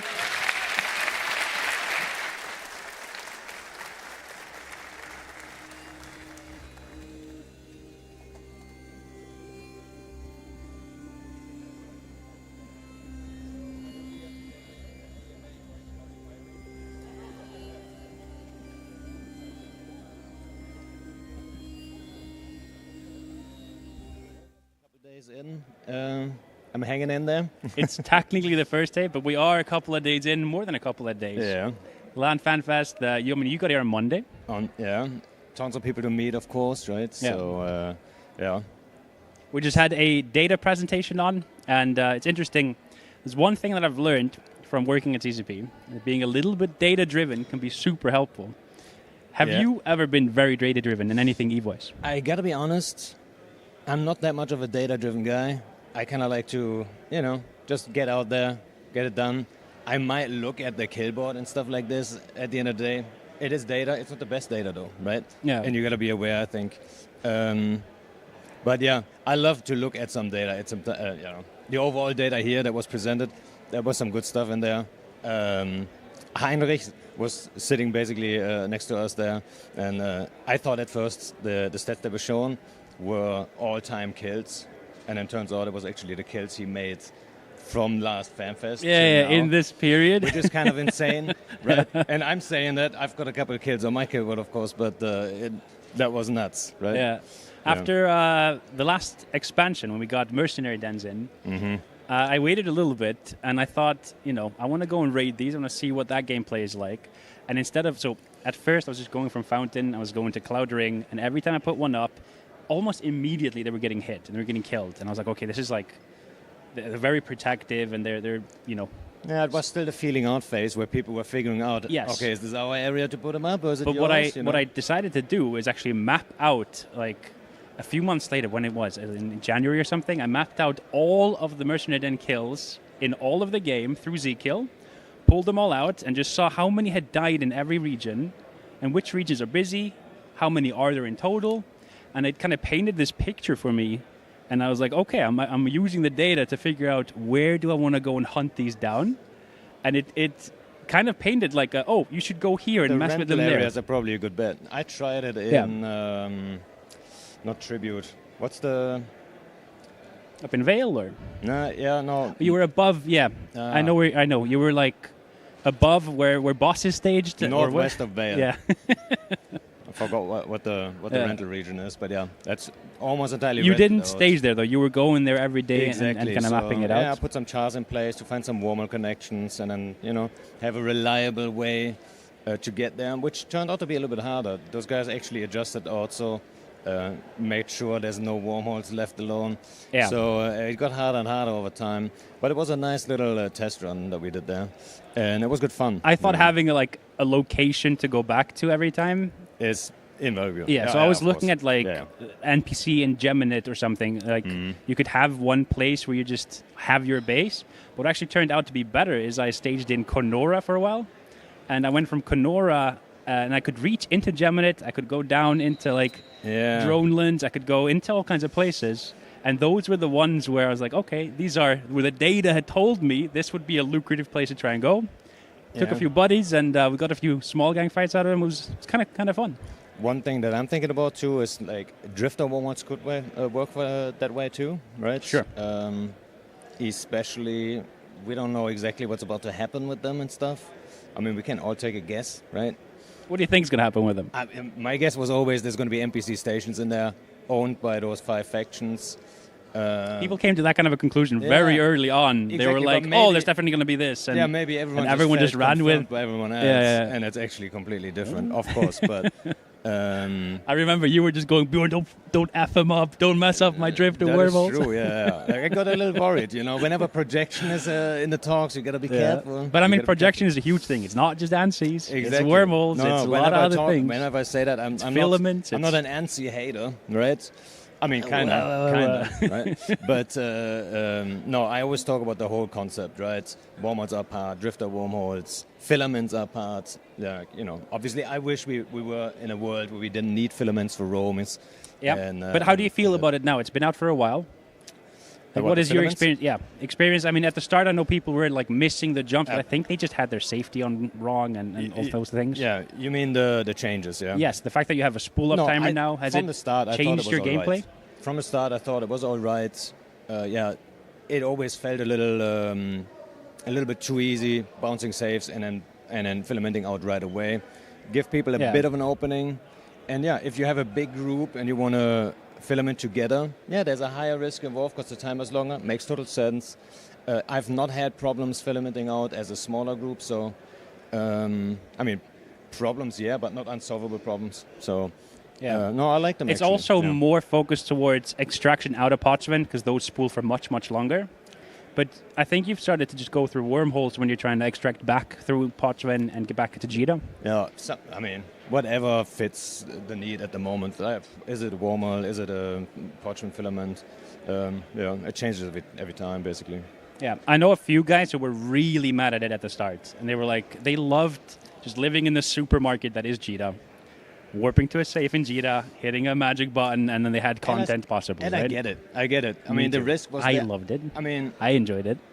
Right? Yeah. But it also felt a little... Yeah, but so those guys were worried that you could never filament out again. True. Because people would just say, okay, now it's worth actually probing, so there's always going to be a prober there. And if it's someone skilled enough, he'll always catch you, right? And that's always the problem. But I think there's a good sweet spot that was achieved there. Yeah. I really do. Another actual thing that I didn't realize this might do is it push some people that live in Keacte to go and live on the edges of nullsec instead. So a group that I fly with sometimes, my friend Dexter, he flies with these guys in Honor Point. They decided to move to the edge of Horde space, and they decided to not have that comfort of Keacte ships just having anything they really want, having limited things to work with. So old school deployment style almost. Kinda. Yeah. And they were living just on the edge, and I think they're still doing that now. They mess with the jump bridges, they mess with skyhooks, I've heard the stories from them, And Dexter told me that that Damon actually said one thing to him which surprised him. He doesn't feel like he's kind of just filamenting around this wasteland looking for content, because that's kind of what filament felt like. He felt like he was playing EVE again because he had limited resources. He felt like it was more EVE to be local and to get to know, that guy's back. They're bringing this thing again. It also probably felt more of an achievement and objective, right? Yeah. When they finally did in-cap the jump bridge in LXQ, they were like, yes, it's in-cap. Yeah. They didn't kill it. Yeah. Not a chance. It's going to be tough to kill those big jump bridges. Right? Like, be it Horde or Fraternity or Init or Goon. The outside jump bridges, barely any of them have died. I was looking at Z-Kill on that as well, talking of data-driven. Safety is valuable. If they go down, because all of the jump bridges are still grandfathered in their positions. They're still all on gates. Mm-hmm. If they get killed, they cannot be anchored within 1,000, 100,000 days, what was it again? So like super far away from gates, they have to go. Off-grid generally. Yeah. Off-grid. A lot of them, I think only 2 of them died last month, which means... There's a lot of them out there still. Yeah. And one problem I have with them is whenever I go and just ring the doorbell, reffing an Ansiblex just for fun, now they take it super serious, right? Yes, because they don't want to lose it. We know he's probably just here to get a fight, but if he refs it, someone else might just show up and kill it anyway. Yep. And then they have to go anchor it somewhere completely different. It's not where they're... Or it's just a good excuse to really overform and just, get an easy snack in. Bit of both, probably. Yeah, probably both. Right. Yeah, right. Yeah. But I'm looking forward to seeing, like, will there be like a domino effect if one group starts losing more of them? Hypothetically, let's say Init lost a bunch of theirs going into their space and around it, and all the grandfathered ones that are easy, do you think Init would go, well, we've lost ours, let's just go burn the other ones down? Or if it happened to Fraternity, or if it happened to someone else? No, I don't think on an alliance level people take it that serious. Like Dark Shines wouldn't be sitting there thinking, oh no, we can't lose this one. It's a nice to have thing, and I think he's happy that there's an objective. Yeah, it's not the end of the world if it goes off the grids they're on now. Exactly. Yeah, you're right. But he wouldn't start a war for it, you know? No. He might. I don't know. If he's bored. If he's bored, he'll start a war. That's true. One thing I've heard in it a lot is like a board change is a scary one. Yeah, that is absolutely true. Yeah, gets big ideas and suddenly he's got like 500 dudes in a wormhole. You're like, what are you doing? I've had that before where he comes with me. He's like, man, I'm bored. What can we do? And the next day he's like, we're deploying here and there. I'm like, dude, that was fast. Yeah. No, it goes quick too. Yeah? And it's like right after you said, we're gonna chill for a while, and then suddenly like actually no, everything goes there. No. It must be fun being in that position. Have you ever been in like the same position he's in, or have you always been kind of helping him? There was a phase in it where you felt like you were doing it together. Bliss, Shines, and me leading, and it was kind of like the full-on leadership of pushing the alliance was never my thing. I was always like more of a supportive guy, and then focusing on fleets. Yeah. I mean, the Eviction of Rage, obviously, I took charge in that one. There's like other ops or campaigns, short campaigns that I did.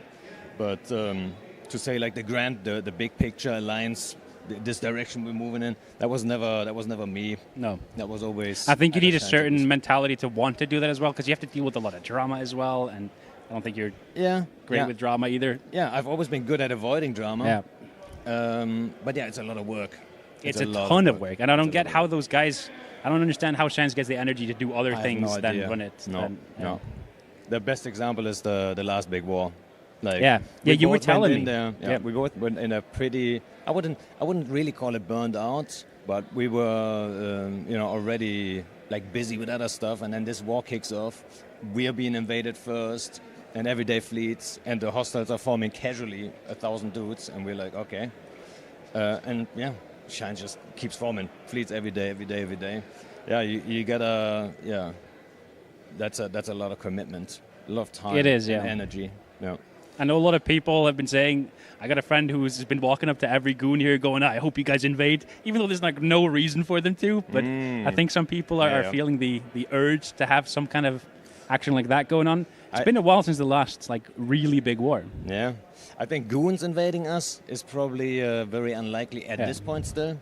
Friendship is still there, But even though there like some friction the Great Reset happened, right? Yeah, it doesn't mean it like you often talked about it. It's not out of malice or like that you don't like each other. Exactly. You just want more targets. And I was watching actually again, data driven. I was watching the amount of kills that every group was getting every month to see did this have an effect on total kills of these groups, and all 4 of these groups. Fraternity, Horde, it all went up. Yep, Imperium and Init, they all went up a little bit. Yeah, it would be a shock if it went down. Yeah, I'd be mind blown. But no, it's. I think that was a good move. I've been pushing for that for a long time. Actually, it spurred me to finally start roaming again. There was something about Dexter kept asking me to go out roam, and I was like, I'm good, and I would just do my MTOs, and like that's the gist of what I would do when I logged in. But then after the reset, I was like, okay. I could only just ignore Fountain, and I can shoot anything else. Yeah. And then I started roaming again. It just made me realize so much more how annoying it was before. The bleed blue to like half the... I'm forming public fleets with like public guys, like a Dexter or like whoever, or Nicholas or whoever joins me at the time. And they're neutral to everyone. And but then we lamenting into a blue space again. In my blue space, and I have to say like, oh no. Guys, there were so many regions back then. Guys, walk to the ESS and go save. Like I hated that. Yeah, I was often watching from the sideline and going like, why doesn't he just leave and do his own thing? But then you don't want to leave. You have so many ties to Init. Those are my guys. Those are your boys. Yeah. How long have you been in it? 17 years. 17 years. I think so. 2008 I started. Maybe 2009 I joined. Something like this. I don't know. A long time. I know CCPers can't be biased, but data-driven yet again. I've gone to many different groups and flown with many different people. And there's something about being in it. Maybe it's because I'm flying with you guys. But I don't think I'm going to be leaving anytime soon. That's good to hear, my dude. Yeah. Yeah, we can always use it. What I have learned, and we were at the Init meetup yesterday, is that I don't really feel a part of the group just yet. I don't really join fleets all that much. You know, that starts should. when you go through some bad I think I should times. FC some fleets. No, you heard the songs though at the Init meetup. Yeah. It's very wholesome. just saying. But you heard some songs, and then one of the songs is always like, you know, hold on another day kind of thing, you know. Usually it's about the hard times. It's not always about like... It's that which kind of molds you together. Exactly. I think we joined, have to wrap it up. I believe Becky is going to be on in just a second. We talked about it before. Mm-hmm. She's a prominent YouTuber which has like a ton of super interesting like space-related just info that she goes over. She's going to be a keynote speaker here coming on just in a minute. Enjoy. We'll see you guys in a bit. See ya.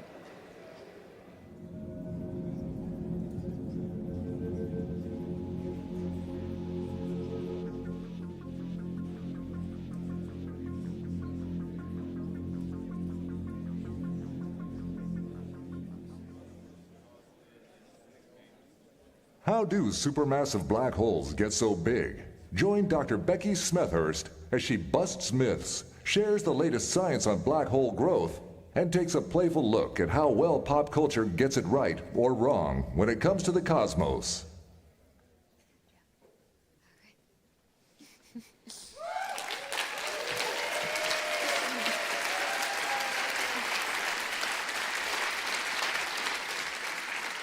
Well, good afternoon, everybody. Thank you so much for deciding to share your afternoon with me to talk about my personal favorite topic, black holes. And in particular today, first thing I want to do is I want to challenge some misconceptions that people have about black holes and convince you that it's not actually easy to grow a black hole. And that statement often throws people a little bit because people seem to have this picture in their head of a black hole as just an endless hoover, a vacuum cleaner just sucking everything and anything around it up into it. But they are not like that at all. I want you to get rid of this idea that black holes are hoovers. Banish little Henry there from your mind. And instead, if you were going to picture a black hole as anything, I want you to picture them a little bit more like a sofa. This will make sense, I promise. Think about it. Your sofa is very unassuming, right? It's just sat there in your lounge, in your living room, very happily. Nothing is getting sucked towards it at all. But if you lose something down the side of those cushions, right, it is gone for good. So let's get into this. Let's explain what I actually mean by that. To understand black holes and what they actually are, the first thing we have to understand is escape velocity. Escape velocity is the reason why if I jump, or anybody here jumps, gravity pulls us back down, right? Because we can't jump faster than what's known as the Earth's escape velocity of 11 kilometers a second, or for the Americans in the room, 24,000 miles an hour. The only things that can do that are rockets, right? And this is evidence of why you should always get the window seat on an airplane, especially if you're flying over Florida, because you might see a launch from Kennedy Space Center out of the window. And by sending rockets at that speed of 11 kilometers a second, they can be given enough energy to either escape Earth's pull of gravity, make it to Earth's orbit, or escape the Earth entirely and explore the rest of the solar system and maybe even beyond. The key thing here is that the further you get from Earth's surface, the escape velocity, the amount of energy you need, drops. You don't need as much energy. Now, a black hole is black because its escape velocity is greater than the speed of light at 299,792 kilometers a second. That is 27,000 times bigger than Earth's escape velocity. It's why black holes are black, because nothing can travel faster than the speed of light. We learned that from Einstein. Nothing can escape them. We don't get any light from them. We don't get any information from them. At least only when stuff gets too close. Further away from a black hole, you don't have to be traveling that fast. You don't need as much energy to escape it. It's only when you get too close to it. So to understand that, we need to understand how a black hole is formed. Now here's another of our common misconceptions. Black holes aren't holes. So again, if you're picturing nothingness in space, that's the exact opposite of what they are. A better name, I always like to argue, would be dark star. Because black holes are formed from stars, specifically dead ones. Because during a star's life, it's this constant fight, right, between gravity pulling inwards on all the matter and material that's there, and then pressure pushing outwards back against gravity from energy that's generated by nuclear fusion in the core, right, that makes light and heat and keeps the star shining and pushing out. But when that process disappears, when the star runs out of fuel to do that, gravity starts to win and the star shrinks in on itself before going supernova. So here's a better little animation of what that might look like, right? The outer layers actually rebound off the really heavy, dense core and get thrown outwards in a beautiful nebula. But the core of the star there has nothing to resist the crush of gravity down anymore. And it collapses and continues collapsing under gravity to form something so dense that not even light can escape it. And that's when we end up with what's known as an event horizon around whatever the black hole actually is. It's sort of what we define as the black hole is inside the event horizon, and it marks sort of this sphere of space where you're no longer getting any more light and no longer getting any more information. Nothing is visible to us, and a process like this supernova, makes black holes that are around about 3 to 10 times heavier than the sun. This is the only process that we know of that can produce a black hole. Nothing else in the universe, as far as we know, is strong enough to collapse all that material down under gravity, make it that dense. So I'm hoping that now we understand black holes a little bit better, and that they're better off known as dark stars. There's another misconception I want to help you get rid of, right? I literally just explained to you why black holes are black, because light can't escape them, so we don't get any information from them. And so people think, okay, well, we can't see black holes then. But technically, we can. They're not all black. They're, in fact, some of the brightest objects in the entire universe. And all right, okay, we can't get any light from the black hole itself, from beyond that event horizon, that sphere where we know nothing from. But we can tell when a black hole is there from the effects on the material around it. This is how we actually see the majority of black holes. A black hole can, if its gravity is strong enough and there's material close enough to it, draw that material down so that it starts to spin around the black hole in what's known as an accretion disk, accretion just being a fancy physics word for takes material in under gravity. And it heats it up. And as it heats up, it speeds it up to the acceleration of the gravity, and then that heats it up, and when it heats up, it starts to glow. In X-rays, ultraviolet light, even visible light sometimes as well, radio light, across the electromagnetic spectrum, you name it, it's glowing with that kind of light. So, with all these misconceptions in mind about what black holes are, dark stars, they're not technically black, they're not technically holes either, I figured let's have a bit of fun. Let's review some black holes in pop culture, in sci-fi, in fantasy, in your favorite films and TV shows and games. And just, constructively criticize them, let's say. And of course, this is the EVE Fanfest, so let's start with EVE, right? I don't play EVE, but my research online of all the lore tells me this is the EVE gate. And this is another misconception I want to challenge. The EVE gate is not a black hole, it's a wormhole, and those are two very different things. A wormhole is something you travel through. It's like a tunnel Whereas a black hole is something where stuff gets trapped there. It's quite literally a dead end. So there's nothing, you can not really go anywhere through a black hole. Now, out on the other side, I believe this is a remnant of a collapsed wormhole, collapsed EVEgate. And we've got this sort of rendering. It's very beautiful, I'll give you that. The idea is that the wormhole has now collapsed and given us this, which is shining. Now, wormholes, unlike black holes, are completely hypothetical. We only have mathematical descriptions of them. We've never found them in the universe anywhere. We've never found them in nature. So we have absolutely no idea if this is right or not, right? But with some educated guesses of, okay, a wormhole is just a tunnel through space. There's no energy there necessarily to make it shine. If it did collapse, it'd probably collapse into a black hole that you wouldn't be able to see unless there was material around it.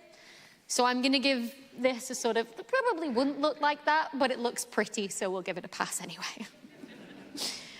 What about, though, Doctor Who? This planet, this episode, The Impossible Planet, the Satan Pit. I do apologize to all the Whovians in the room, but this one is definitely low on scientific accuracy. In the episode, the Doctor on the TARDIS is trapped aboard a ship that is orbiting a black hole, and there is a point where the Doctor says, that should be impossible. And it's not impossible for stuff to orbit a black hole, which we'll get to in a second. But we do get a fairly decent visualization, I guess, of the black hole there. You can see behind me, there's sort of a disk of glowing matter, like what we just heard about, right? We can see a sort of accretion disk, so we'll give it points for that. Moving on from sci-fi to most definitely fantasy now, Thor's Dark World. Does everyone remember the black hole grenades in Thor's Dark World? They apparently, when you let them off, create basically a singularity. So what we think what happens when the collapse of the star happens down, and you get sort of all the matter compressed into an infinitely small, infinitely dense point. And what do? They hoover up everything and anything around them, and it pulls it all into the singularity. This one is, this is like, they decided that the plot was the most important thing, but even the plot didn't make much sense anyway. Let's think about it. Even if you did make something that was able to suck, that entire person in around it, you'd probably also start to suck in all of the air around you as well. So I personally wouldn't want to set off a black hole grenade, but maybe that's just me. So fantasy, let's leave fantasy behind. Let's go back to some sci-fi, shall we? Any Stargate fans out there as well? I thought there might be. So this episode, A Matter of Time. Again, Stargates are wormholes, not black holes. There's a difference. Look, if you remember anything from my talk, just please remember it's that, sci-fi fans. Now, in this episode, what we've got is a Stargate. Let me play that again so you can see. We've got a Stargate connecting to a planet that is in orbit around a black hole. Now, what happens with planets in orbit around a black hole is there are actually some effects of time dilation that go on there. So time dilation is when you experience time differently because either you're traveling faster or you're in a stronger gravity. So the planet's in the stronger gravity around the black hole, and so the planet experiences the effects of time dilation. But supposedly the time dilation is seeping through the Stargate. You'll see the man in front of the Stargate's moving really slowly, that actor, because he's been told to act out time dilation of what's going on. That wouldn't happen at all. You wouldn't get time dilation coming through a wormhole. A wormhole is just a tunnel. The time dilation is caused by the stronger gravity. The stronger gravity wouldn't project through the tunnel. So low accuracy on this one. And also, can we just take a look at that visualization of the black hole in the sky behind them as well? Looks more like a galaxy than a black hole. So again, minus points. I feel bad now because so many of you cheered for Stargate. And a question I get asked about this a lot is, well, this was made in the 90s, so wasn't it accurate back then, though, compared to what we know now? No. So still minus points for accuracy, but, still a great program. And then the one I get asked about the most is Interstellar. Had the black hole in it, gargantuan. It was a big part of the plot there. It's a fantastic visualization. The scientific accuracy is incredibly high. It sets the bar for everything else when it comes to black hole visualizations here. The visualization they made actually came from a simulation of the effects of bending of light around black holes, taking into account all sort of Einstein's theory of general relativity equations. What they did with the physics simulation that we had, that we just make with sort of like, here's your particles and this is where your light would go, was it then ran it through a visual effects code to actually give you what you would see. It was a piece of physics in itself, and it actually resulted in a scientific research paper that came off the back of it. They worked with a physicist known as Kip Thorne to do this, who was behind some of the gravitational wave detections. It is one of the most accurate portrayals of black holes you can actually get in a film, and we applaud it, definitely. The problem is that they went from there and went, it's one of the most accurate portrayals of a black hole in a film, to it's one of the most accurate portrayals of science in a film at all, which it really wasn't at all. I think you liked Interstellar if you sat in the middle of, so for example, I went with my family to see it. I obviously am an astrophysicist that's, you know, done my PhD in black holes, and I was sat there at the end of Interstellar going, what is going on? This is ridiculous.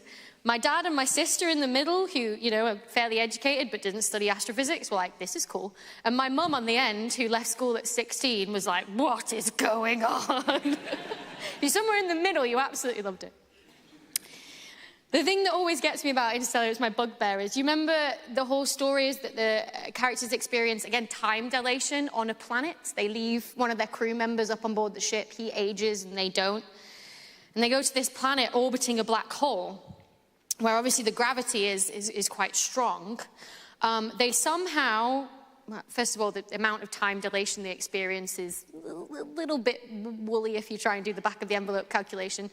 But the biggest bugbear I have is that they somehow managed to escape from this planet by launching from it in a tiny spacecraft with very, very little thrust, despite the fact that they needed an absolutely giant rocket to get off Earth earlier in the film and overcome Earth's gravity. It's all scientifically accurate until the plot gets in the way, isn't it? And then they just, whoop, never mind. But they got the black hole right, so yay, Interstellar. Anyway, that's my fun pop culture aside. Let's come back to real black holes now. You might remember this image from a few years ago. It was dubbed the giant orange donut by me. Anyway, this is the radio light, so light in much longer wavelengths of light that we can see with our eyes, from the superheated material that is spiraling around the supermassive black hole at the center of the galaxy, Messier 87. The dark region in the center is the sphere of the event horizon. It's dark because we're getting no more light from it, because that's where the black hole is with all that mass. 6.5 billion times heavier than the sun. And you could fit the entire solar system inside it if you wanted to. But the only way we know to make a black hole is from a supernova. Remember, that's what I explained before. It makes a black hole, say, 3 to 10, maybe 100 if you're pushing it, times heavier than the sun. So how does a black hole grow to be super massive, bigger than 1 million, maybe even 1 billion times heavier than the sun? And you just think, well, you just need to add more stuff, right? You just need to get material close enough to the black hole so that it will actually hoover it up beyond the event horizon and actually grow, become a bigger dark star. The problem is that's actually very difficult, because it is not easy growing a black hole, especially by this tremendous amount. Why is that then? Well, first of all, we have to remember most stuff in the universe just orbits other stuff, right? So in the solar system, right, all the planets, the asteroids, the comets, the detritus that was left over from the formation, right, they all orbit the sun. If I could take the sun and squish it down so that it became a black hole of the exact same mass, so exactly the same amount of material that was there, it's as heavy as the sun is now, Earth and all the other planets and stuff in the solar system would happily keep orbiting it, no problem. Because you haven't changed the gravity in any way. The mass is the same, even though it got a bit denser. A bit denser is a bit of an understatement, but it got a lot denser. It would just continue to orbit it, right, very happily. You would somehow, if you wanted to get Earth to fall into the sun that became a black hole, you would have to somehow take energy away from the Earth so that you would change its orbit and it would fall in. Or equally, you could give the Earth more energy, give it a boost, and it might escape it entirely. Just changing the sun into a black hole would not suck up everything in the solar system into it because black holes aren't hoovers. And that is true for also all of the stars and the gas in the galaxy as well. So just like with planets around the sun, all galaxies have a supermassive black hole at the center with stars orbiting them. So behind me is a time lapse of the center of our galaxy of stars, the Milky Way. It's taken over a number of years, and it's sort of played back to back, so you can actually see them orbiting something in the middle, when there's nothing really visible that's in the middle. There's actually one star that's highlighted there by that circle, which is the closest in to the center of our galaxy. And if you can work out their orbits, you can work out how fast they're moving, and therefore you can work out how big the thing is that they're moving around. And if you do that, you find that it's an object we cannot see that is 4 million times heavier than the sun, that could fit inside Mercury's orbit. The only thing that can be is a supermassive black hole. And that work actually won Andrea Goetz from UCLA a Nobel Prize back in 2020, doing this and measuring that mass of the Milky Way's supermassive black hole. So all the stars in our galaxy are just orbiting the black hole in the center, including the sun. You are here-ish, right, on the outskirts of the Milky Way and the suburbs. It isn't an exact position. This is a Milky Way look-alike, because we can't take a picture of the Milky Way like this because we're stuck inside of it. You'd have to send a spacecraft with a camera like tens of thousands of light years above it to then look down and take a picture like this, and we don't have that technology. But the sun is just one star of hundreds of billions in the Milky Way, along with a load of gas. You can see it, right? You can see the stars, but you can also see that fuzziness there in that galaxy too. Now that gas can be used to make more stars. Hydrogen gas makes more stars, or you can use it to fuel your black hole. Problem is, it's happily orbiting the center, and it will continue orbiting the center unless you take energy away from it somehow to get it to tumble towards the middle where it can be used to grow the black hole. Same way as I was just talking about with the Earth, removing energy from the Earth to get it to fall towards the sun. So, you need a process that disrupts the gas somehow. What processes can do that? Well, we think a chaotic merger of two galaxies coming together can do that. We see this happening across the universe. So here's just sort of like some snapshot images from the Hubble Space Telescope of galaxies in different stages of mergers. This merging process takes 1 billion years. So it's not like we can just take one telescope and watch it happen.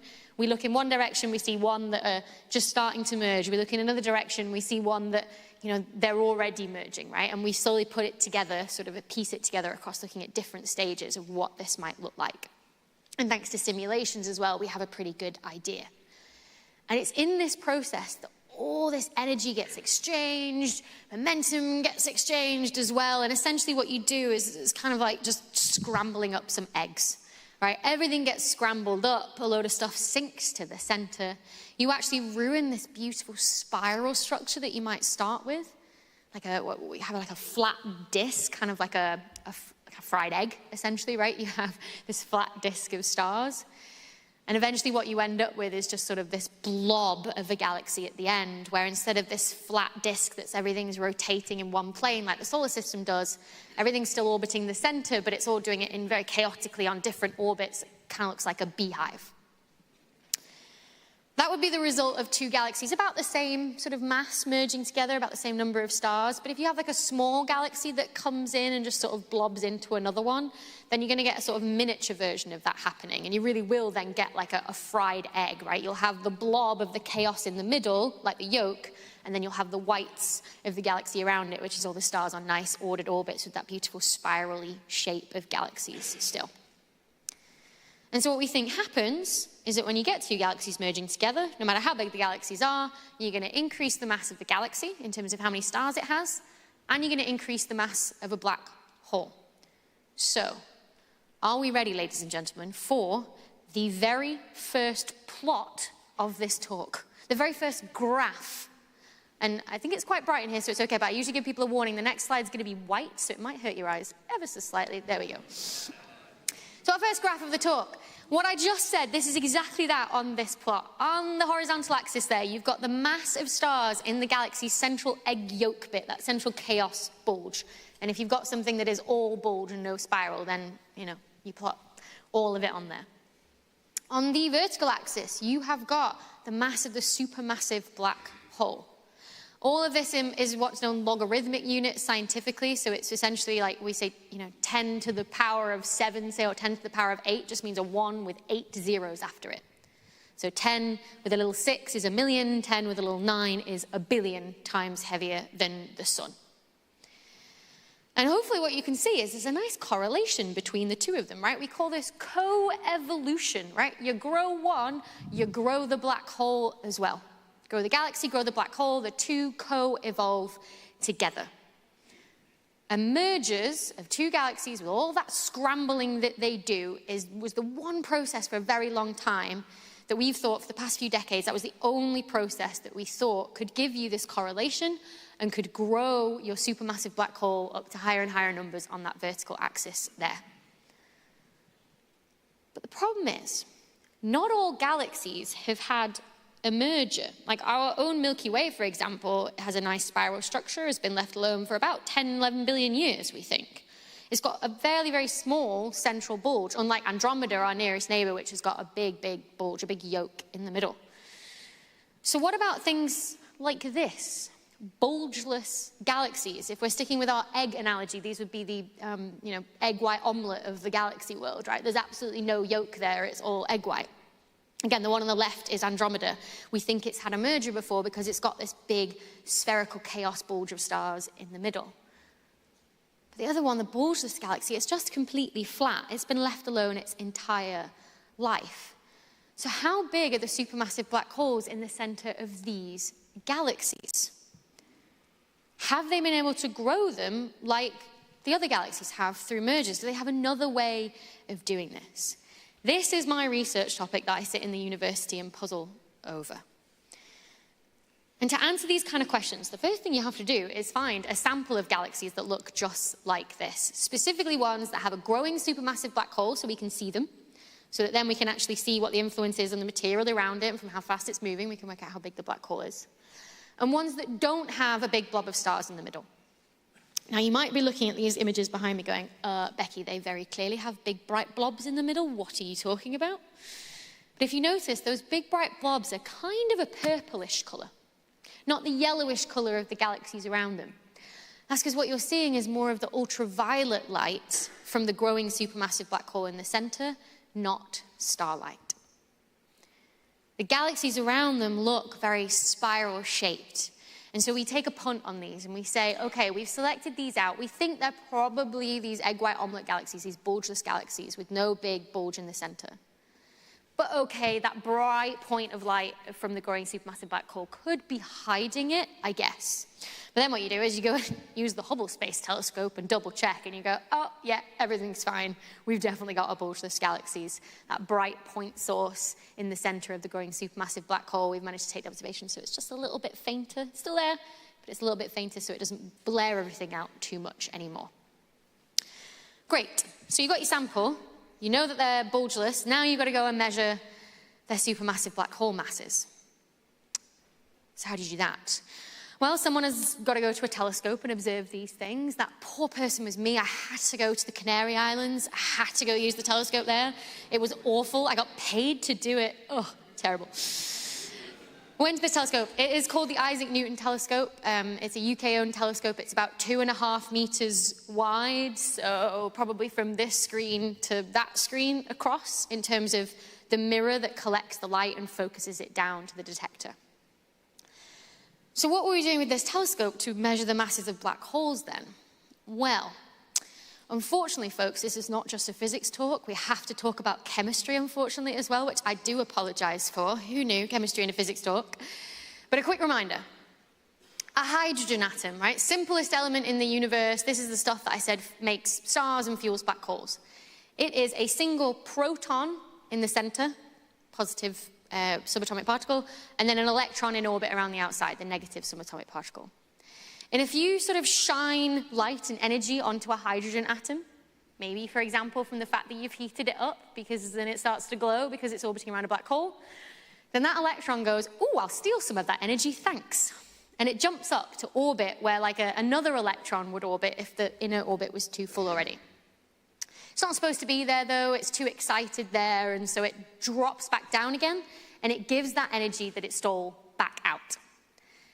Now, quantum physics tells us that the energy difference between those orbits where the electron could be is always exactly the same amount in a hydrogen atom, right? It's a slightly different amount in, say, an oxygen atom or wherever, but in a hydrogen atom, it's always the exact same amount of energy, which means that the energy given off, which is given out as light, always comes out at the exact same color or wavelength of light.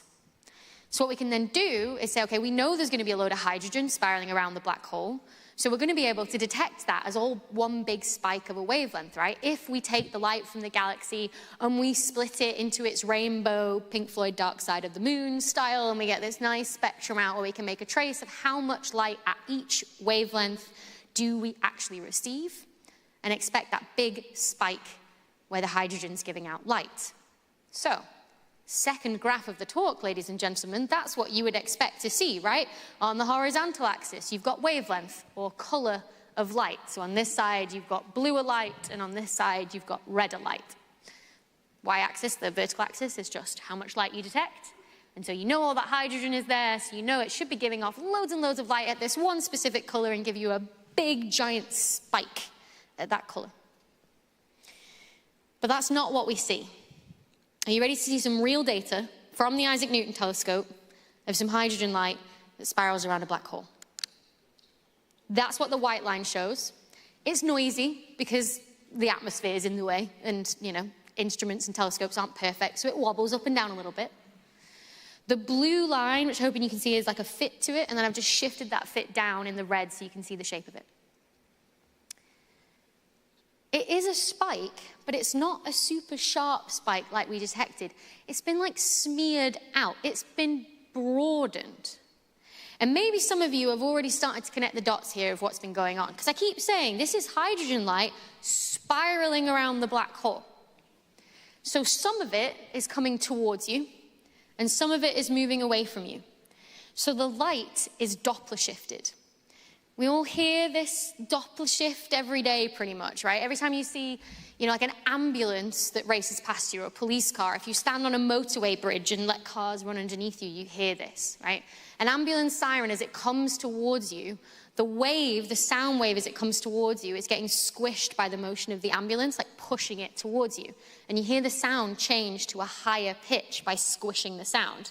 And as the ambulance races away from you, it like drags the sound wave with it, and you get a much longer sound wave, which you hear as a lower pitch.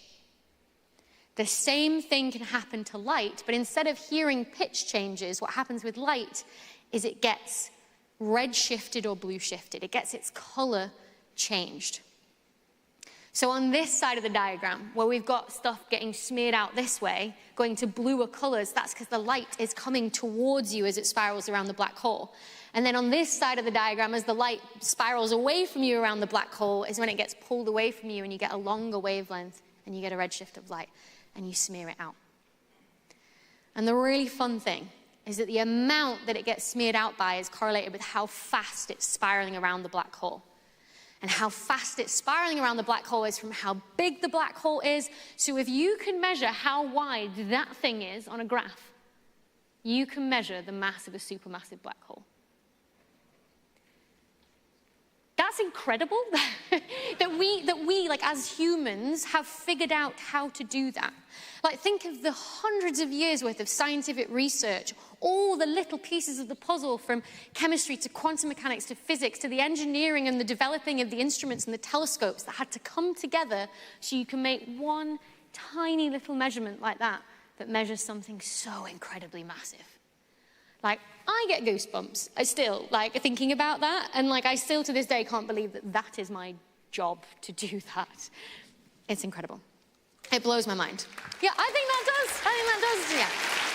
Let's need a round of applause. Yeah. Standing on the shoulders of giants and all that. That's what this is.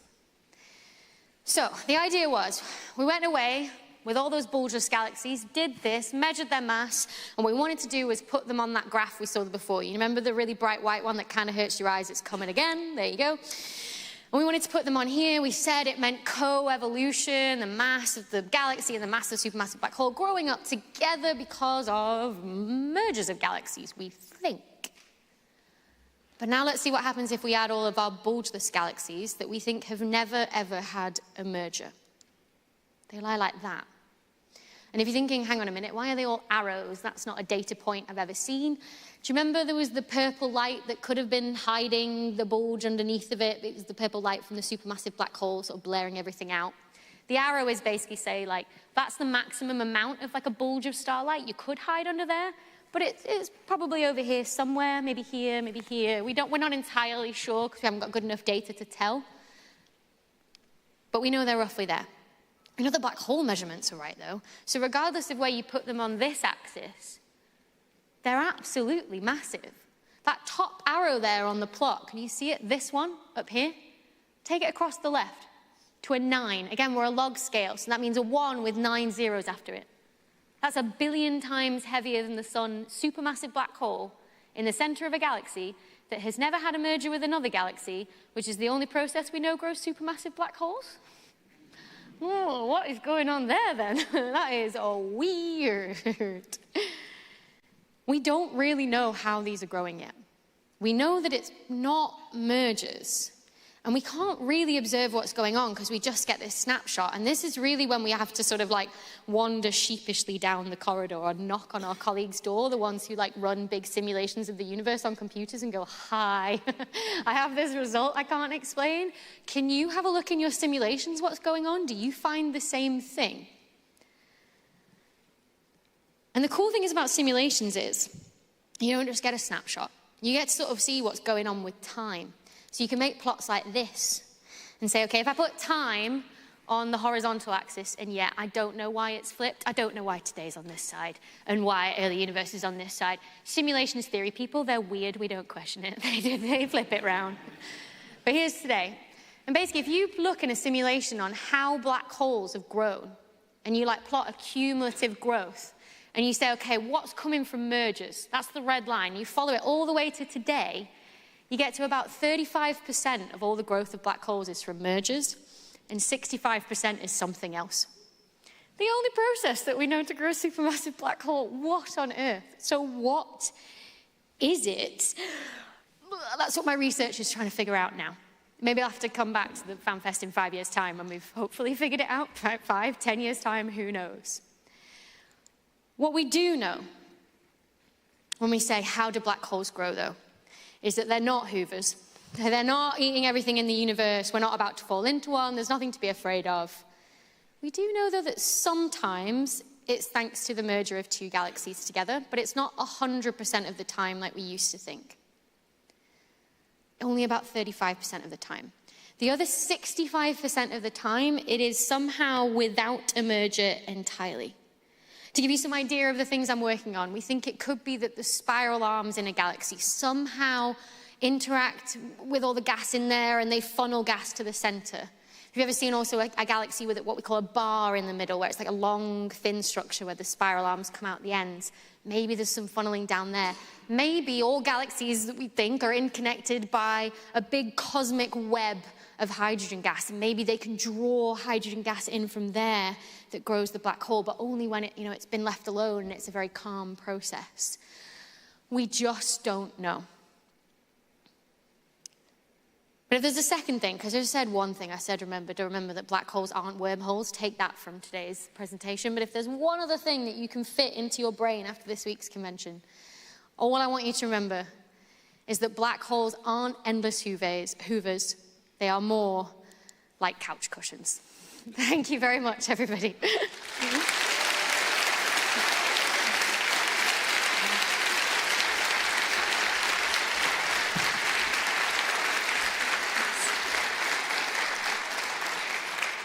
We are going to take some questions now as well. I believe there's going to be a microphone, over there, ready and set up for anybody who has any questions about black holes. while people start to filter down, I hope you'll allow me some shameless self-promotion. I do have a book on black holes if you want an even deeper dive into this, on the history of how we figured all that out. That's Standing on the Shoulders of Giants I was talking about. I believe there are also some copies that I've also signed as well that are going to be available for you outside. So. Hi. Hi. Yeah, I have a question about the last slide with the simulation. Yes, So the you powers have- that be above, if you could change the slide to that one, that'd be great, thank you.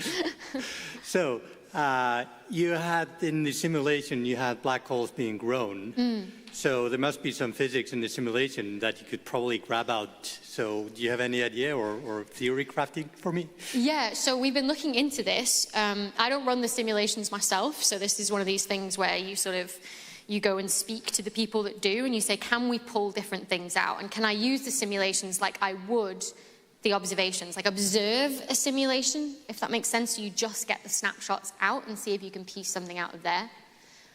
Again, the ideas coming through are this funneling of gas down spiral arms, the bars, the cosmic web.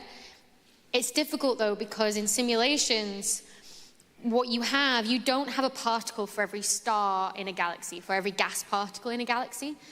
You know, one particle in the simulation is more like 100,000 gas particles. Yeah, this side. It's more like 100,000 gas particles. So when you actually sort of simulate the physics of what's going on, and it gets sort of close enough to the black hole, one particle in the simulation, it sort of becomes part of it, right? So we're not quite down to the fine enough scales to be able to tell specifically like which one exactly is responsible for it, because we can't pick them out on the smaller scales. What people are trying to do now with simulations to do that, to give us better ideas of what to look like in observations, and when we observe these simulations, is what I've been doing, is what's called a zoom-in simulation. Is that if you start from afar, you have a much bigger grid, and one particle means, you know, a lot more stars and a lot more gas particles. But then you can zoom in to a finer and finer and finer grid towards the center, where you do start to get that resolution. That is right at the cutting edge of what we're able to do at the minute with, apologies, the supercomputers that we have. But hopefully, as I said, in the next 5 or 10 years, we're going to have answers for those kind of simulations. On your diagram, and I've seen it on others, at the poles there are jets coming Yes. out. What are those, and how could they have reached escape velocity? And by the way, love the YouTube channel. Oh, thank you. So jets come from the accretion disk, not from the black hole itself. And we think it's something to do with magnetic fields. There is a bit of a, I don't know, it's sort of infamous now that we tend to ignore magnetic fields in astrophysics because we didn't have the computing power to actually simulate what was going on with them. But now we're starting to be able to do that, pulling together magnetic fields with general relativity and getting a better idea of what's going on.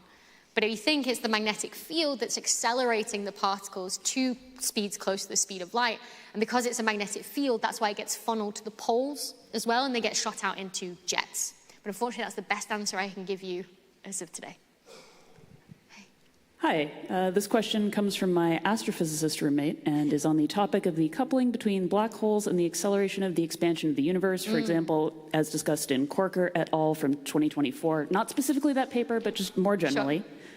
What new data or observations would start to give you the warm, fuzzy feeling that this idea is how the universe works? Not proof, but in the sense of like, yeah, that could be it. Yeah.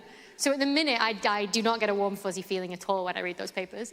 So what this is talking about is the idea that the universe's expansion is not just expanding, it's accelerating.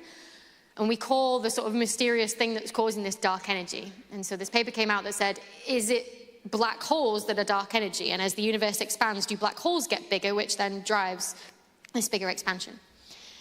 The evidence they're using at the minute is actually based on what I just talked about today. They only use galaxies that have had a merger to test this, that have the biggest black holes. And as I've just shown, the majority of black holes seem to grow not through mergers. So there's definitely a massive missing piece there. And the evidence they do have, is very woolly, and I don't believe it. So I guess what would make me believe it is if it was a full consensus of like all the different morphologies of galaxies, spirals, ellipticals, everything, and that they could show that there was a definite difference between observing them 1 billion years ago to now. And they could account for all of the other things that could grow supermassive black holes. Which, as we just heard, we cannot currently do that. So until we can do that, I will not have that warm, fuzzy feeling, sadly. Good question. Is there anything in particular, like a specific event, that led you to want to study black holes? I don't know about black holes. Astronomy, yes, like astrophysics. I saw the partial solar eclipse in the UK in 1999 as a 9-year-old. And it was about 95% coverage of the sun. And I just thought that was the most incredible thing I'd ever seen in my entire life. And from that moment on, it was like, can I have space books? Can I have a telescope? Can I have all of these things, you know, for Christmas and everything like that? And I just never lost that curiosity going forward. And I think I've always been curious about the things that we can't know. So we have to be clever about the questions that we can answer. So it was just inevitable that I just quite literally fell down the rabbit hole of black holes. Have you ever seen a total eclipse? I haven't. And it's on my bucket list. I know there's one here, right? In is it next year, I think? Yeah. There was also one in Oregon about 5 years ago. Yes, nice. You saw that one. Hello. What are your best candidates for alternative source of growth for black holes? Maybe non-liminal factors like dark matter, primordial black holes? Yeah, sure. So dark matter is an interesting one. I get asked this question a lot. Could it be that black holes are growing by taking in dark matter? The problem with dark matter is it's something what's known as collisionless. So the probability of two dark matter particles colliding or colliding with anything else is very, very small, we think. So in that disk of material that is spiraling around the black hole, but it is technically orbiting the black hole, and the way that it actually falls in is because it collides with another particle. Some of them lose energy and some of them gain energy, and one of them falls in. Dark matter can't do that, so you couldn't get it in the accretion disk. It would have to be on some sort of like direct trajectory. Primordial black holes are all going to be, you know, probably even Earth mass or smaller, if you're lucky, so they're not going to be big enough to grow something to supermassive proportions, so we think it's just time and enough material being funneled towards the center. Hi. On the chart from the data that you recorded in the Canary Islands, on the left side there was a smaller spike. Yes, what was that? Good spot, good spot. I don't know if we can bring that slide back up, but it's like 2 or 3 before this one, to the powers that be. So if you remember, there was this next one. I can do that though. There we go. So you meant that little red bump there on the left-hand side? So at this specific wavelength, there's emission from hydrogen, but there's also emission from nitrogen as well. There's a nitrogen doublet that we call it, and you can actually see it on the right-hand side too. So there's the really obvious one on the left-hand side that really bumps out, and then there's one where it's just sort of like almost like a shoulder on the right-hand side. So that's 2 nitrogen emissions as well that you get there, which makes fitting this and modeling this a little bit more difficult because you have to account for that too, but really good spot. Okay, cool, thanks. So I have a question about the formation of the black holes. So my shaky understanding is as the star is collapsing in on itself, the atoms at the center start to form into just neutrons, and the Pauli exclusion principle stops them from occupying the same space, and that forms the shock wave that creates the supernova. So I was wondering, is there a certain theoretical mass that, you know, maybe we'll never see it in the universe now, but is there a mass beyond which the collapse occurs before that shock wave radiates out, so it just collapses in on itself and we would never know? Not where I thought that question was going, but yes. So we think we have seen what would be termed a direct collapse black hole. So you skip supernova entirely. We've seen it with the Hubble Space Telescope. There was quite literally a star there one day, and then the next day it was just gone. No nebula remnant, nothing. It's difficult to say where that occurs because there's so many different forces in play when it comes to that. We think it's around about 100 times the mass of the sun, which would be some of the earlier, so the earlier in the universe, bigger stars like that formed because there was more gas available, it was denser, whereas now the universe has expanded, it's less dense, you're less likely to get such a massive star. So we think they might have been more likely in the early universe, which then also helps us when it comes to the fact that I said only supernova can form a black hole, but then we have supermassive black holes, so how did that happen? We think that could help if in the early universe you get a bit of a head start. Instead of starting at like 5 times the mass of the sun, you might be able to start at 100. 500? Some people even argue maybe 5,000. If you don't just skip the supernova, you also skip making a star entirely, and you just take a gas cloud in the early universe and collapse it straight down. That's what JWST, the James Webb Space Telescope, has been looking for as well. Right. I think that light is sort of like the music playing people off at the Oscars. That means that we're done, unfortunately. But again, thank you very much for spending your afternoon with me to talk about black holes, everyone. I appreciate it.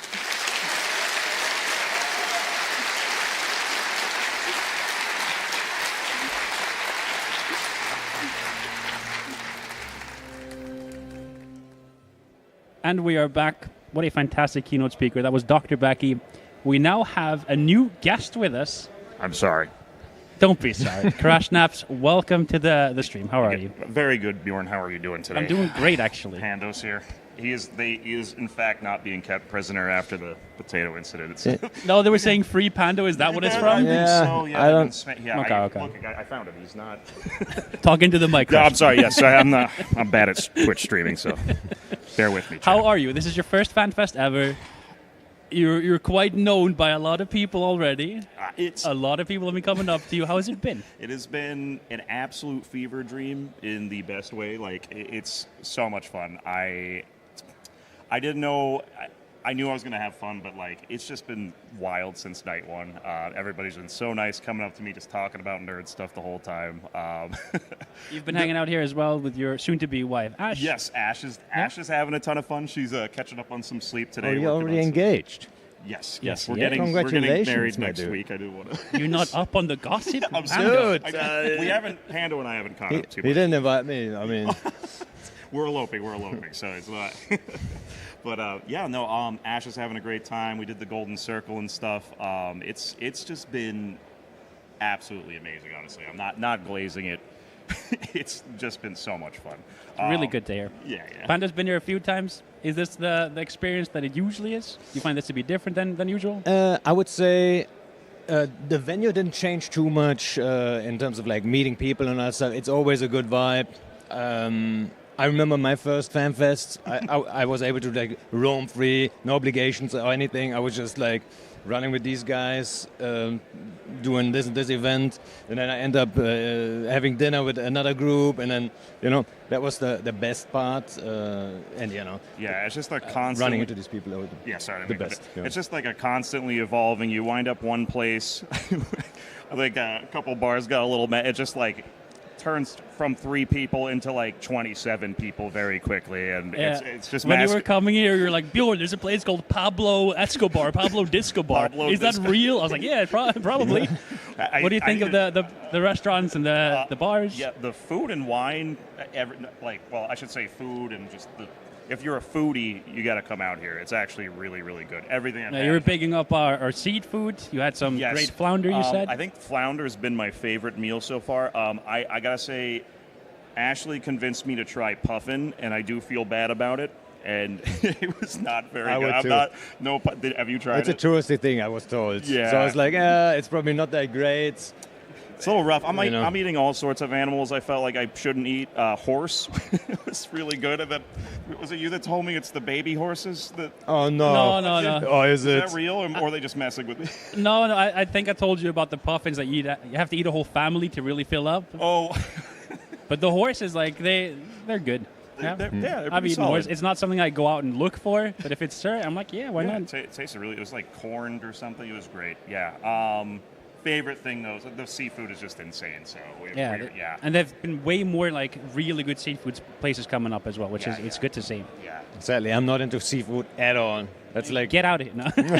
That's one no for me. This honestly. guy back on. Doesn't like burgers. Doesn't like seafood. I mean, I'm not into burgers. All right. All right, Chef Pando. I think they're boring as hell. Let's not talk about it. Oh, no, I should have just shut up. No. Too good.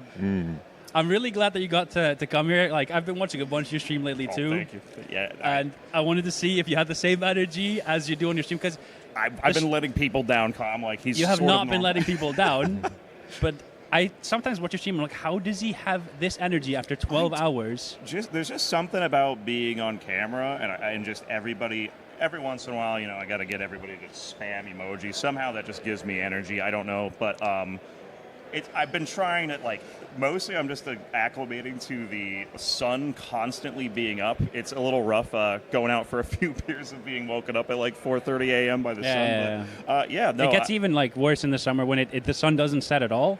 Like you'll see it like dip. It just does and then a little. And it doesn't even really go behind anything. It'll come back up again. It'll do that for like a few weeks when it just doesn't set. Yeah, it's not. It's super nice otherwise, though. And I've been getting up early every morning, so that's good. But, Ami's been giving me a hard time always. Like, you're normal. I hate it. So being normal is letting people down. We already had the theory it's your twin brother. Do a cartwheel or something. Everyone's drink out of an AK. What the hell? Like. Everyone's been very, very nice, but just a little bit like trying to figure out if I'm going to do crazy stuff at any point in time. So it's been really fun just interacting with everyone.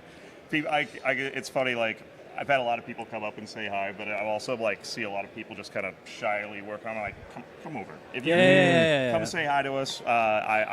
It's been a ton of fun meeting all of you, and it's just.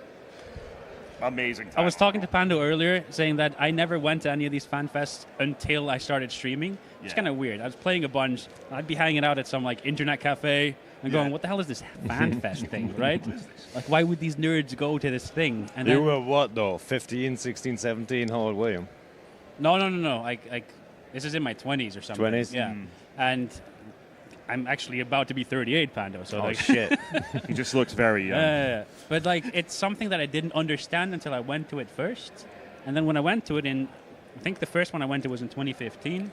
I met people I'd flown with like the years before. People were recognizing me for videos and stuff and streaming. And I was like, okay, this is kind of interesting. But then the chats I would get with people is when someone would come up and like reminisce about a fight. And I was like, that was you? And then I would hear the other side of it. And there's like this one time where I always remember this one guy who walked up to me and went, "Bjorn, do you remember that Titan that you caught with like 200 destroyers in Proby was doing this Titan? No, it was Mercenary Coalition someone. I don't remember exactly. Forgot who it was exactly. But I thought this was bait when we caught him. He tells me a year and something later that he was just drunk as shit, roaming around. Right. And I thought you got the time. I know nothing about that. No, we didn't kill him. I have no idea. But apparently there was like big warning bells and panic on the other side because he was like, "Oh man, I got caught by like 200 thrashers. I'm gonna die like an idiot. Can you guys come save me?" And then to hear those like other side stories. Have you guys had any stories like that from people? I had a very similar story, but the other way around. I saved, like a while ago, I saved a few Titans from back then, it was Detco. And I had those guys, actually several ones of those, approach me and say like, "Hey, I was one of those Titans, you saved us." Yeah, it was like, "Thank you." Exactly. Nice. That was a good time. I have one small story. Well, I've had a few of those interactions. I'm having a hard time remembering most of them, but I actually went to the Init meetup. That was you came yesterday. Yep. Sorry, both you and Amy Omia came as well. Yeah. So I've been hopping around the stream a little bit too. I met some of the 4S guys that have done a little snipey stuff before. They were so nice. Everyone's apologizing to me. They're like, "Listen, just next time you're on, get us a Sino wall. We'll counter drop for you if you're anywhere near frat space." Like they're just like offering some services, inspiring me drinks. Everyone's been it's been a riot. Solution to Vargar, blob it. Exactly. Yeah, it was literally the same conversation I had with you. What if you just had like a sneaky Sino lurking around and some escalation tactics. Just 200 of your closest friends right next door. Yeah, that's all you need. That's all you need. We're gonna get some. Yeah, so we're gonna start fighting back on the. I would hope so. They keep bullying you, and it's clearly affecting you. I'm emotionally distraught. Even though Vargos lately not that big of a problem. The last time they showed up, there's been less. Actually, Odin's Call showed up to save our fleet. Oh, interesting. Odin's. Yeah, that was actually a fun fleet. Nice, we were traveling. We were doing Skyhook stuff for once. And Odin's Call first traveled through the system, and we were like, "Are they about to engage us?" Like, nope. And then no value engaged us, and they engaged us with like some proper stuff, brought Vargos and everything. But we split their fleet up a little bit. and we were What were you about flying to again? get it. You were flying remote rep Squalls. Oh yeah. We were flying Squalls Nice. of all things. Nice. But we were about to get it, and then Odin's Call actually showed up and saved the day. And we actually killed one of the Vargos, who was also blinged out to the max. So felt good. Nice, yeah. Yep. Didn't Odins come fight you right after? Yeah. Also Yeah, in Squalls? It goes more hilarious. Actually, they mirror match us and bring combat Squalls to fight us Yeah, after. that's so sick. You can't even make that up. I've had some really fun interactions where it was just like I brought like a little fleet of Retries out one time, and we were trying to kill a golem, and we just weren't breaking it after 40 minutes, and then a giant, larger Retrie fleet came in. I think it was in it actually, and we warped off because we thought you guys were just going to clown us. So we warped off. Then that group of like 50 Retries started shooting at the golem, and I'm just on stream like, are they going to break it? Because we had already gotten on the golem. They're like, And you they're guys just got to come missing. back over. We promise we won't shoot. So I've had some really fun like. Starting FCing more, I've had some really fun interactions. Yeah, I got to with people FC a that- fleet with you. Yep. Oh, And I did thank a you little very roam much for down. inviting me on Yeah, that. thank you so much for joining me. That was a ton of fun. I know Chad had a ton of fun. I definitely learned some stuff too, especially like positioning stuff. I took away some things. Got some stuff to work I think on. you should get Panda to come FC with you and Yes. No, I was gonna learn from each other. He's on the short I was list. talking about Pando's Gila fleets, the Lars Gilas.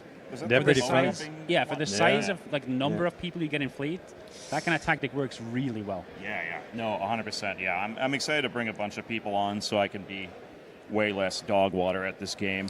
How many You're not do you dog usually water, have in fleet? You got like 3K solo kills, dude. Yeah. Come on, Check bro. my kill board. Thank you, Bjorn. I'm sure you've learned a thing or two on the Validated at way. last. Sorry, what was that? I was like, I'm sure you've learned a thing or two on the way there. Yeah, I suppose. Yeah. Not enough. But how big are your fleets usually? I think it's sitting around, it'll be anywhere from like 10, sometimes it's just a few people, up to like 25, 30, I'd say, somewhere in there. Yeah, It's like at what we're 30, calling the Gilas work really well. That's what I like to 30's do. your sweet spot. And yeah. they punch up as well. They have like 50-man fleet of battle cruiser shows up. That's you don't the run. idea. You go, oh no, they're gonna, and then you own them. That's Awesome. Okay. No, excited to bring more fleets out. It's been really fun. Yeah, it's really fun having you on, just like getting in touch with people and starting up some initiatives, trying to get some more FC content out there and show people that even if I can do it, I'm sure you guys at home that are thinking about doing it can definitely pull it off. So, Yeah. Why did you start FCing, Panda? Why? Yeah.